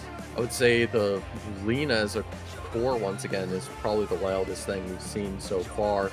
Had absolutely zero reason to expect that to be coming out so soon. And it is an absolute surprise to see. Have to wonder what the next play will be when we get into that next draft momentarily. It's going to be a challenging one. It is best of 3. Of course, the Czech Republic does benefit of being that game up, and oh ho ho, this is one thing people have been starting to talk about as potential as one of those heroes that didn't get nerfed as the Universal. Not just the Bat Rider, but of course this Brood Mother as well, being taken by the Czech Republic. Of course, banning the Timbersaw, and interestingly enough, not wanting to deal with the Monkey King. Their opponent, Iceland, 2 other solid picks of the Techies and the Tidehunter. Got solid, likely off-laners for both of these squads. At least I would suspect that to be the case. Unless I'm mistaken otherwise. Is a bit of good old spamming that's been happening with it, a good bit of experimentation. It looks like a good mixture of mid and off lane. We could be seeing some mid Brood perhaps coming out, which would be fun to see. We haven't seen any Brood in a while, and I'm feeling it won't be necessarily the same cheesy fashion as it used to be. I feel like it's always interesting how we see every single one of these heroes completely change because of the Universal builds. I mean, Broodmother had a very strict goal in mind with the strength of exactly how you wanted to handle her, and you had to flex into some different items, sort of rely on the Orchid, the silences, but now you can just kind of just go screw it and just go for the stats. Although those Spiderlings are going to have a bit of trouble with the Tidehunter. We'll be able to, fairly early on, be able to clear them out by the time that Brood will be able to obtain them to begin with.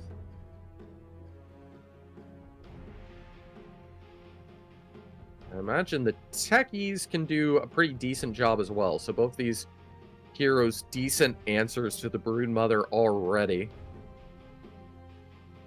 Won't be able to cheese it out like last time. We have a lot of the hard carries, the Void, the Medusa, all being banned. Although, of course, the Timbersaw is also removed, so that's going to be one of those problematic, pesky plays taken out. I feel like the main thing is maybe the PL if someone wants to still go for it. I feel like it's had a weak showing so far, at least today. We're yet to see that could have a lot more success. Is Broodmother one of the popular supports? Or Bloodseeker, one of the popular cores, of course. But also Spectre. Normally one of these classic, more farmy, just super tanky picks.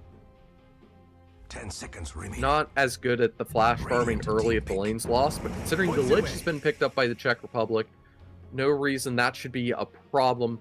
The response of Iceland going for the Pango, they really want to make sure this Broodmother does not get a free game. An agreeably wise decision. Can do a lot of damage through the Frost Shield, through the Bat Rider. 5 seconds and also ensures that she's disabled as well, so she can't even right-click to get damage in. Fully shut out. Control. Of course, they do have to choose their last pick to synergize with it. They need maybe just a classic Undying, some sort of safe lane support. The Venomancer hasn't been banned. Certainly one of my favorites, and it's a very strong one you can go with here. So they're certainly holding their tongue to decide what their next move will be.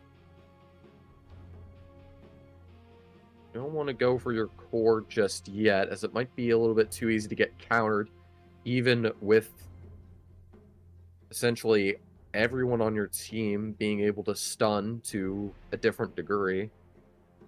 And go able to get that single target combo stun depending on positioning and a couple other factors. Got the giant Ravage. And, you know, the good old Techies Blast Off, too. Get those mini harassments in. Dire team pick. Guys don't seem really debating their last move, and they decide to go with the Clockwork. Possibly as a 3, so this should be a mid Tidehunter coming out. Although even that doesn't make sense. Maybe the Clockwork's a 5, considering the fact that Slark, perfect answer, punishes it, leaves room. Would deal with the Abaddon if Iceland had that as an option to go for, even though that's been realistically removed. And wisely enough, Iceland, just in case, they're going to remove the Lina anyways, understanding it can be flexed in a couple of different roles.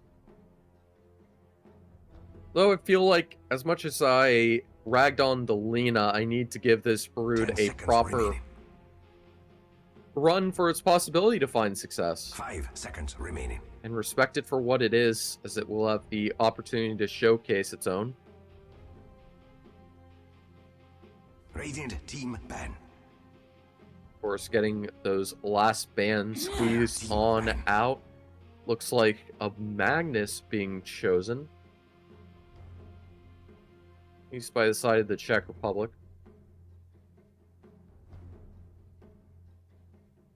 Now with the Quap, just trying to do these core spellcasters that can scale fairly well into the late game. Trying to ensure they can't be brought out, but this does leave the Void Spirit that has been heavily nerfed as a universal hero, but still a potential option. Most teams would enjoy going for.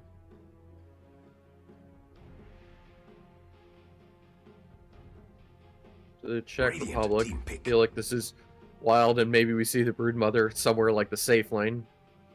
Last ban on the Wind Ranger, problematic, getting tons of shackle shots off, tons of damage and evasiveness with the mobility, and there's certainly no way for the Czech Republic to properly lock a Wind Ranger down besides the Bat Rider, which could be easily countered by a Lincoln's if required. 5 seconds remaining. So just that wouldn't be enough resources to answer the issue. Question is, who's Iceland going to get their damage from? They're kind of going for this long team fight. Everyone super strong on the side of Iceland. A single universal hero. Would expect something like a Spectre, but instead, they're going with the Darkseer. Wanting to just take the power and use the wall on the Czech Republic.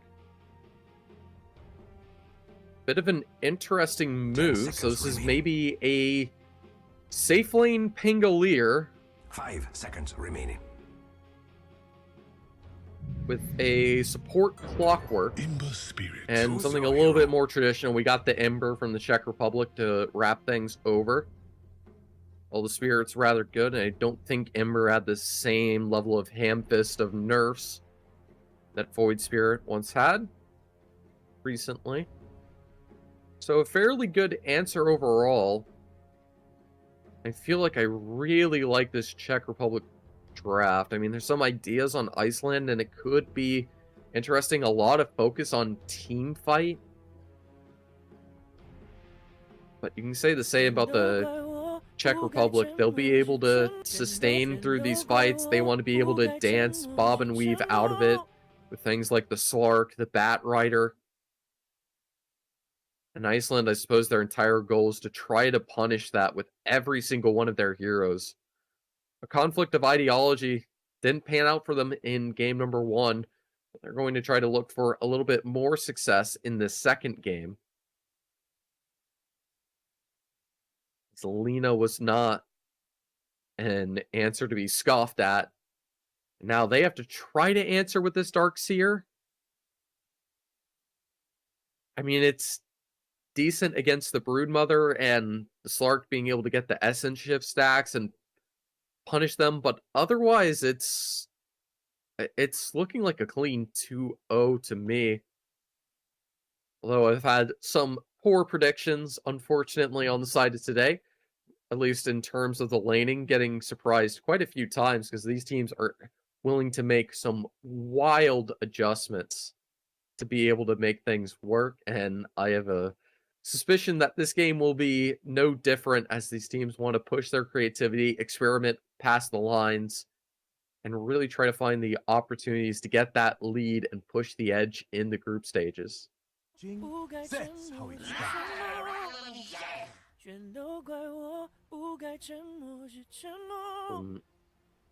Loving the good old spam, and like we get thrown right into an early pause. But we can take a nice look at the items. Pretty standard the whole way around.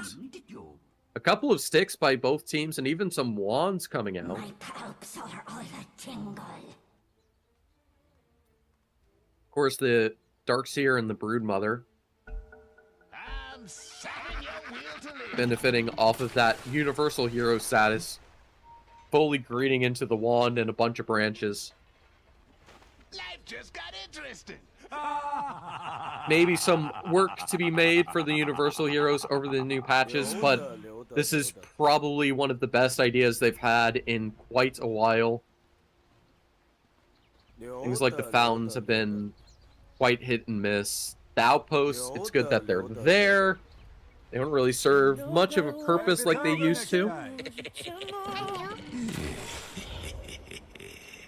Other than potentially on the Roshans. But it's impossible to balance Roshan, just have them on both sides of the map. 30 seconds to battle. It's an interesting idea, still don't know exactly how I feel about it. A flash of inspiration.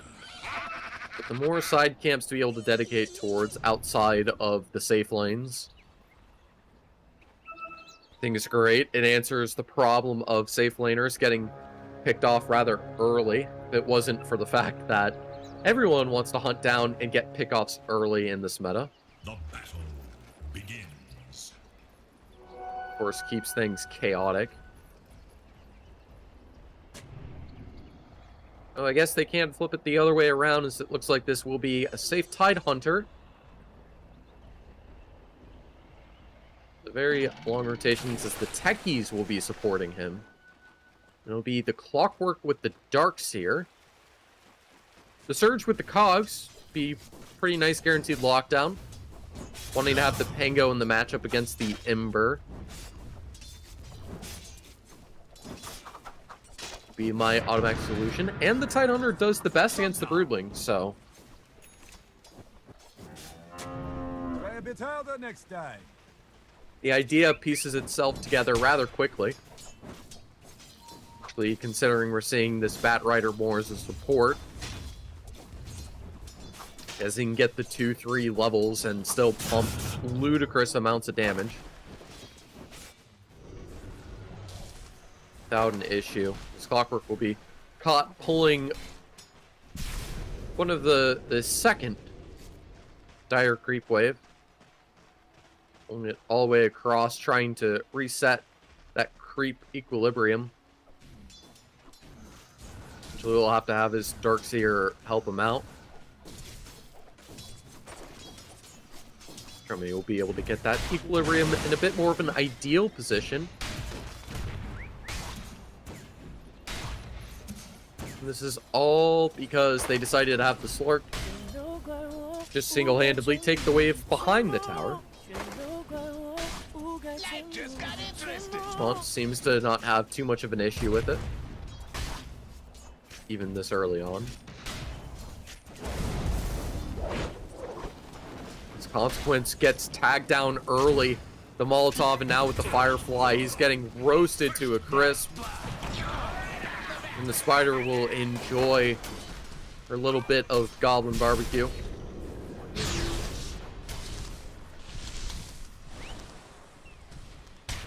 And the offlane won't fare much better. The Darkseer and the Clockwork getting kited out. The Lich able to benefit off of the range and create plenty of space for the Slark as required.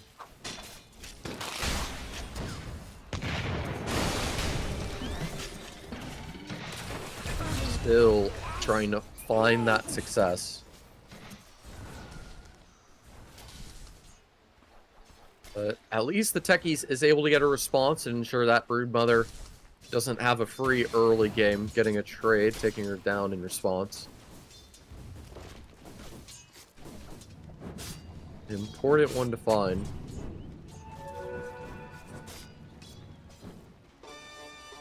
Able to at least keep things even.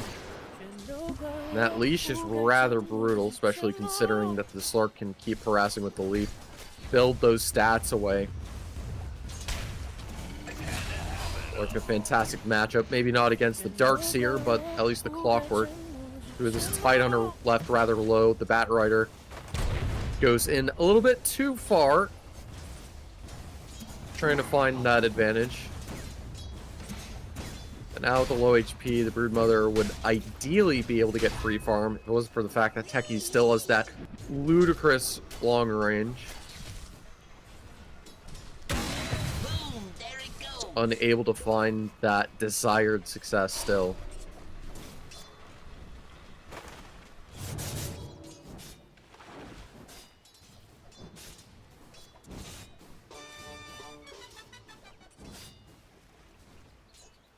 It appears that this Ember is destroying this Pango in the mid lane. 8 last hits ahead. Far ahead in terms of mana and net worth. You can see Darkseer is having to kite back and forth. He's trying to harass, and the Blood Grenade does do nice bits of damage, but it's not enough for a kill.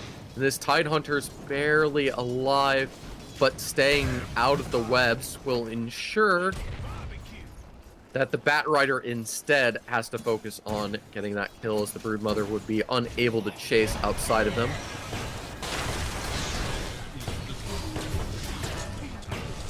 Eventually, even with power shots coming out from the Clockwork, battery assault just isn't enough. The Darkseer will eventually be taken out.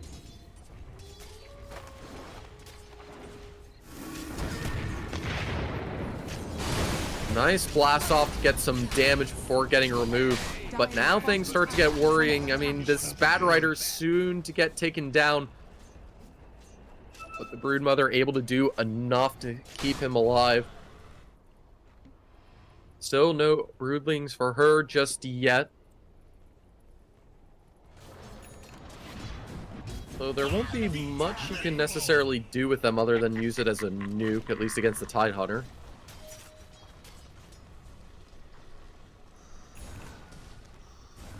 Be difficult to find that same level of success. Darkseer is able to start really burning down that Lich as he's isolated alone, eventually forced to back away. And now the Broodmother using that insatiable hunger, completely harassing the Techies, unable to escape. The web's giving the free movement, and now the Ember's going for an aggressive move to follow.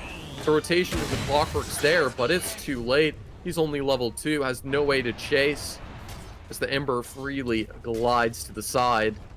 And the Czech Republic is starting to outplay Iceland once again.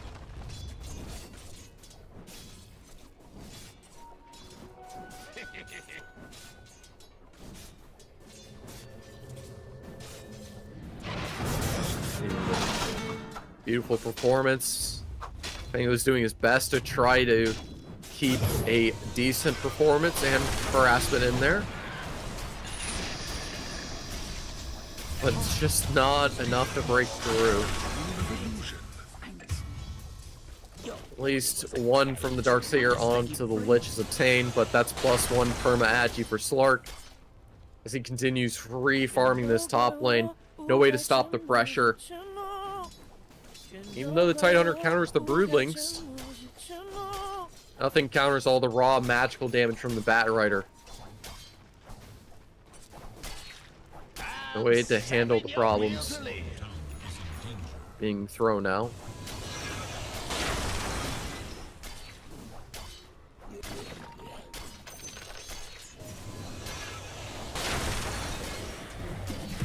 We can just see how beautiful this free farm is, and now we can start gaining those neutrals past the 7-minute mark.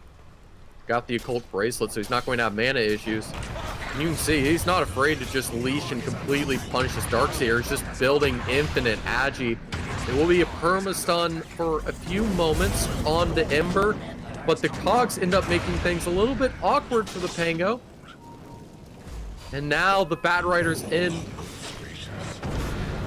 And without enough stacks to really get away with that leap just yet, he's going to be singed down to Chris, barely alive.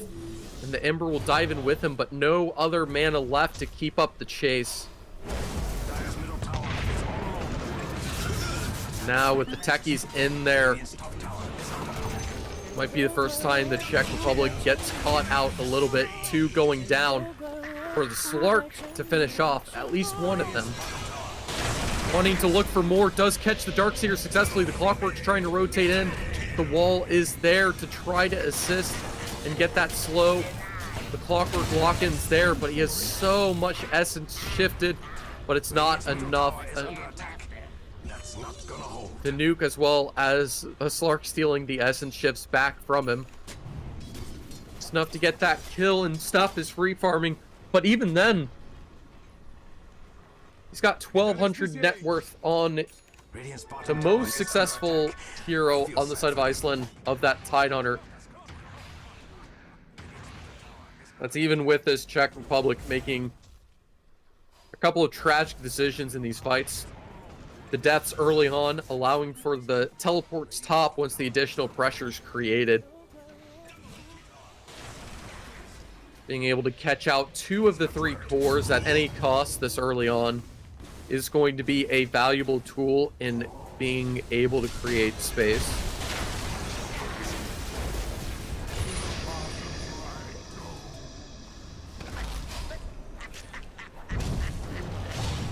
Now Darkseer getting hunted once again. It's a beautiful vacuum, but they know the wall's down. He has no cooldown available, so they'll just hunt him and start gaining control of the safe lane with the proper support of the full team.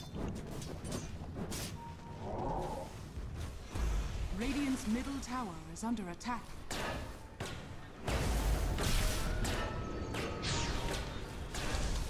More harassment going through. I mean, you can see this Clockwork. He's very tanky, but when there's the lasso and the Sinister Gaze, sure, the Pango will be able to stun and slow things down, but the Ember able to slide in to finish it off.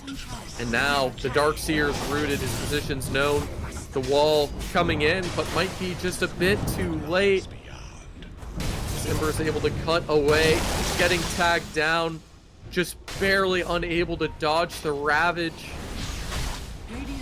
Will be able to get away with his life in spite of that. The stick giving him enough. The Techie's harassing further, but Bat Rider just freely flies away, and now the Broodmother's here with the collection of Spiderlings if they dare tread back up those stairs. Rune of invisibility.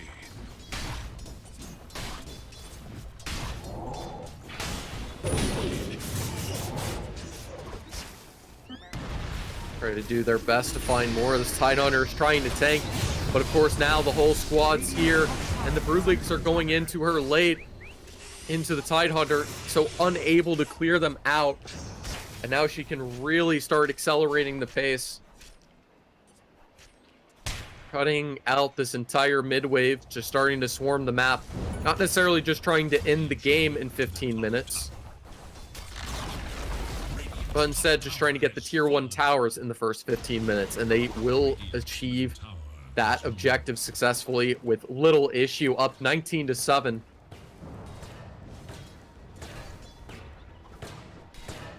And we're looking at the Czech Republic outright winning every single lane, and this Slark just waiting for the opportunity to utilize the defusal, get another Perma Agi. Stealing one away. Still a long cooldown on Pounce this early on. That'll be okay as he's about to grab that good old Echo Saber soon. Lich still maintains this high ground with the Broodmother right there nearby, getting a couple of the Broodlings a little bit too far forward, but they seem to not have noticed, because even with them getting cleared out, the damage from the Broodlings were already done, and now the Tidehunter's the next on the table. It's a nice nuke from the Techies, but not enough to clear out the spiders until the remote mine comes in. And an amazing play from the Ember to save this Broodmother. The last two low HP, but they have a tier 3 tower protecting them. This is the 12-minute mark. As much as they'd like to dive further, they can't afford that sort of risk.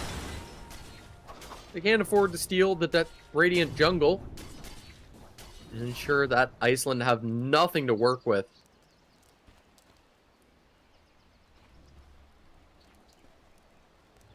It's a fair MVP to give it to.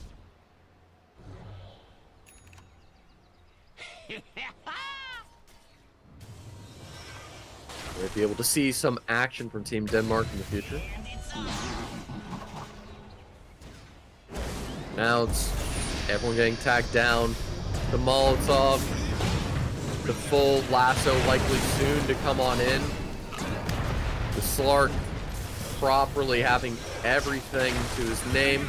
Of course, doesn't have the Ags just yet, but doesn't need it because the Broodmother provides all this early damage and lockdown, as well as the Batrider and Lich, to ensure they can force engagements with whoever they get in contact with.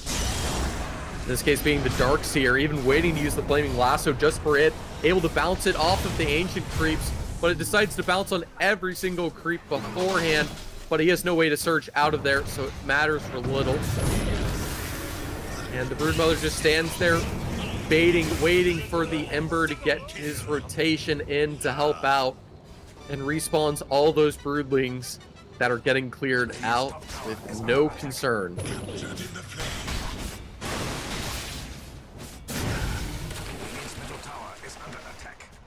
Much fun game is. This can become emotionally devastating once it goes past the 60-minute mark.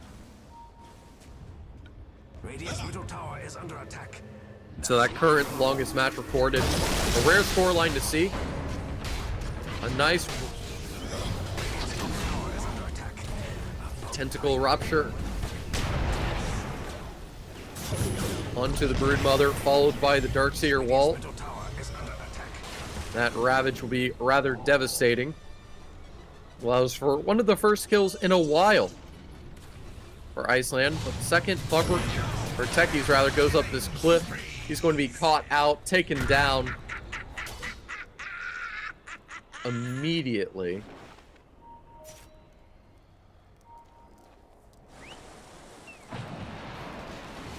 No way to find a way out of this. Would have to hope they find a solution soon enough. As a single kill on the Broodmother's nice, but every single core on this entire Czech Republic team has completely snowballed out of control.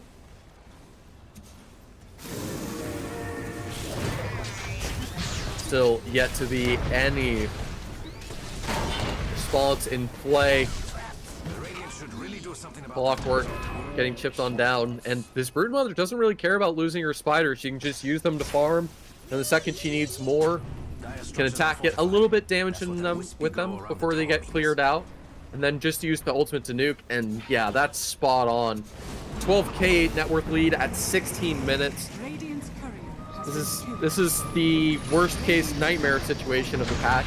Usually expect a somewhat dominant performance from one of the teams, but this is a completely different beast. The Techie is doing his best to drop down mines as he loses his life. The defusal and all the slow from the Slark. It'll take a while, but he'll be able to freely chip down the Tidehunter. The Clockwork's also eliminated, and all of this tankiness from Iceland amounts to nothing.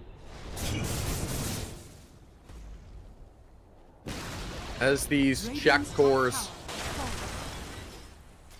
decide to put Iceland in check, almost doubling every single one of their cores in net worth.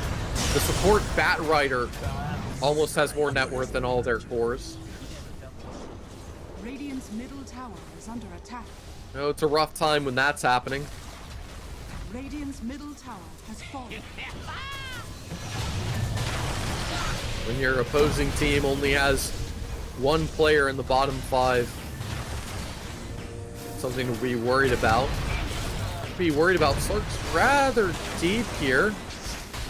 I mean, looks like he's got a shield helping him, but eventually the ults will come out to keep him disabled. The Ravage able to connect, and the vacuum to follow, keeping him stuck in place. Will kill the Slark, forcing multiple buybacks from Iceland as the damage continues. Nice move slow, keeping this Broodmother locked down, and this Ember now caught isolated, unable to support. A bit problematic if it wasn't for the fact that the disarm is saving this Pangalier's life. And now, even with the web, trying to dive to get that one kill, but the base regen already made sure he was well prepared and covered. It costs 3 buybacks, but they still gain gold out of it. And this at least chips a little bit of the net worth lead at a massive cost for the side of Iceland. See, covering that replay. Beautiful vacuum. The Pango ball works lovely around the base, able to get those cycles in, get those stuns, string together in a line, even get that swashbuckle off. You can see that Broodmother was set up to confirm the Pango, but the Clockwork Techies combo just does so much sudden nuke damage that she's unable to move, unable to chase, even with the webs down. To ensure the cure kills obtained.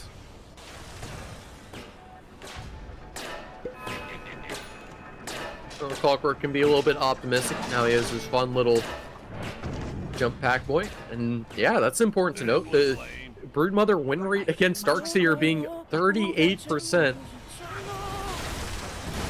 Certainly not your average Broodmother. Been absolute domination. I don't think this Slark was expecting 4 heroes this way. Immediately popping his ult. Has the shard at least to help keep him alive. Knows he can hide behind the trees to regen as necessary. He's been able to build some essence shift as the rest of his team pushes bottom.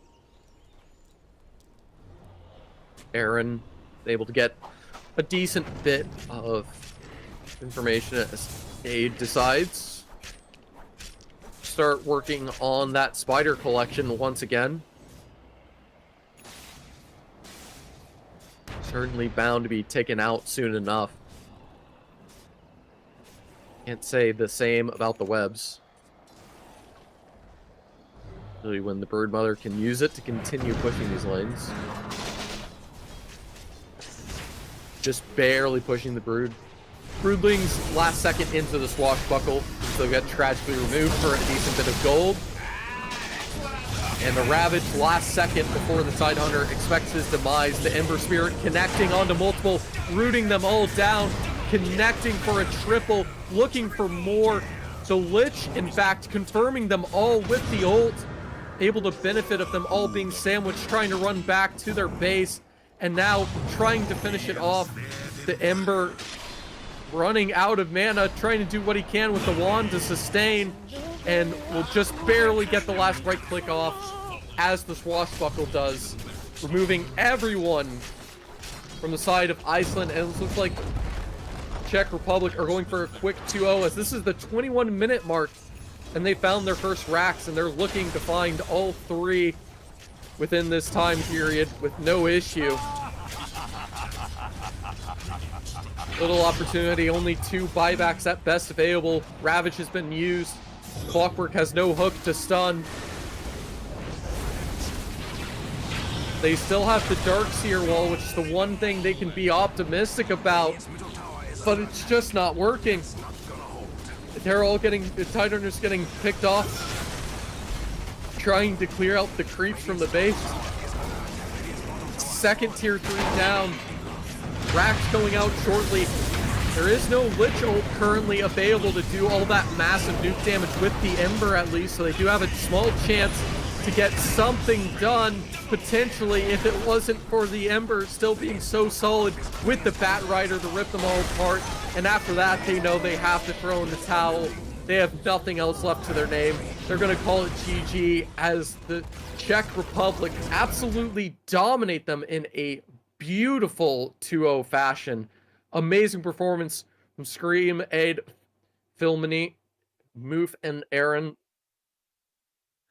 to absolutely have full control against the Czech Republic,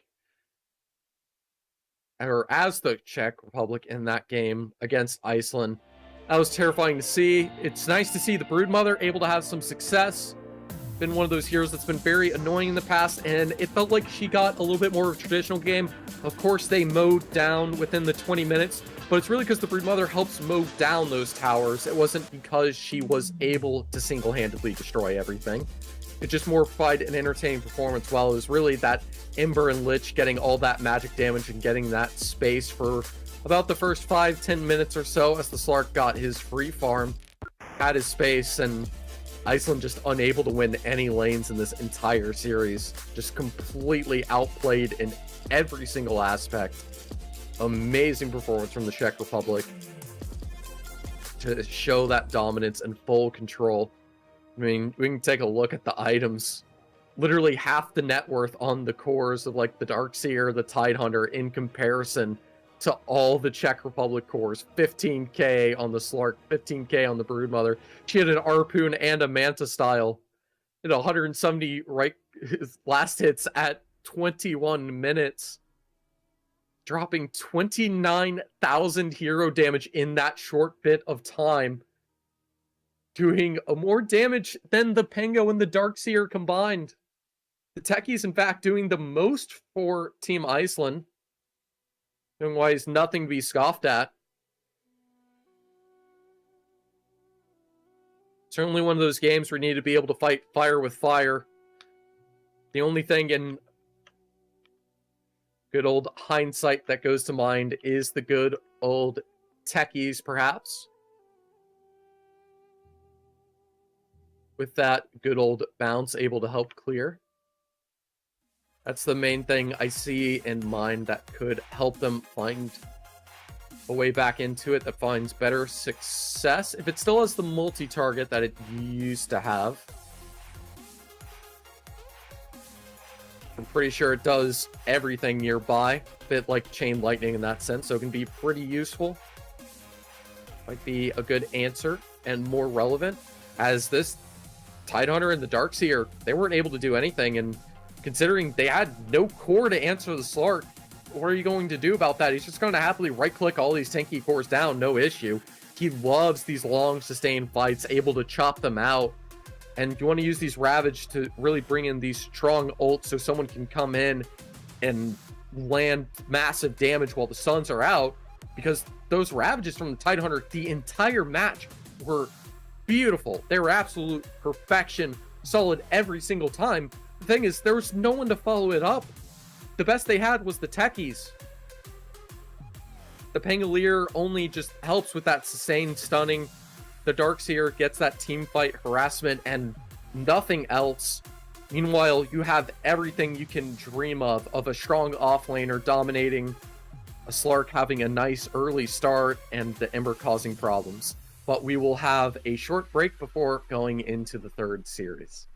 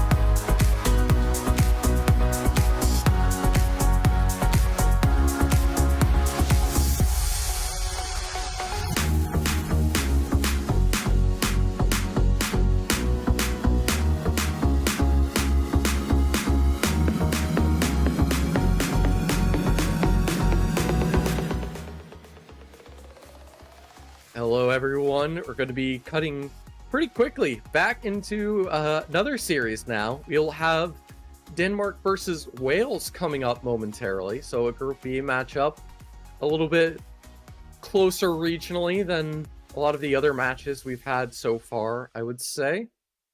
Still a nice, decent spread overall. We've had a lot of surprises, a lot of the classics being brought out from what feels like 732 that we used to see a lot of. The Broodmother, the Lena, having the same success that it used to, surprisingly.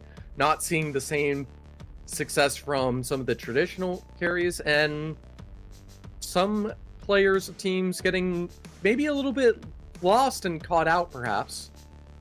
A little bit hard to say. Of course, we do have the Danish roster, first one to cover, of Psy, Maul, Ace, Crit, and Owned Me. Being able to have a bit of a nice performance, of course. Be able to embrace that good old bit competition.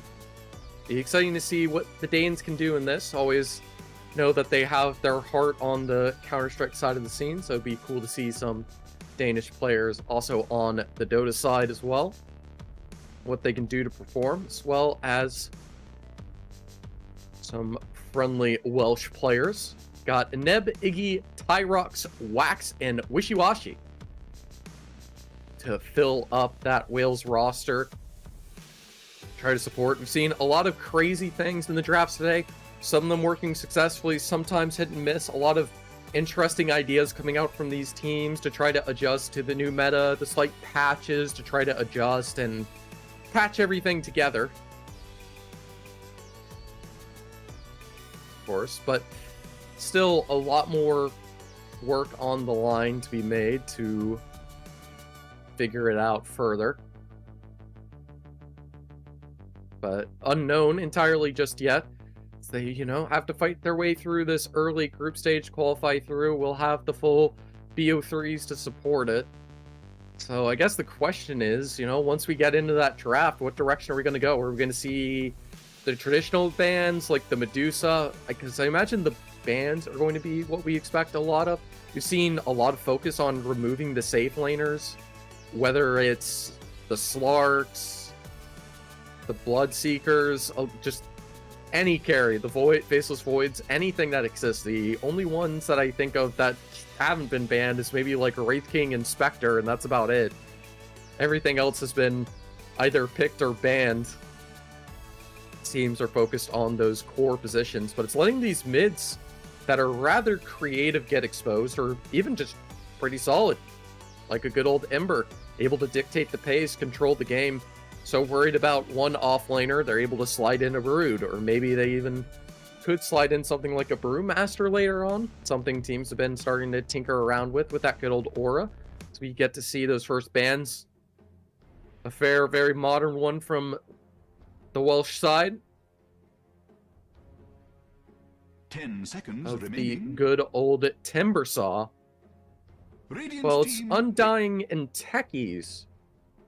Banished, two of the classic supports getting hard removed before they have their opportunity to be able to perform. So we'll leave a lot of the cores to be able to be picked up early. This is the Bat Riders also removed. The focus on Universal for Wales, while it's supports for Denmark. And Denmark's hoping for a little bit of disorganization, able to get some good warding and some pickoffs off of the Spirit Breaker. A nice, reliable way to have a level 1 stun that scales the whole way through. 10 seconds remaining. The Space Cow's rather toxic and can maintain that control remaining. all across the map. It's up to Team Wales to decide what they want to do as their next play to move forward. A classic response, the Clockwork. Cogs a way to either trap the Spirit Breaker or just simply stop the push from going in, whether it's the hook shot or those power cogs. Battery Assault, plenty of ways to get that aura stun and stop him from the charge in, or at least counter initiate and respond to the plays made by Denmark. Radiant And team ban. Wind Ranger at going your service. with the adjustment with the good old Dark Willow means that they'll have a proper way to adjust, as she has plenty of escape tools with Bedlam and ways to be able to pump out damage 10 early, seconds and remaining. supports well Dire team as a offlane combo with the Clockwork if they'd like, or can flex in that safe lane. So adds a little bit of unpredictability of exactly what's going to happen. Radiant Meanwhile, on the team other side, ban. maybe you can do something ballsy like safe lane with the Wind Ranger, but overall, you're probably going to be taking her mid as this universal healer hero, trying to get this early scaling. Unless you feel like it's not strong enough and you have to use it as a support. And now we're seeing a little bit more of the strength cores, the team fighters, the PL, and the Mars, 2 heroes good for just removing the mana and locking down the Wind Ranger. And interestingly enough, the Legion and the Doom removed by Wales. Maybe interest in trying to pick up an AM and don't want any lockdown or counter initiation to be able to take him out. Expecting Denmark might go for a bit of a Medusa, which is still also on the table as the Bloodseeker now gets removed. So this is 2 Diffusal Carriers taken out. So again, with the AM still floating, it's a bit odd. In a game of chicken, perhaps the Pango, removed by Wales, embracing removing these Diffusal Carriers. Even though Denmark likely have their mid already. Which is sort of the interesting detail in this situation to work with. 5 seconds remaining. How they want to handle going into this further. Time's limited. We'll have to burn a little bit of reserve going for this 3rd pick. Debating their next move. Ideally, you want to answer the Wind Ranger with this. Whether it's, say, like a Magnus would be a classic pick to go for here. Maybe the Beastmaster. Couple of good options.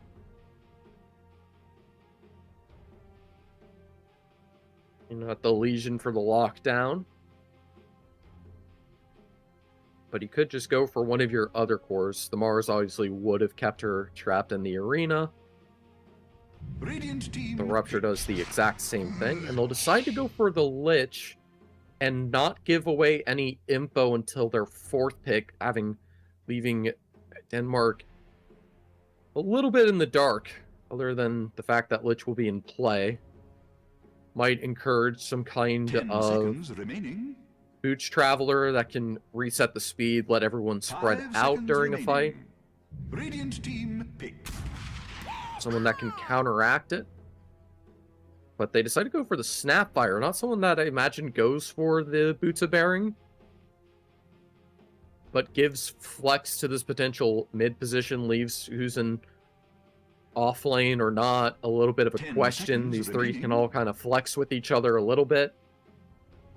5 So a seconds good way to remaining. not give any information just yet, but they have to go for their 4th pick to follow it, and this is going to set a lot of the situation in stone, except for the safe laner, I would imagine. Unless they want to keep that mid lane really unpredictable. Might be a bold move, and perhaps a little too bold of a move. They will burn down some excess to debate their options. And decide to take the Beastmaster for themselves, getting a bit of lockdown. Having that solid stun works well with the Spirit Breaker, the Wind Ranger. You have all these stuns and just disables to keep people in 10 place seconds while the remaining. Snapfire ulti goes off. So it's some good Radiant team fight team synergy. And you can flex these roles, and that's something I've wanted to see.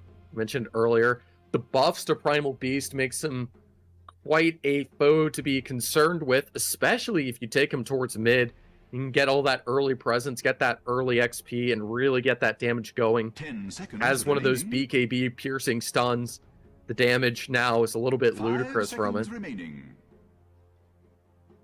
and is encouraged to just freely move around, can tank all these shots. They do have these stuns, but if he BKs Bees, Dire team ban. other than the Beastmaster, he's going to completely shrug it all off and freely stomp around as much as he requires.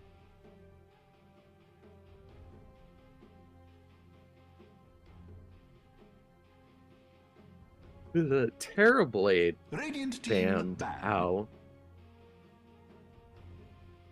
And an Ember, I mean, it has to be like a...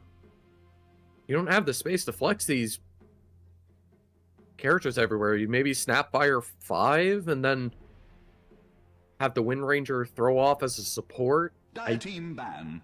I mean, there's the possibility they're going for a mid here, but I'd be severely surprised. And Naga would be decent against this lineup. This Spirit Breaker has a hard time clearing the illusions, and they'd have to dedicate multiple Radiant ults just team for it. pick. Yeah, and they're convinced they want to have a mid to finish, so they're going to ban the Quap as well. Guessing they're hoping for a safe lane Wind Ranger with Dire team 4 pick. Snapfire mid Beastmaster being universal. Maybe they just do something entirely different than that, because they brought an AA out as their last pick. So, question mark still in the air. We've seen some wild picks 10 today in seconds terms of remaining. laning, and I think this game's going to be no exception 5 in the seconds slightest remaining. as the AA's coming on now. Leaving Denmark in a completely unpredictable situation of exactly what they want to go with here. Good reliance on the strength heroes overall. The tankier ones, at least. A blast does stop anything, like maybe perhaps a Huskar that has the survivability can try to punish a Faceless Void in the bubble, perhaps. We still have a lot of heroes that can just ignore and take all this damage. Besides the Wind Ranger being forced to get a Diffusal, you can go for the Medusa, you can freely go for the Spectre. This feels potentially like a free game as long as you can win your lanes. Denmark certainly want to go for these early fights. So you need someone that's willing to do so, which wouldn't be the Spectre. The Medusa's able to put that on the table. And all the 3 juicy illusion cores, I'm pretty sure, were removed. The PL, the Terrorblade, Choose your and the hero. Naga. But of course there is the classic CK, which we don't see as often, but provides that same level of power, raw damage, able to team fight early. Although a lot of ways to be shackle shotted early, so a risky move, but potentially a strong one to try to counteract the AA blast with just raw sustain. Another good way is to have the Lifestealer infest as an escape. But I mean, if you fall, if you lose early on Lifestealer, it's almost impossible to get back into the game. So a lot more risky than maybe a traditional Chaos Knight. I think Primal Beast is the one I'm excited to see how exactly he'll be able to go and perform going into this first game.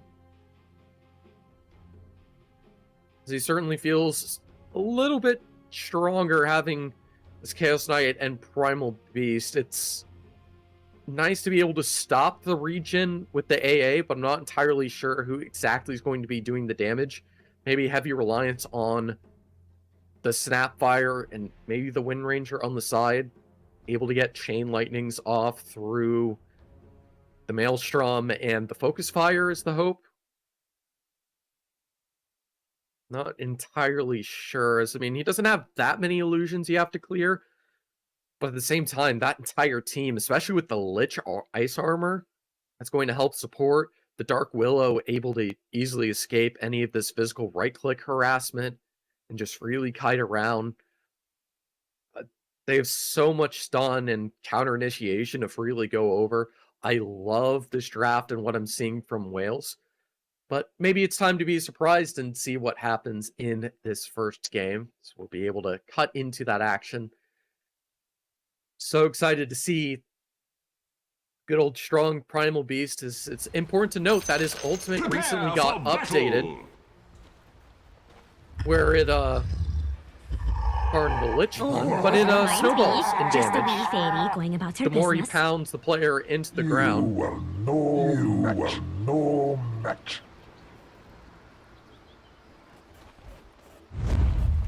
Increases by 70 per hit for the spell's duration.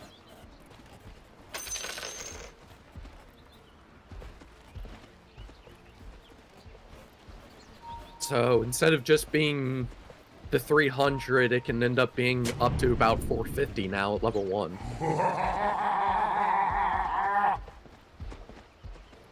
So a lot more harassment than it used to be, and considering you can double the pulverize duration later on.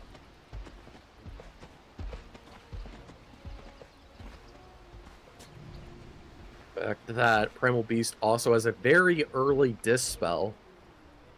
And I don't expect anyone to be going for silences on Team Denmark.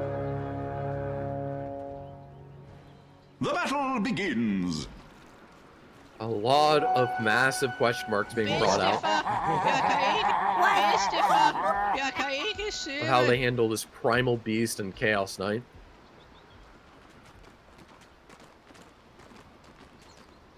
Definitely need to shoot to try to win early, maybe utilize the Snapfire with the Wind Ranger to burn towers.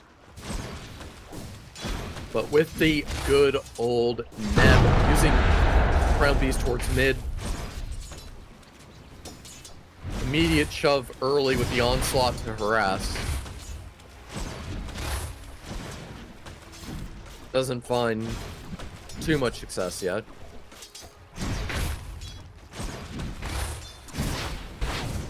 Generally will be harassed quite heavily on these early few levels. Even with the decent bit of strength, he's focusing on that bottle early to get that extra mana and sustain.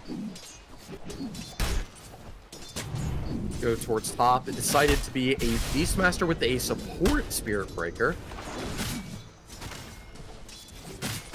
Just taking quite a bit of damage, not just from the Frost Blast, but having to melee the Sentry Wards, forcing the Lich to get plenty of free harassment off.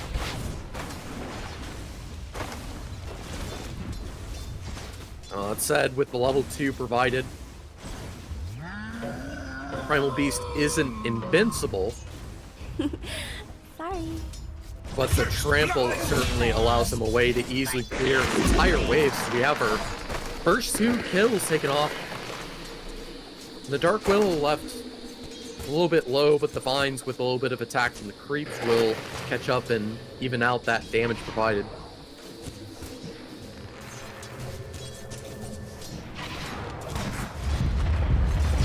To set up that clockwork early.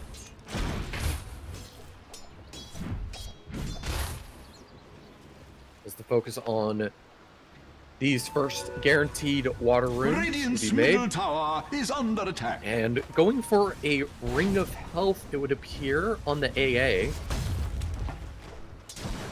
Wanting to go for the Meteor Hammer early. Looking to combo it with the Shard at the 15-minute mark, which gives that stun based on the Cold Blast duration. The Cold Feet duration for Ice Blast.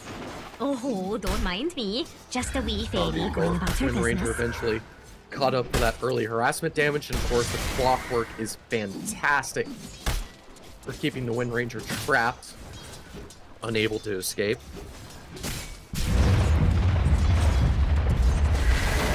You just have that uproar on top of it. See, the goal is to use that Cold Feet to force him to be punished for staying on top of the AA to get all that damage out. Trying to adjust to this Primal Beast.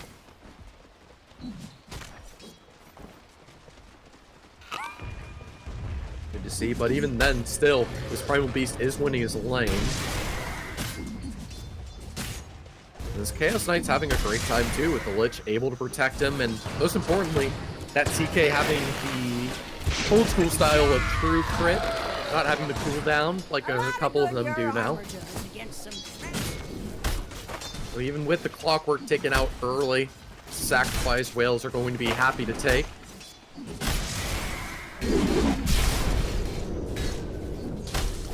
Just the whirling axes ignite from the Beastmaster. This CK can essentially freely jungle whatever he feels like, even at level 3. No problem whatsoever.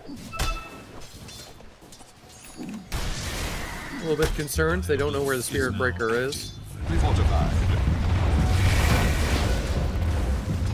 And the Primal Beast, now that he's gotten level 4, he's got a bit of damage into both of his spells. You can see he's beefy. He's tagged down close to his last quarter of health, but still has plenty to his name. But the XP advantage going a bit on the way of the AA, but on the side, the Snapfire is getting harassed down. Windranger able to get a bit of a response, but the Cookie shot away, almost making the stun. Now the Primal Beast doing his best to try to heal through and just chip down to AA. The Spirit Breaker there just in case to keep him alive. Side cam and everything slows down. AA able to get that key first kill. Can lean towards getting that AA blast and stopping the regen from coming in early. Does cost him all of his mana, but we'll have the Void Stone coming in momentarily. Be fine with that. Clockwork barely unable to connect the cogs. We'll have plenty of stun bash to help harass the Snapfire. And Ethan able to have the Lich to try to help support get a kill. The rotation doesn't come out from the Spirit Breaker because this Chaos Knight's going to have a free game. Oh, they line up together. It's a bit unfortunate, but unable to get a power shot off to fully punish off of it. And instead, the Lich armor comes through and the man advantage benefits them in play. Time running out to be able to get out of dodge, and Watch your step. he will also be taken out. But of course, that Chaos Knight being left alone, the Wind Ranger will rotate mid, from mid to the top lane to catch him out, to at least get some sort of response for the Danes.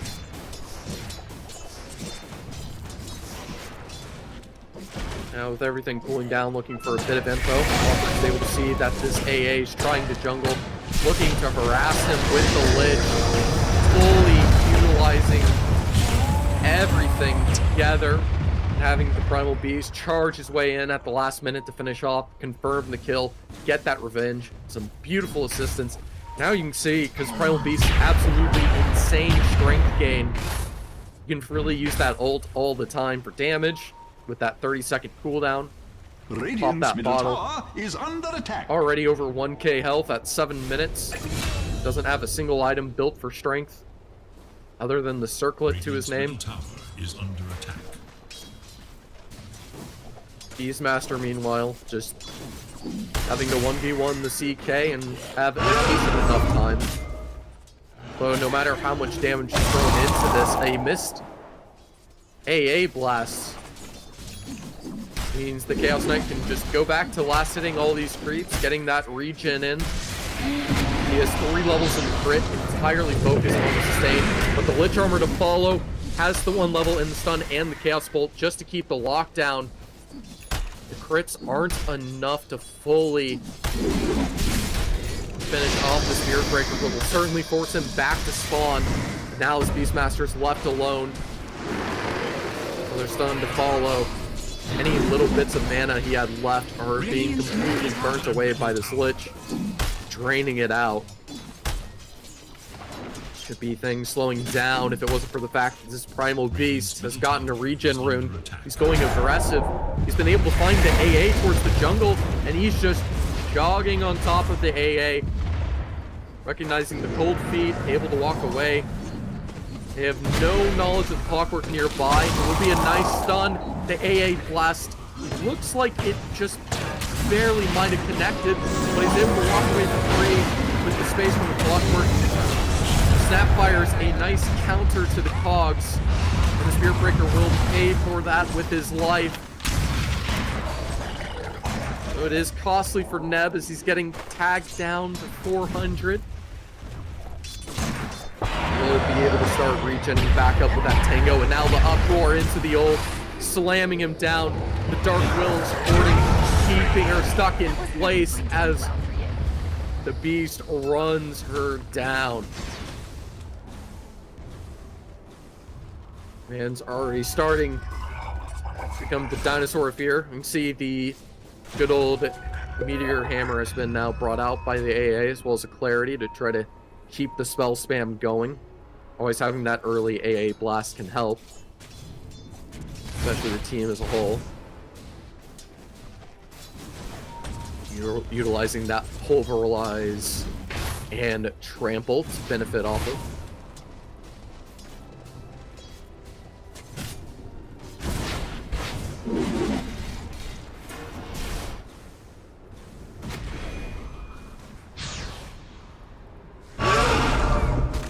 Damage being brought out. The Beastmaster Son able to catch the Lich out. He has no ult to even attempt to try to find any damage in response.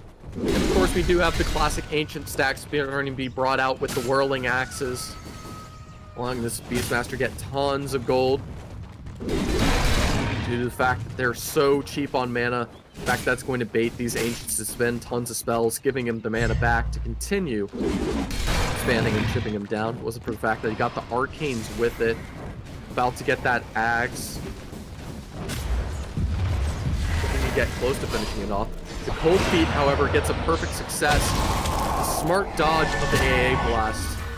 Able to call the bluff. There is a small catch, though, as the Lich has in fact been caught on the side. The Ice Armor will not be enough to save him.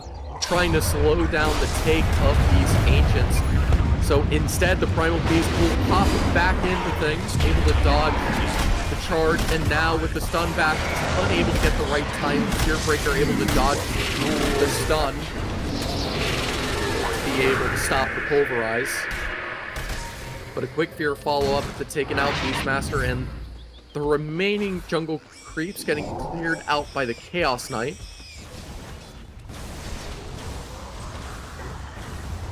Give something for Team Wales to work with.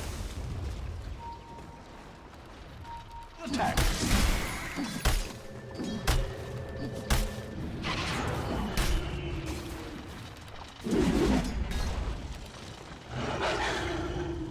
They reset, the pace slows down a little bit, and now the focus is on Wales' own triangle. They want to obtain some control of the safe lane of the Radiant side.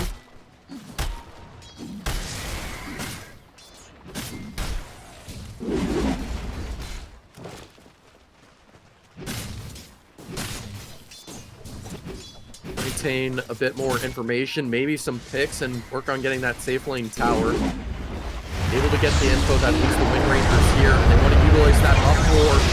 Able to use that charge to completely deny the Spirit Breaker, and the Lich follow-up delays that ult being able to get brought out. He will save the Wind Ranger with all that space he creates on the Spirit Breaker. A good play by play. No, the Snapfire is also here to support. Try to close the creep wave. That, of course, will cause a charge in from the Primal Beast as he wants to trample him some more. Charging in. Hunting for more. Using the good old tier 1 pogo stick. Getting a bit of info and eventually starting to pulverize that Snapfire. Of course, being slowed by the shotgun blast. Eventually taken out. The Wind Ranger doing her best to survive on the side as the AA gets taken out by the Clockwork, and the Chaos Knight making a beautiful combo. And of course, as much as the Wind Ranger can run, there's no escaping the beast. As he takes her out, Spirit Breaker is able to charge back in to at least keep this bottom lane defended for now. But it comes with a cost, as the Spirit Breaker is going to have to worry about the other beast that is able to charge in at any time.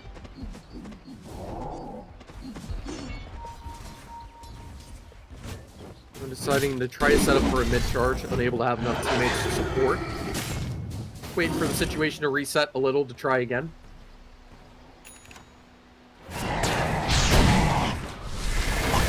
And able to isolate the Clockwork. That ice armor making him so tanky, but the blood grenade with the AA slow is so brutal, stopping him from escaping. So instead, he just power dodges to get taken out, and the AA flashes required simply to get the response onto one. This Primal Beast is too tanky. He doesn't care about the denial on regen. It's not enough. And the roots to disable, locking down this Wind Ranger in place. She can't get away. Don't even need the Primal Beast to help finish her off. And this beast is unstoppable. And don't forget, while all this is happening, this Chaos Knight's been chilling top and free farming to his heart's desires with no issue. Hasn't had to participate too much in the fights just yet.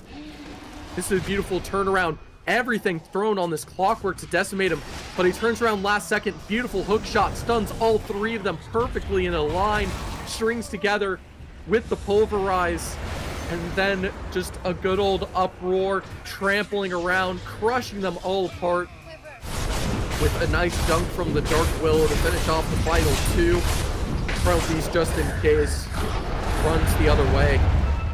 And now he continues his onslaught, charging in, looking for more. Sure, the Spirit Breaker will keep him stunned, disabled for a bit. It's enough that the ult actually goes on out from the cold feet. It does provide too much slow, getting a little bit too greedy with this early success and a bit of a punishment coming in. And now the Clockwork's next on the list as the Glitch and Dark Willow have gone down. It will be a 4K obtained by the Danes. Get a response back, but of course there's one player that's had no issues while everyone on Team Denmark's been doing this fighting, and that's the Chaos Knight, free farming meanwhile. It would be quite a concern, even with this nice pick-off onto the Primal Beast to try to slow him down a bit. The entire goal is the space creation, and it is working perfectly. Able to isolate and just keep this man farming. They're able to finally push the safe lane, find one, but that charge is not on the right one.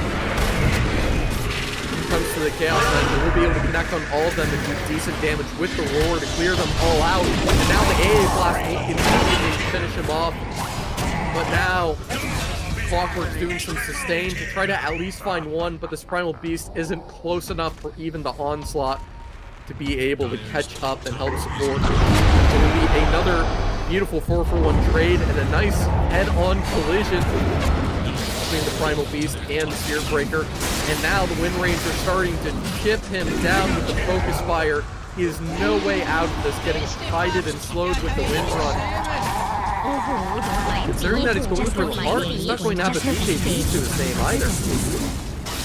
To be able to resist these move slows coming out from the Wind Ranger and the AA, and they might be able to start just kiting him instead. Had nice success early, but now it's starting to fall apart.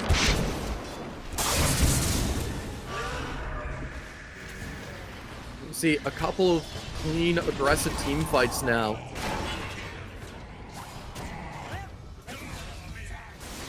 Able to find that necessary success.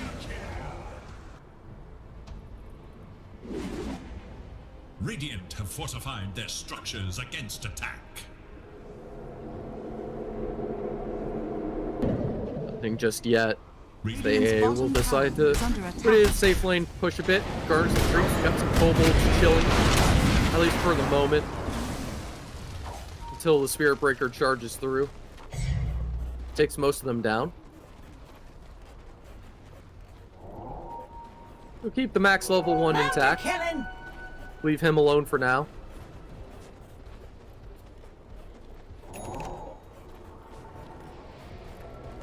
Understanding this is more likely to be farmed by Team Wales, if anyone.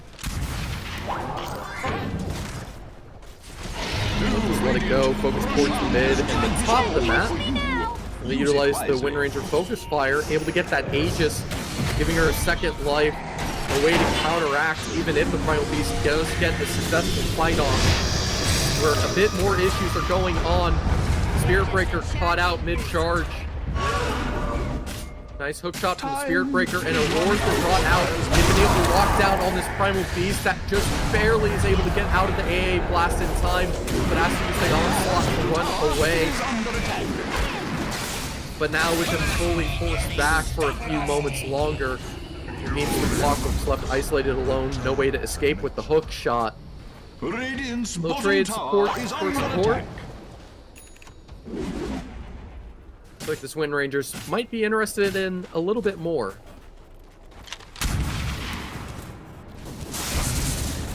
The Beastmaster has been reliable this patch, picked a lot. Dire's top tower is That's under attack. 50% with him being early picked in plenty of games. Dire's structures Spirit are Breaker fortified. Dire's able to top kite tower his way to is stay under alive, forcing the fortification out as they push this tier 2 tower.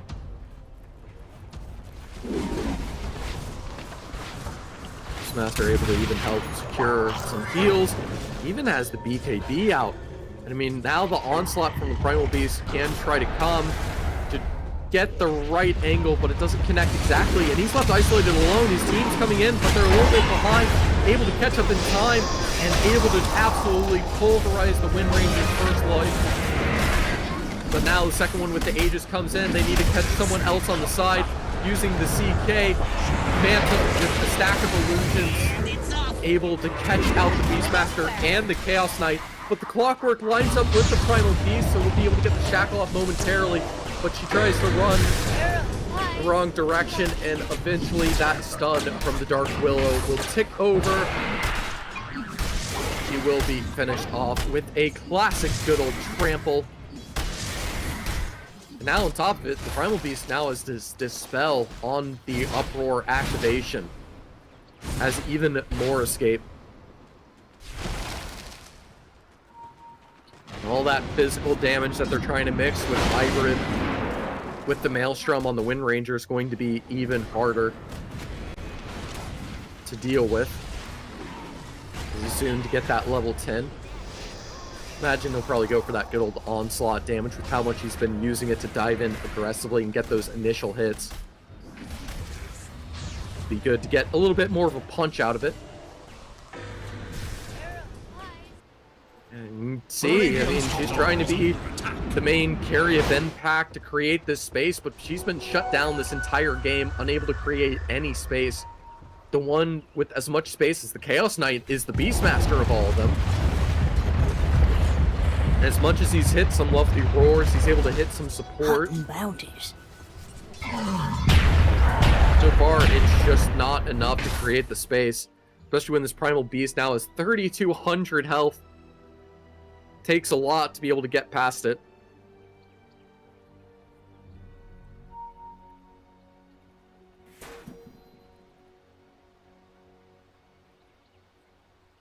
Looks like we have some technical issues. Saw some earlier today when there was a very late 60-minute Tinker versus Phantom Lancer match, which just kept crashing people's games every 30 seconds because there was too much being calculated. Too much damage going out with how the lasers are handled. It bouncing between every single nearby target. We have a Dark Willow going for, it looks like an axe, perhaps? It's a bit of an interesting move to see. Wanting to be able to go for that right click while in the Shadow Realm. An interesting idea. Perhaps give a way to help support bursting down these heroes because everyone except for the Beastmaster, I'd say, is pretty squishy on the Danish side. The Snapfire and Spirit Breaker in theory should be don't strong mind as me. well, Just a wee fairy going about her business. but their net worth is going to be on the lower side. They don't have that much farm to ideally work with here. Going to be a lot lower in levels.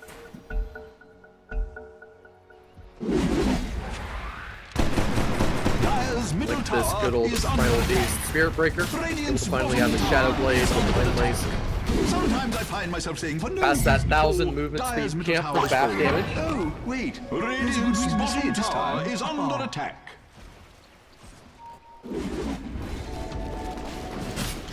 As more continues, it's going to be up to the CK with the direst elements Shatter Blast from good old Snapfire.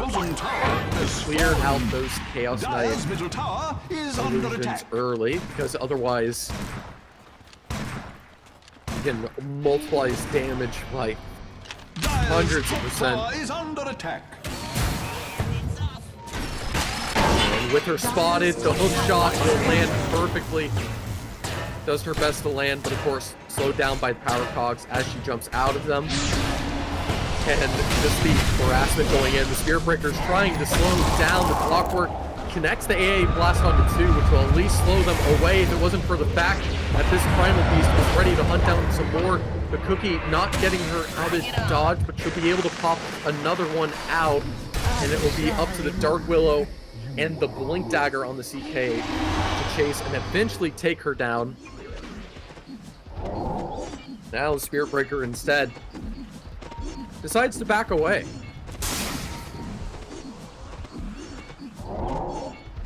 Trying to get a bit of a reset in, try to push out this top lane. Or decide to change his mind and just push back top, recognizing that this tower is about to be pulled in. Maybe trying to bait out the presence and fake and deciding to charge back. Or maybe go behind them. The fight is starting now. He has to start charging. He's got a long way to get there, and his AA has already been taken out. The Beastmaster barely gets Roar off before getting taken alive, but the blast goes off, so the Clockwork and Primal have been caught out. Dark Willow isn't able to get the damage out on the Wind Ranger in time, and the Snapfire gets the teleport to come back. Chaos Knight seems tanky enough to not have an issue keeping these illusions alive. Straight damage, but the Spirit Breaker able to keep him back, even with the Ice Armor and the AoE Ice Fire. Now the proper Snapfire ult can go out, get some more of that beefy damage in, and just completely hide this Chaos Knight and evaporate his armor. An amazing team fight. Team Denmark to get absolutely initiated on in a beautiful fashion and still be able to counteract it. The charge going in. Dark Willow's days are numbered. Last 2 3. Second stun coming out. And the Primal Beast will not be able to come in time to be able to save her. Will effectively be a team wipe over that entire fight. Now a DD for the Wind Ranger. Danes finding their way to recover this. Catch that AA out, being able to use the Focus Fire with the AA Blast. So that's all he's worried about. Understanding that he can't use the Chilling Touch. Can't really abuse that Ags, even though he does have it. To have that long attack range and to harass from a distance. That'll be his main goal still. But with the Primal Beast on the other team, that's very difficult to do. Don't have to worry about doing that, though. When your Wind Ranger can run around and focus fire and avoid the kiting. And this team on Team Denmark seems to start getting used to the plays Team Wales, trying to find those pickoffs, diving in aggressively with the uproar, the onslaught. It's just not enough to slow them down for now. They have to readdress their strategy. Everyone a few hundred gold short of buyback. They want to hold on to it. Of course, it's 26-minute mark. Still a bit early. WEC is not going to expect a buyback anytime soon. You can see Dark Will is going full right click now. Trying to embrace the bonus damage, going for the MKB to be able to ignore the kiting from the Wind Ranger. She's certainly going to go for the Ag soon enough. Wants to try to just compete with her at her own game, considering they're both universal, do similar things. In the sense of the roots, the stuns, all the lockdown. A nice force staff glitch to get out of dodge, and the response from Clockwork to follow almost traps Spear Breaker if it wasn't for the charge. It'll be the fear to save it. And the Chaos Knight now with his axe, causing a bit of every single hero, a bit of synergy, bringing out so much damage as he can micro the Dark Willow while bringing out his own secondary Primal Beast. Oh, the Chaos Knight will be AA blasted. It won't be enough to keep the Beastmaster alive, but at least get to the trade. And now with the Dark Willow getting mowed down by the Glepnir, no way to escape that.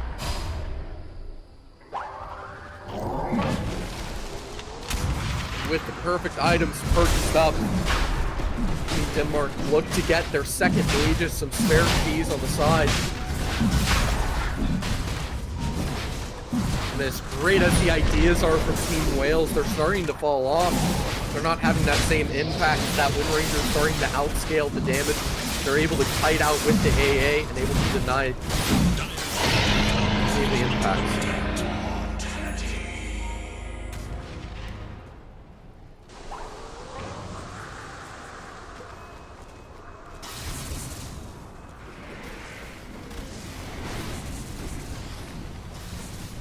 Trying to attempt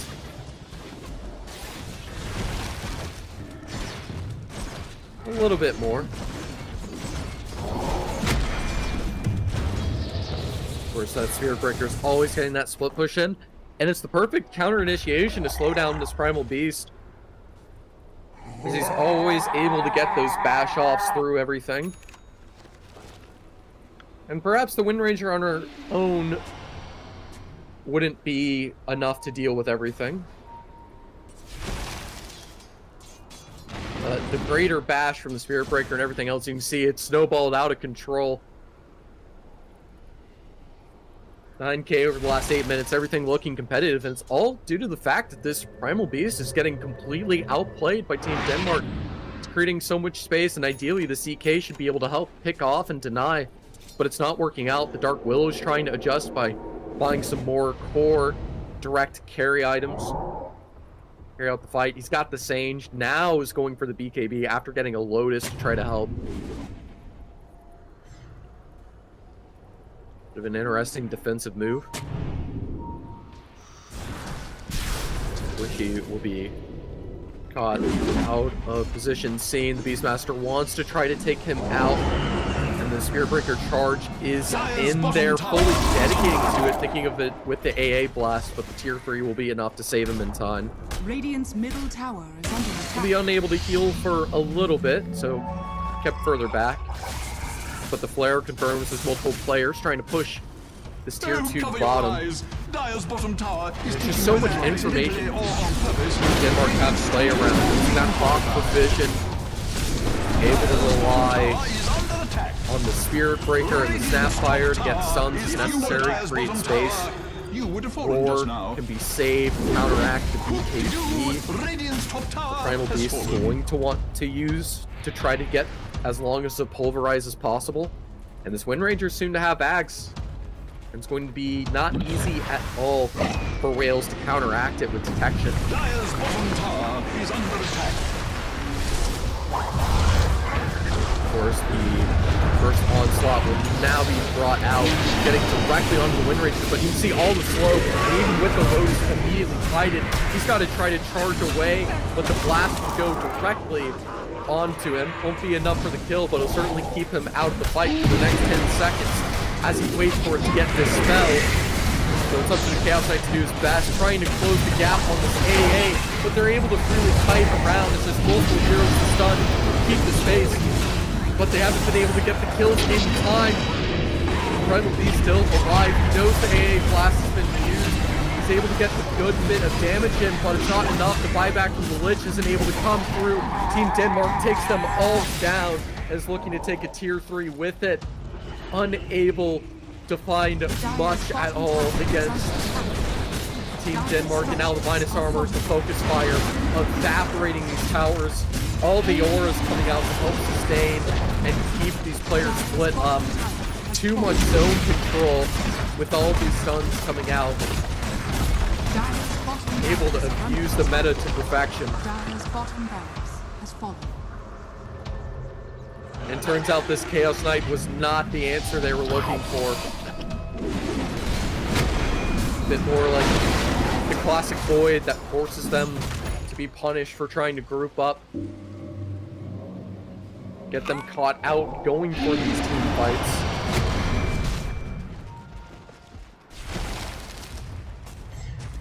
But instead, unable to find anything at all. The whole lane of racks lost. Next mid tower obtained. 22k. Problem is you're relying on these CK illusions to get all the damage through. But it's just unable to have that impact. And now with the Witchbane being brought out, it's going to be even more difficult for the Primal Beast to get magical damage out. As the Witchblade's bound to punish him further. And the Chaos Knight just not tanky enough. Should have the reduced incoming damage, I would hope, from the level 15 talent. Considering there's so many ways for them to clear the illusion, just try to give every bit of tankiness possible to hope. Every coin helps.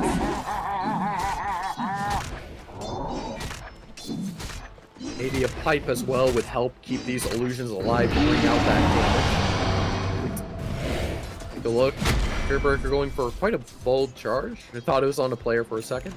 But if we double check that player list again, real quick, you can see that CK. He's able to get the Sange and Yasha. He does have his Axe and even the Titan Sliver. And he did go for that illusion talent. So he does have a decent bit of everything pieced together to try to help give this tankiness, but it's just not on the same level. And when you have the AA blast, that just brings out so much raw magical damage, especially with the cold feet nuke on top of it. It's so difficult to be able to find that damage. They're trying to solve it by having the Dark Willow provide, but she's still a few thousand gold away from that MKB.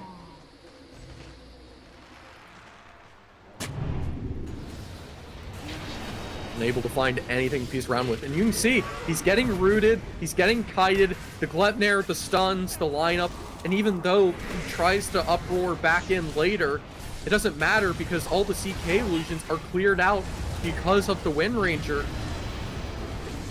That Gleipnir just being too strong, and by the time the Primal Beast is back in the fight after the AA blast, he's just getting chunked down by Chilling Touches, which isn't doing that much damage. But it's certainly keeping him slowed, keeping him in position so everyone else can freely kite around and keep him down. Well, the Dark Willow is doing what she can, but I don't think she's going to have a chance to finish this MKB. So they're able to force out the reinforcement to defend this next lane of Wrath. Spearbreaker happily charging in. Progression goes on to 2, and that's what, even though he doesn't get connected with the AA blast, the Spearbreaker will still be dead either way. He's not able to get off the floor and the BKB to start getting away. The Clockwork deleted by the AA. The Wind Ranger to help assist, take out the Chaos Knight. His Primal Beast can do what he can, but he has no way to fight a 1v5 like this. The Dark Willow, the last to remain, taken out. No buybacks for anyone on Wales.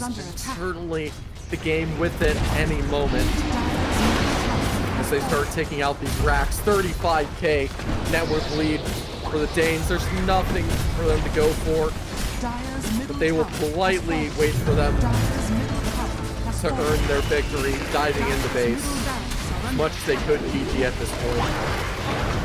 Dark will buy back out of desperation, trying to find a pick or anything to work with. You see, even the Lich ult just does nothing to these heroes. Hookshot missing. I don't think they even had a pipe on these guys. Just the Beastmaster sustain is enough without the assistance. And they completely outplay Wales even with the early growing pains of that Primal Beast, creating a lovely amount of space. It's just not enough to make it work. And the Wind Ranger still shows her dominance. The fact that you have the AA to work with it, and that you have these stunners like Spirit Breaker and Beastmaster. You have every single meta hero synergizing together perfectly, that you have these team fights that can completely kite these strength melee heroes of the Primal Beast and the good old CK. They can only get these snapshots of damage in, and CK just isn't really the man for the job, especially when there's so much AoE damage. You have to be able to stop them from attacking you or be able to sustain all the harass, and the only two that I can think of that can do that is maybe the Faceless Void, maybe the Medusa, and neither of those were on the team. So as much as I was excited to see the Primal Beast, and we saw why it's so great and successful, as it had a beautiful start, there wasn't that follow-up. I think mainly just due to the draft itself and just how much power was put on the side of Team Denmark to allow them to get that win. So a beautiful performance there from them for that game number 1.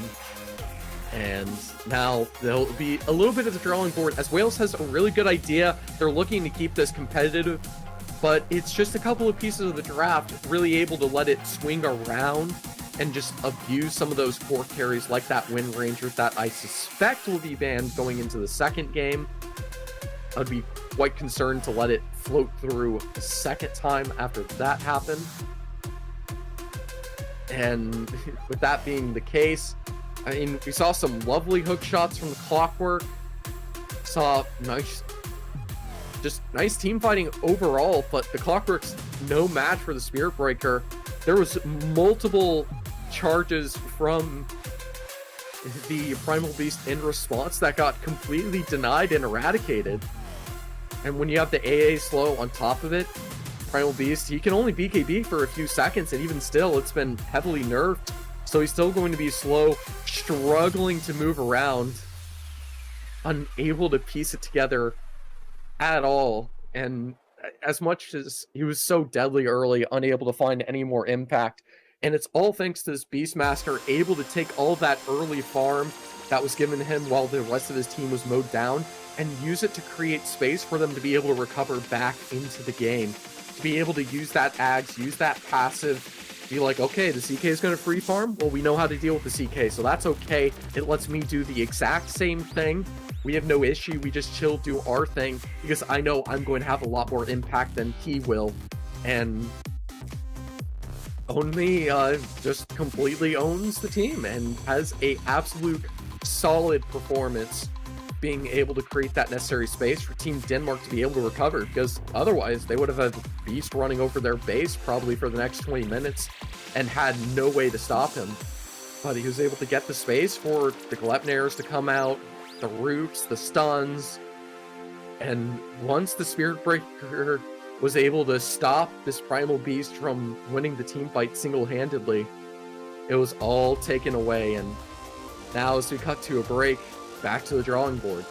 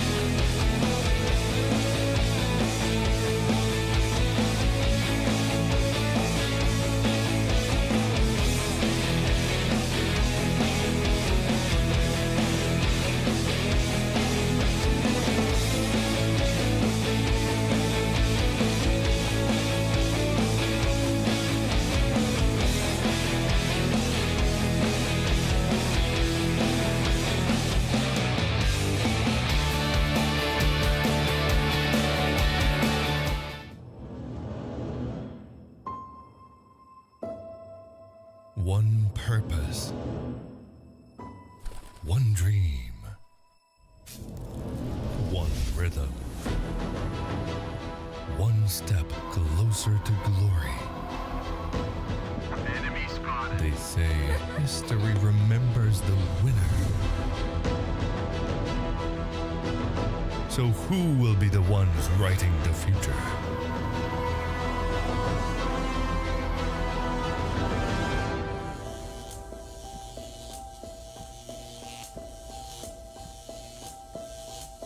The halls of power call for their kings. The ones who won't back down. The ones who believed.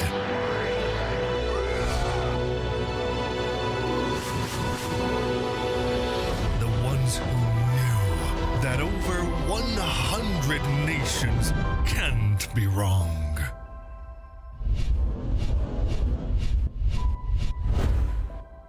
Join the fight between August 24th and September 3rd as Yash becomes the world's esports capital.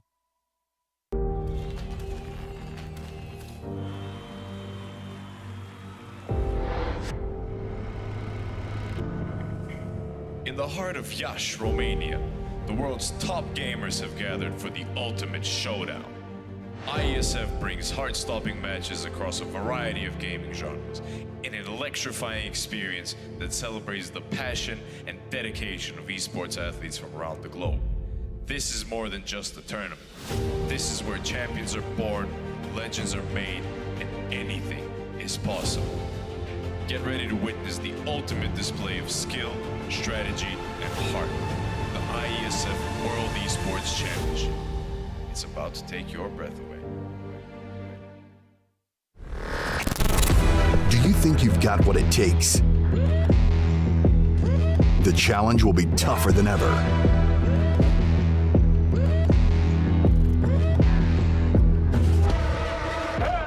In 2023, international esports has a new home.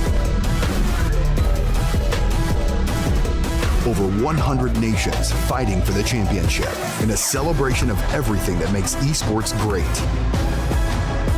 Who will rise up to the challenge? Who will be the world champion?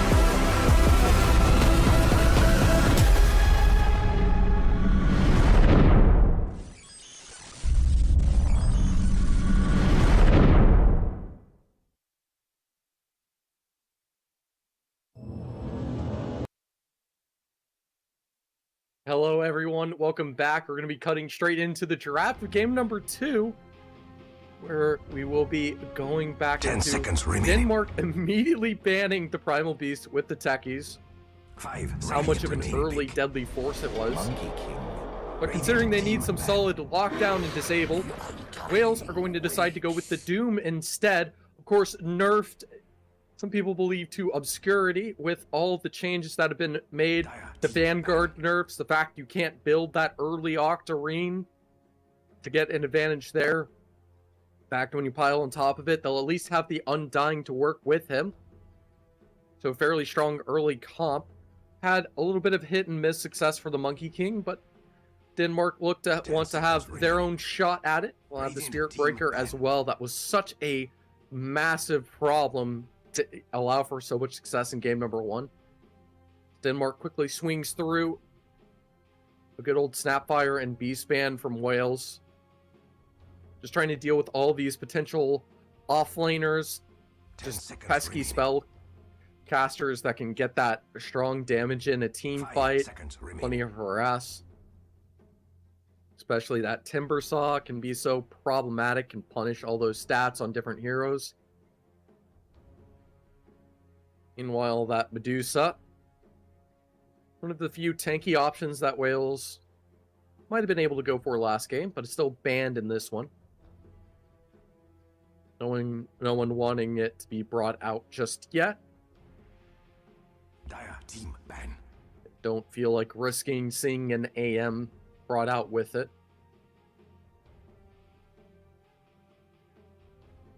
So a wise move to go for as we start to patiently slow things down. Now, of course, the Terrorblade also being removed. And now with the Slark taken out as well, this starts to look pretty good if you just wanted to go for a traditional AM, especially considering 5 seconds remaining. you know, even if they were anti-heroes, it'd be easy to burn their mana down, easy to keep them locked out, especially when you have the Doom to harass and just let you freely just wail away at them. You have the Doom go for the classic Ags instead. Get that AoE Doom, force them to spread apart. Couple of ways you can approach this, but with Denmark not deciding to try to first pick the Wind Ranger, they will go for that late ban to finish off that second phase of 3. 10 seconds remaining. Moving each other's 5 seconds remaining. highlight cores of success. How the previous match went, trying to put us into a different situation. Hopefully a better one coming on out. At least that's what Team Wales will hope for.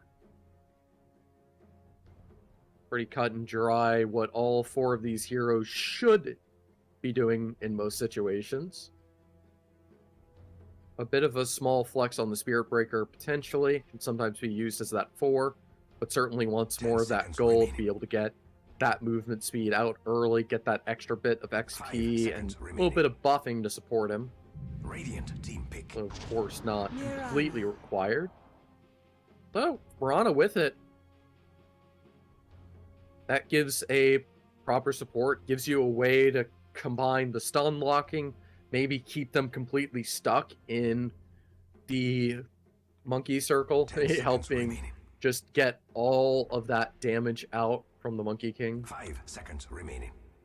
Just allowing that Wukong's command to just wail at everyone. Benefiting having plenty of themselves going on through. But with these bans, Wales do have to go for their first and second pick for this phase. First decide to go for the Bat Rider, likely to play with the Doom in this offline. Doom, not entirely sure how to feel about, especially with the nerfs to his gold gain. Devour getting some notable nerfs on top of all the Octarine build nerfs that have been happening to him. So Doom certainly getting crushed over. But Bat Rider, so you got these 2 heroes that can essentially combine for lockdown. Have the Bat Rider close in, secure someone for the Doom to land on afterwards. Thing is, the Bat Rider can constantly get these pickoffs to try to create space and delay, as that Doom will often be on cooldown, of course, so it's worth keeping that small little detail in mind. So they burn through most of their reserve now, just less than a minute left. Ticking on down, they need to go for another. Could just go save for their support. The Lich has been doing a decent job of having good impact. And wouldn't give much information to Wales, or from Wales to Denmark.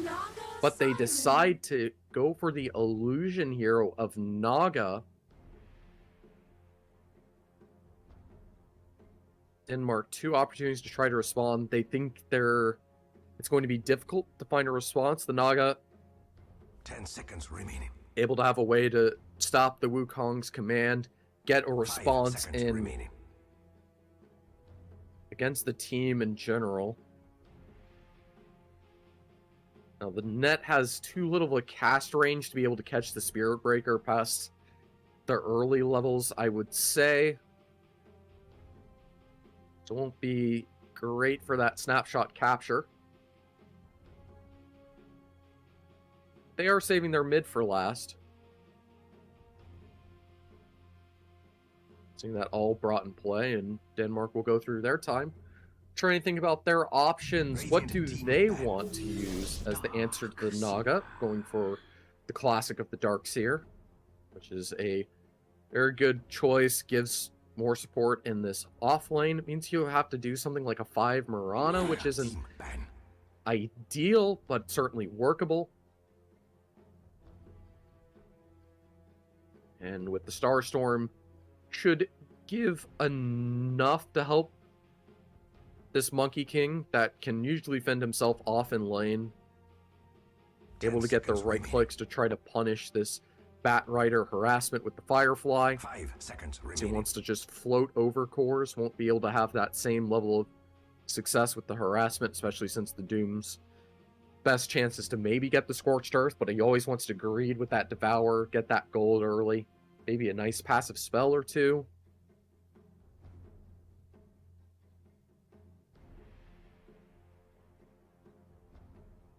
Now with the Quap removed, still have the Spirits in play, potentially, for mid. Radiant team ban. For the side of Wales, would be a good Timbersaw game if you had him available. Instead of being the first ban, of course. But thinking 10 about seconds remaining. debating about it, 5 seconds remaining. what is the big answer for the side of Wales to try to wrap this draft together? Trying to find a way to piece something, as Denmark are looking a little bit more solid at the moment, getting the puck banned out. Good way to counter-initiate, work with the Doom. Dire team ban. Traditional combo, works well with the Bat Rider and the Naga. And the most traditional would be the Disruptor, but you're not going to be seeing a mid Disruptor anytime soon. And I don't think they want to take the Bat 10 as a mid seconds laner. remaining. I think they genuinely want to have them more in this support 5 role seconds and just remaining. play greedy with the Doom. Go for the combat and those early damage levels Radiant in team lane. pick. And with the Storm Spirit taken out, getting very limited in the options here against the Monkey King. Void Spirit still potentially on the 10 table, seconds but remaining. has its dangers with all of its recent nerfs. Don't 5 know if it's seconds enough to remaining. completely make him useless or Dire team pick. just ends up making it more balanced, but they decide to go with the Ember. Another fair shot that does a similar thing. Has a decent route to try to lock down some of these evasive heroes like the Monkey King and the Darkseer. And wraps up the draft at the whole, 10 so seconds everyone remaining. on Wales can really whale down on anyone on Team 5 Denmark. seconds remaining. They have an answer to everything, I would say. The Darkseer Choose and your Monkey hero. King, all they need is a way to slow down all this running around from the Whale Heroes, trying to shut them out, and that's exactly what the Bloodseeker answers. And it works amazing with the Darkseer too, because you can add that surge. He gets ludicrous movement speed, can run as fast as the Spirit Breaker potentially at times, and just hunt anyone down as needed. This is a draft that's set up to be able to fight early, and isn't necessarily reliant on cooldowns the same way that Wales will be. They'll be able to divvy up their cooldowns with how many massive cooldowns they do have on this squad. But with Denmark mainly just having the Wukong's command and everything else comes up around every minute, they're going to be able to have free reign to do whatever they please, and these are some true, proper lane dominators. I think this is going to be insinuated by the fact that I would figure that the Bloodseekers possibly mid to go up against the Ember. Could be, in theory, the Monkey King as well. That's likely to be just the proper safe lane. We got Owned Me coming out. I mean, he was the highlight last game with the Beastmaster, and now he's bringing out the Darkseer against this team, which is rather terrifying as there is that Naga in play, the Undying, plenty of options available to get in that good old just raw damage in with the replicas in response. The movement slow on top of it. They just have so much stun and lockdown, denial to escape. So that Bloodseeker will force someone to be stuck in the Wukong's command later on. It's going to be Prepare for battle. difficult, I have a feeling, for Team Wales. As good as this first draft was. Jeg kan ikke svømme. A gift from the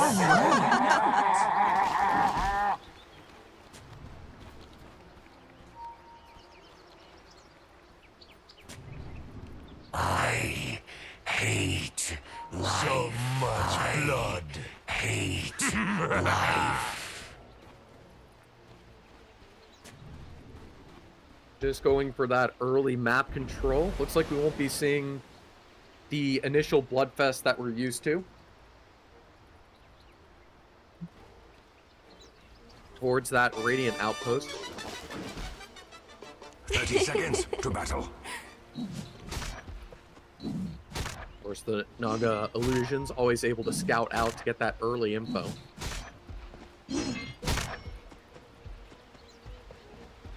The question really will be, how much can this Naga get done? The fact that she gets her illusions early,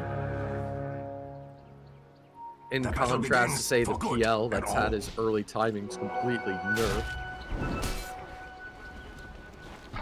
Able to obtain that early farm, get that harassment and survivability, and that tankiness that the Bloodseeker can't respond to. Nice crit from the Monkey King is the main thing that can provide any sort of response, I would say. Being able to get the crit with the stun. Of course, it is the Monkey mid against the Ember. Able to take that direct fight against him. Not worried about the shield. Just able to completely break him through it with the Jingu Mastery. So we split the other lanes. The Naga should have decent coverage early against Darkseer. As those next couple levels get in, it's going to become a little bit more difficult. Because that Ion Shell can really burn those illusions down before it finds success, even though the Mirana almost gets taken out. Able to get some emergency regen out to get away. Bloodrite still nice for zoning early, but just doesn't do the damage that it used to. Especially level 1. Players could start ignoring that, but it's really a question of how the Doom wants to handle his build, what exactly he's going to end up going for in that situation. Of how they want to handle this. See the Bat Rider trying to help control the pull with the creeps.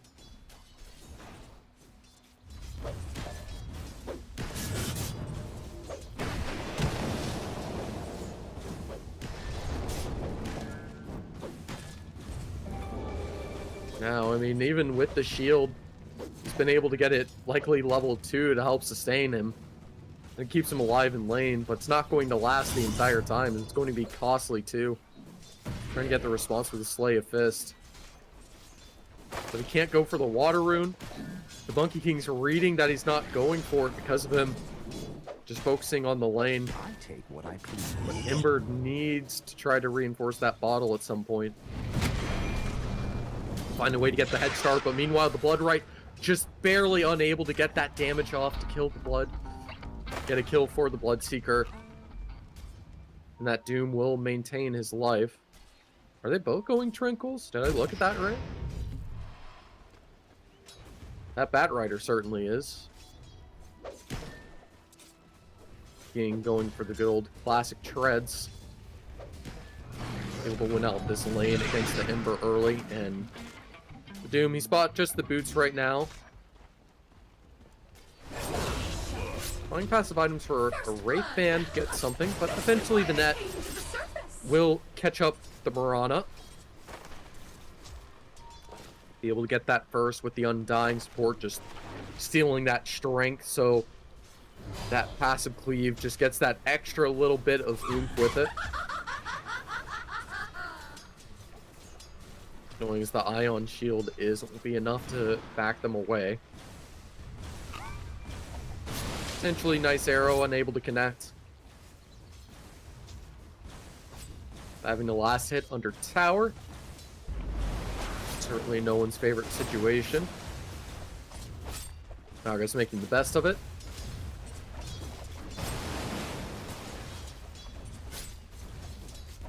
Darkseer wanting to hold on to his mana, not use that Ion Shell just yet. With Plague's Courier taken out, and give a little bit of extra gold. Shouldn't amount to much. You can see, even because the Blood Raid's level 1, Bloodseeker going for those Thirst levels early, wanting to have that flexibility and movement speed. He's able to completely capitalize and benefit as the Monkey King quickly gets a snapshot in on the Ember. Catches that opportunity to eventually take him down. Why the Monkey King's so deadly as a lane dominator that they decided to flex him to punish the Ember. Spirit Breaker has to run away, but that's okay because the Bloodseeker's just fine. And meanwhile, the Undying's been taken out. And the route isn't long enough. Quick trades. Spirit Breaker eventually gets taken out by the Doom. Able to use that Scorched Earth to help out a little bit. This is the real issue. The Jingu mastery on the Monkey King plus the Thirst on the Bloodseeker. Able to constantly get out so much lifesteal and damage. Sustain these lanes. You can see the Undying's trying to help him out. But it's such a strong start. That a response is yet to be made. Now the Spirit Breaker charge is coming on in, wanting to catch up to Bat Rider, willing to dive even under the tower. Dedicate Blood Right plus the slow of the Blood Grenade does enough to fully catch that pick. With one final bash, the Bat Rider is taken out, unable to have any success early. Now this Doom needs to be careful as he will be stuck in this Blood Right. Another Blood Grenade thrown with it. And he's just getting kited out of control. He will be able to get away, but is losing every single bit of health. So much Thirst movement speed. You can see this Doom's just going for the phase boots early. Doesn't want to go for that Vanguard that was previously gone for. And it could cost him as that pure damage is just too much. The Bat Rider is getting plenty of those stacks off of the good old sticky napalm. But even then, it's still just not doing enough on its own. Needs the Firefly to really bring in the damage. Sure, the 9 right clicks are nice, but he needs to be able to right click instead of running away. The Undying rotates to ensure the kill's found. And of course, this Ember can try to rotate mid with his ult. But quickly, he's trying to force Ember to back away, but instead will split stacks and with the creep wave split between them, forced to run away even further, waiting for him to get that Boundless Strike What you came for. to get that good bit of damage in.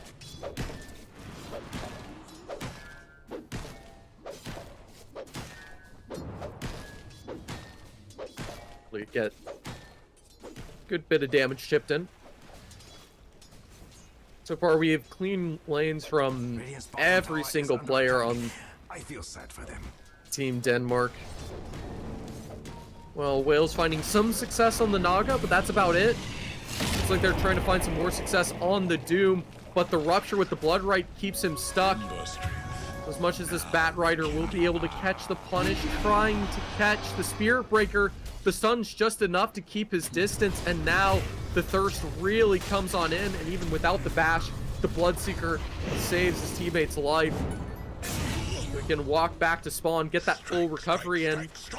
It's a nice pick, but it's just the support Mirana doesn't have that much gold to her name to go with.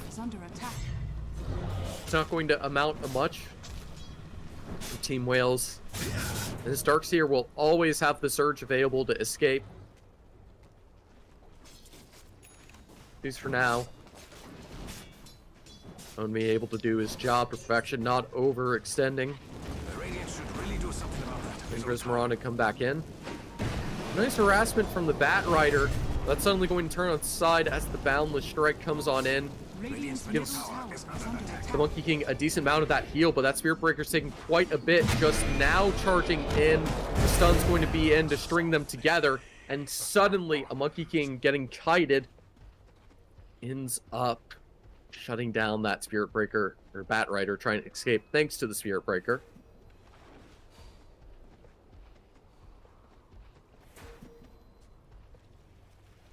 Now leaving it 10-4. This is a little bit more snowbally than the first. And with the Monkey King and the Bloodseeker, they do have nice answers for this Naga Siren. They don't have to worry too much about him, as they've been abusing these blood grenades. And Neb's potentially getting caught out once again. He does have the shield to keep him alive for a few moments, but the Darkseer's been able to get away in the trees. The charge comes through. He's going to be looking for 2. Doesn't have that level 6 just yet, but now able to obtain it. Immediately pops it on the Doom to try to slow him down. And able to take the gamble the right way. Hides in the Roche pit to safely get out of dodge alive. So that is another 2 key frags obtained by Team Denmark. Wales struggling to find a response. The Naga doing her best to farm in the jungle, and she's been getting hunted down by this Monkey King. But perhaps a little bit deep, a bit too soon, because the Doom, it's been rather quiet, gets his 6. Is able to ensure this Monkey King has no way of possible escape or assistance. But it does come with a catch. This Naga's left rather low. The Spirit Breaker considers going for the full charge. Will wisely decide to back away. After all, they have enough advantages as it is. Maelstrom tamed by the Bloodseeker. Tier 1 tower top as well. Now Zember could be quickly surrounded with the Monkey King right nearby, unable to connect the stun. But of course, with the hunt of the Monkey King having that potential, so Saber just barely dodging the Boundless Strike, but it doesn't matter. There's so many heroes, 4 of them surrounding him. He does everything to try to escape, but the Blood Grenade ensures that escape is impossible for them. Now they do isolate the Bloodseeker, but it's a Rupture off on the Naga. It'll be up to the Bat Rider to be able to use that ludicrous damage. Find the success to take him out. This Naga is just now getting her Yasha. Still be looking to get that Manta, the Heart. Likely a Scotty as well, with all the tankiness and regen from Team Denmark.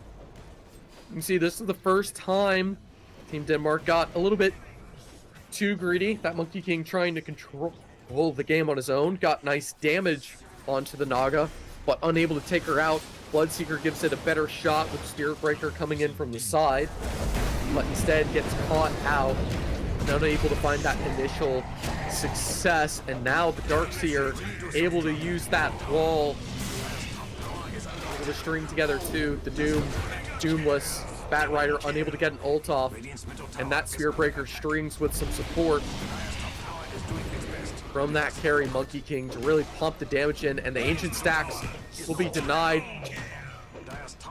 Good vision as the Monkey King's able to snipe out the Naga, allowing the Spirit Breaker to string in those charges to collect 3.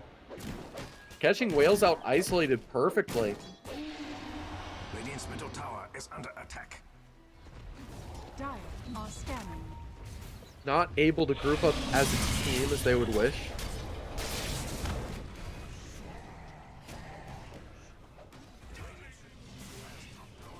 Still looking for a bit more success. We can see this 3rd kill. This is a massive one. This Naga, she's been trying to get her core items and farm so she can defend.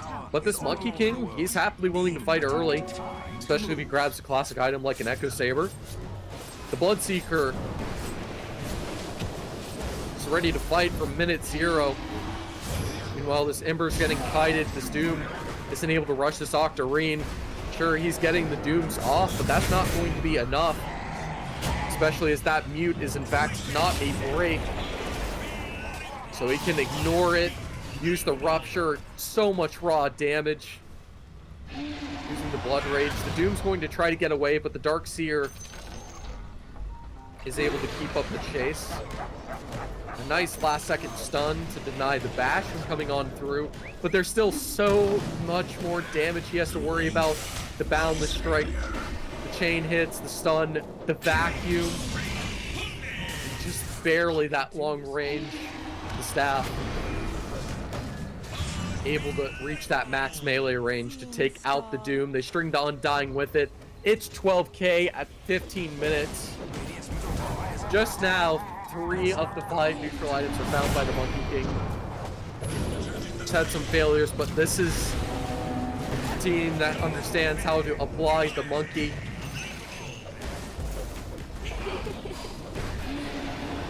And get down to business. So the Bat Rider is the next to go down. Chain everything together. No easy way for Team Denmark to push down these towers. One thing for Wales to be optimistic about. We have this Monkey King ready to hunt the Doom, the Spirit Breaker going into bash. There's nowhere safe to hide, nowhere safe to farm. This Monkey King's always trying to hunt down the Naga. So she can't find any space. And instead of having all these heroes that are supposed to catch pickoffs like the Doom, like the Bat Rider, that the Ember's supposed to assist with, instead it's Team Wales being the ones picked off, unable to get any spells as they have nothing to use defensively. So they're supposed to be going full aggressive, and they lost all their lanes early. Unable to have any momentum in their favor. The Ember, once again, getting taken out. A nice arrow this time, and so much slow and harass. Unable to escape. Now the Spirit Breaker's comboing for more. Will eventually get Flaming Lassoed, but the status resistance hard counters the Bat Rider with the Bulldoze. Eventually taken out. Won't amount to much as this Bloodseeker will easily solo the Undying Tombstone, get some good old bonus gold. And now, surprise, turns around as the Monkey King's now there to help out the Bloodseeker as they push this top tier 2. Going for lane aggression. At least the double root holding back the Monkey King and a quick Doom to follow. But the wall comes in, connecting onto 3. So now they can hunt down the rest. But the ult with the decay does massive damage from the Undying. Punishes them for getting a little bit too greedy, perhaps. What did you learn? The Spirit Breaker considers charging, but with the Ember going back to base, opportunity will not arise.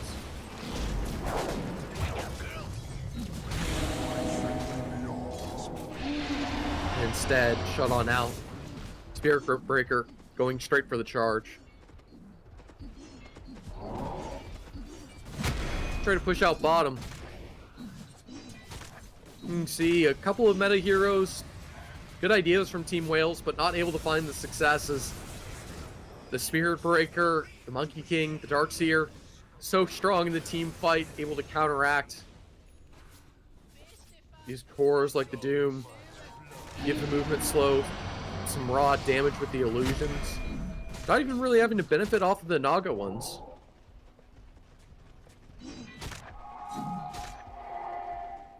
The Space Cow having the game of his life, considering that he should be playing a support. Still has all these core items. Going for that good old Octarine, of course.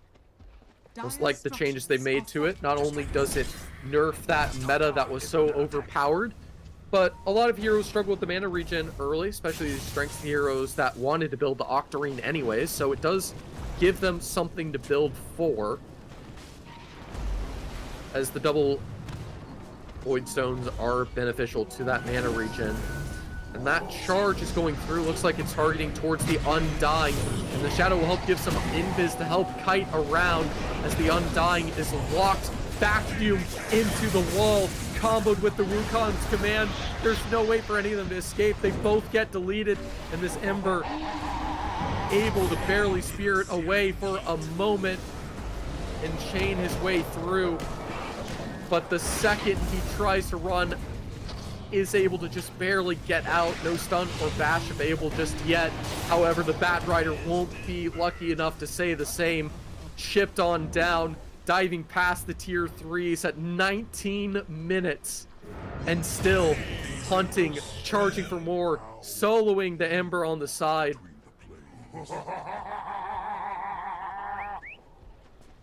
Ember, nothing to his name but a Maelstrom and a tier 2 neutral. Absolutely nothing for Team Wales as the Danes destroy them.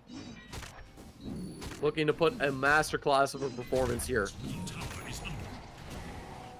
See this beautiful combo. Sets up the vacuum right into his wall and makes sure that that vacuum is in the already placed down Wukong's command. Sure, the Ember's able to get it away, but it doesn't amount to much. Because this Ember has no farm, he has nothing to work with. Another amazing vacuum. The Monkey King's continuing the killing spree, bashing down the Undying. The Bat Rider and Doom already ticking out. I mean, they could go for a Roshan at any time. Maybe go for a BKB to be able to ignore the Naga, able to teleport out. If they honestly even care for that, or if they want to just go for end. Bill's doing everything they can to delay.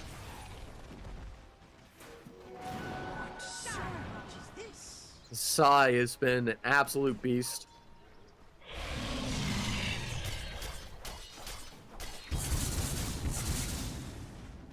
Now the Monkey King can be a lane dominator, but this is another level of success.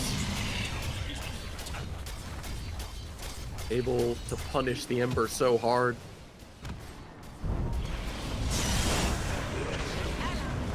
Welsh just unable to win a lane to save their life, even with a good hook, a Doom to follow.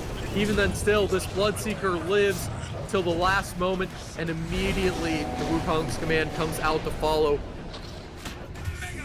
As TZ doing his best to escape, but the Harpoon able to secure the kill at the cost of finishing the commands. And the Spirit Breaker comes in to get that duo combo that's been so deadly this entire match.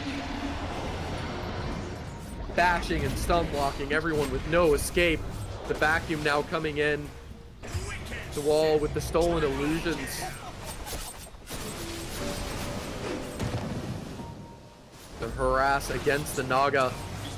The Monkey King looking to hunt her down. A nice invis play to be able to escape. Doesn't look like it was from a Trickster cloak. Double check exactly. She might have maybe have built a Shadow Blade. See that? Blitz Knuckles. If you're building a Shadow Blade on Naga, you are in a rough situation. Shadow Blade is a big tool. You see the Good old Monkey King, but he's able to get the lifesteal with the Boundless Strike onto 3. Able to dodge the tree stun. The Doom will be able to teleport away, but he has no Doom to try to punish the team fight. Their only ultimate they have available to their name is from Bat Rider Lasso.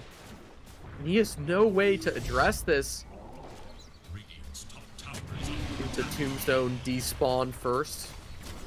I don't think Team Denmark's in any shortage of gold, having this 20k net worth lead. Snaga's losing out gold to the Darkseer.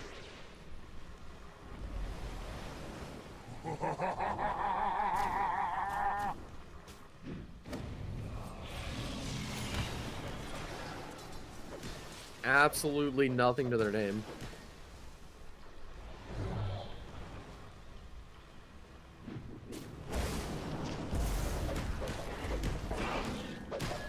Monkey King's willing to just keep on farming with no issue. I mean, you can see just the constant bashes charging on in. Can go for an ult hit on the next immediately. And they have to spend multiple ults. The Flaming Lasso bathing the Bloodseeker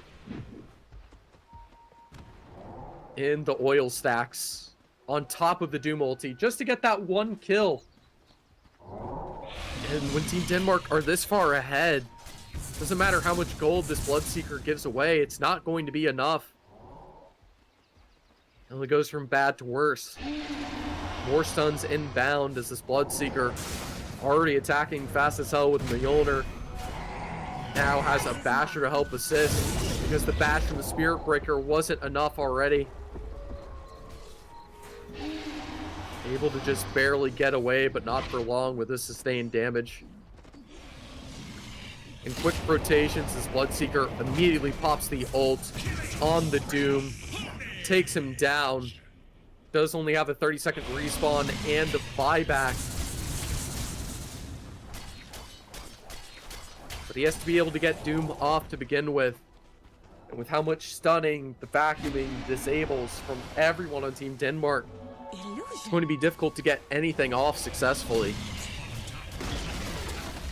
They're taking quite a bit to finish off clearing these tier 2 towers and to push forward.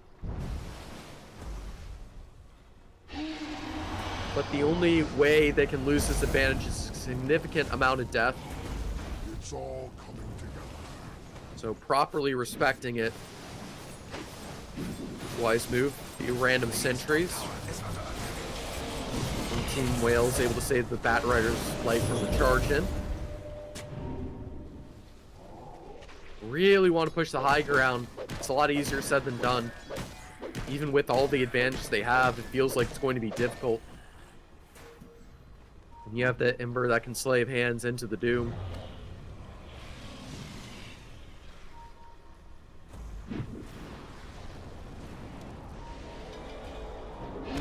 Hard to get that necessary info. Decide to cut the creeps instead. Starting to dedicate towards this fight. The Monkey King start harassing in. Able to get the vacuum off to connect onto the Doom and the Undying. But a Lasso in response catches the Murata. A quick Yule Scepter gets her away momentarily, but her team decides to back off. Unable to support. Instead, going for a bit of vision bottom. And immediate catch. Rupture onto the Naga. Having to ult immediately. Just to barely get away with her life. The Rupture doing enough to almost burn her entirely. From her own wounds. Now they go wanting to attack the next tower. And instead decide to surrender it all up. And have the Spirit Breaker harass the Ember, trying to force him away. He'll still decide to push top. Not seeing any additional pressure with it at the moment.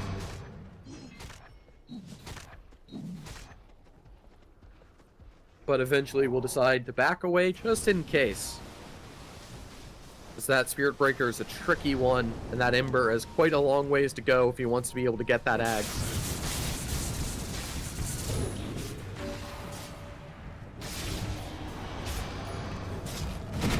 Likewise, speaking of Axe, they can do a lot of separation using the Darkseer. to help Kite, and this Ember unable to get out in time, and now the Undying's been caught out, isolated as well. The Harpoon just able to finish it off, and this Diffusal's been upgraded properly as well. Just going for the raw stats, even though he's on the Agi carry. Not worried about it in the slightest. Just going for this raw damage with the Disperser, and no one can run away as the Rupture lands on the Doom. This Bat Rider's trying to fly away, ticking out. Double buybacks. The Doom is available, but comes out too late. The Wukong's command's already out. The Monkey King will just right-click his way through the entire Radiant squad. Team Wales just the Ember left alive. So the Naga also gets taken down. Tier 3 removed. Barrack soon to follow. Vision into control of Denmark, as well as the series soon to end as they get taken on out. Ready to maybe even dive further just to get that Ember out of here, trying to force the GG to be called, as that's a dieback on him, and they will force it. Just under 30 minutes, over 31k in net worth value, a clean, dominant second game from Denmark, able to step up after that first. An amazing performance all around. Team Denmark able to capitalize off that Spirit Breaker, not needing that same performance we've seen with the Wind Ranger and a couple of the other cores they relied on initially. Instead, showing what that Monkey King can do, benefiting with that lane dominance in mid to be able to destroy Ember, get that early advantage, and then spread it across the map with the Spirit Breaker on top of it to completely demolish everyone on pace. On the side, this Naga was never able to get the farm required, has no way to catch up, and when you have the Darkseer with the Spirit Breaker, you always have so much movement speed.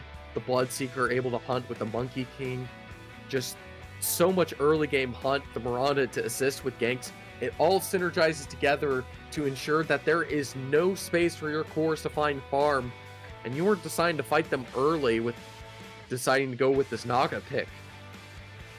So if you can't find the farm to get those illusions to get tanky enough, the Boundless Strike's going to easily clear them out with all that multiplicative damage to shut them down. But there's so many MVPs to talk about, but the one we're going to give it to with those amazing stats to help support it with the evidence is, of course, play with that Spirit Breaker. Was a highlight of the first game as well, but just didn't do enough to create the net worth and space as his teammate did, of course, with the good old Beastmaster. This time, Beastmaster not required. The Spirit Breaker enough to have that impact, constantly get those stuns, get that lockdown, and even though most of these heroes able to have escape, he looked like a position 3, even though he was playing 4, wasn't able to get that many last hits, able to counter the Bat Rider with that Bulldoze, able to abuse that status resist, that hard counter so many of these hard debuffers and dispellers that normally would be able to shut down such a hero. Trying to do the best they can to find that success, and it just doesn't pan out. It was a very competitive game 1 until later on, but as we look at our leaderboards to cover, we do have a clean coverage, it would appear. These matches, as everything's possibly updated. Sweden's been able to get a clean 2-0 start in Group D. Hungary 1-0 lead on Group B. Meanwhile, France, the flawless 1-0 in Group A, and Group C, the Czech Republic, with 2-0 in their games. Having no issue getting all of those required wins.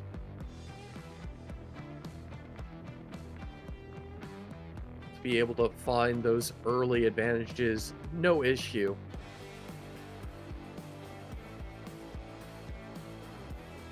So some surprisingly stompy games, some games a little bit closer to others. The draft swinging back and forth a lot of mid-game swinging around, which usually isn't the case. This patch has been pretty bad for that, so we're starting to see a return to normalcy where the comebacks are possible. Good drafts can be rewarded and allow for the comebacks to be made if the draft allows for it. And that'll be all for us today, though, of course. We will have more matches for you tomorrow and in the future to cover. We continue with these qualifiers for the tournament, but we'll see you guys then.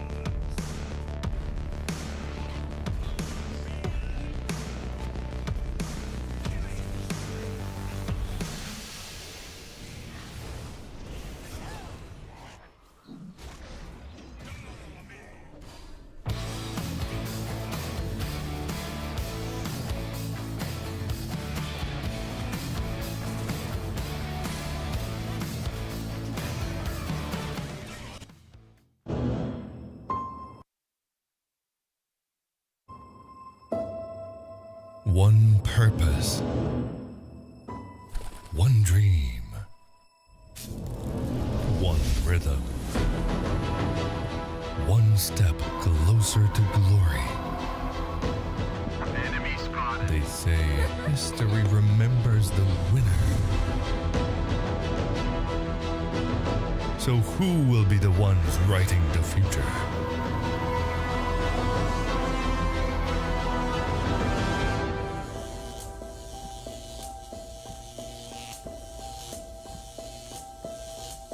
The halls of power call for their kings. The ones who won't back down. The ones who believed.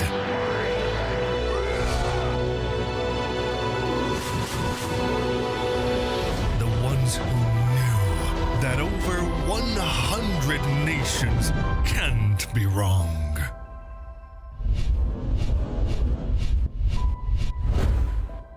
Join the fight between August 24th and September 3rd as Yash becomes the world's esports capital.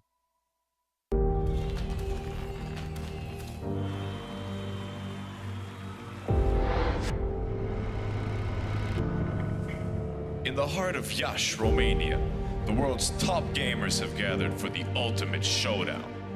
IESF brings heart-stopping matches across a variety of gaming genres in an electrifying experience that celebrates the passion and dedication of esports athletes from around the globe. This is more than just a tournament. This is where champions are born, legends are made, and anything is possible. Get ready to witness the ultimate display of skill, strategy, and heart. The IESF World Esports Championship. It's about to take your breath away. Do you think you've got what it takes? The challenge will be tougher than ever.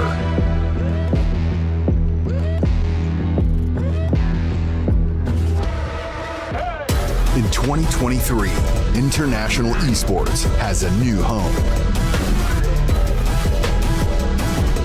Over 100 nations fighting for the championship in a celebration of everything that makes esports great. Who will rise up to the challenge? Who will be the world champion?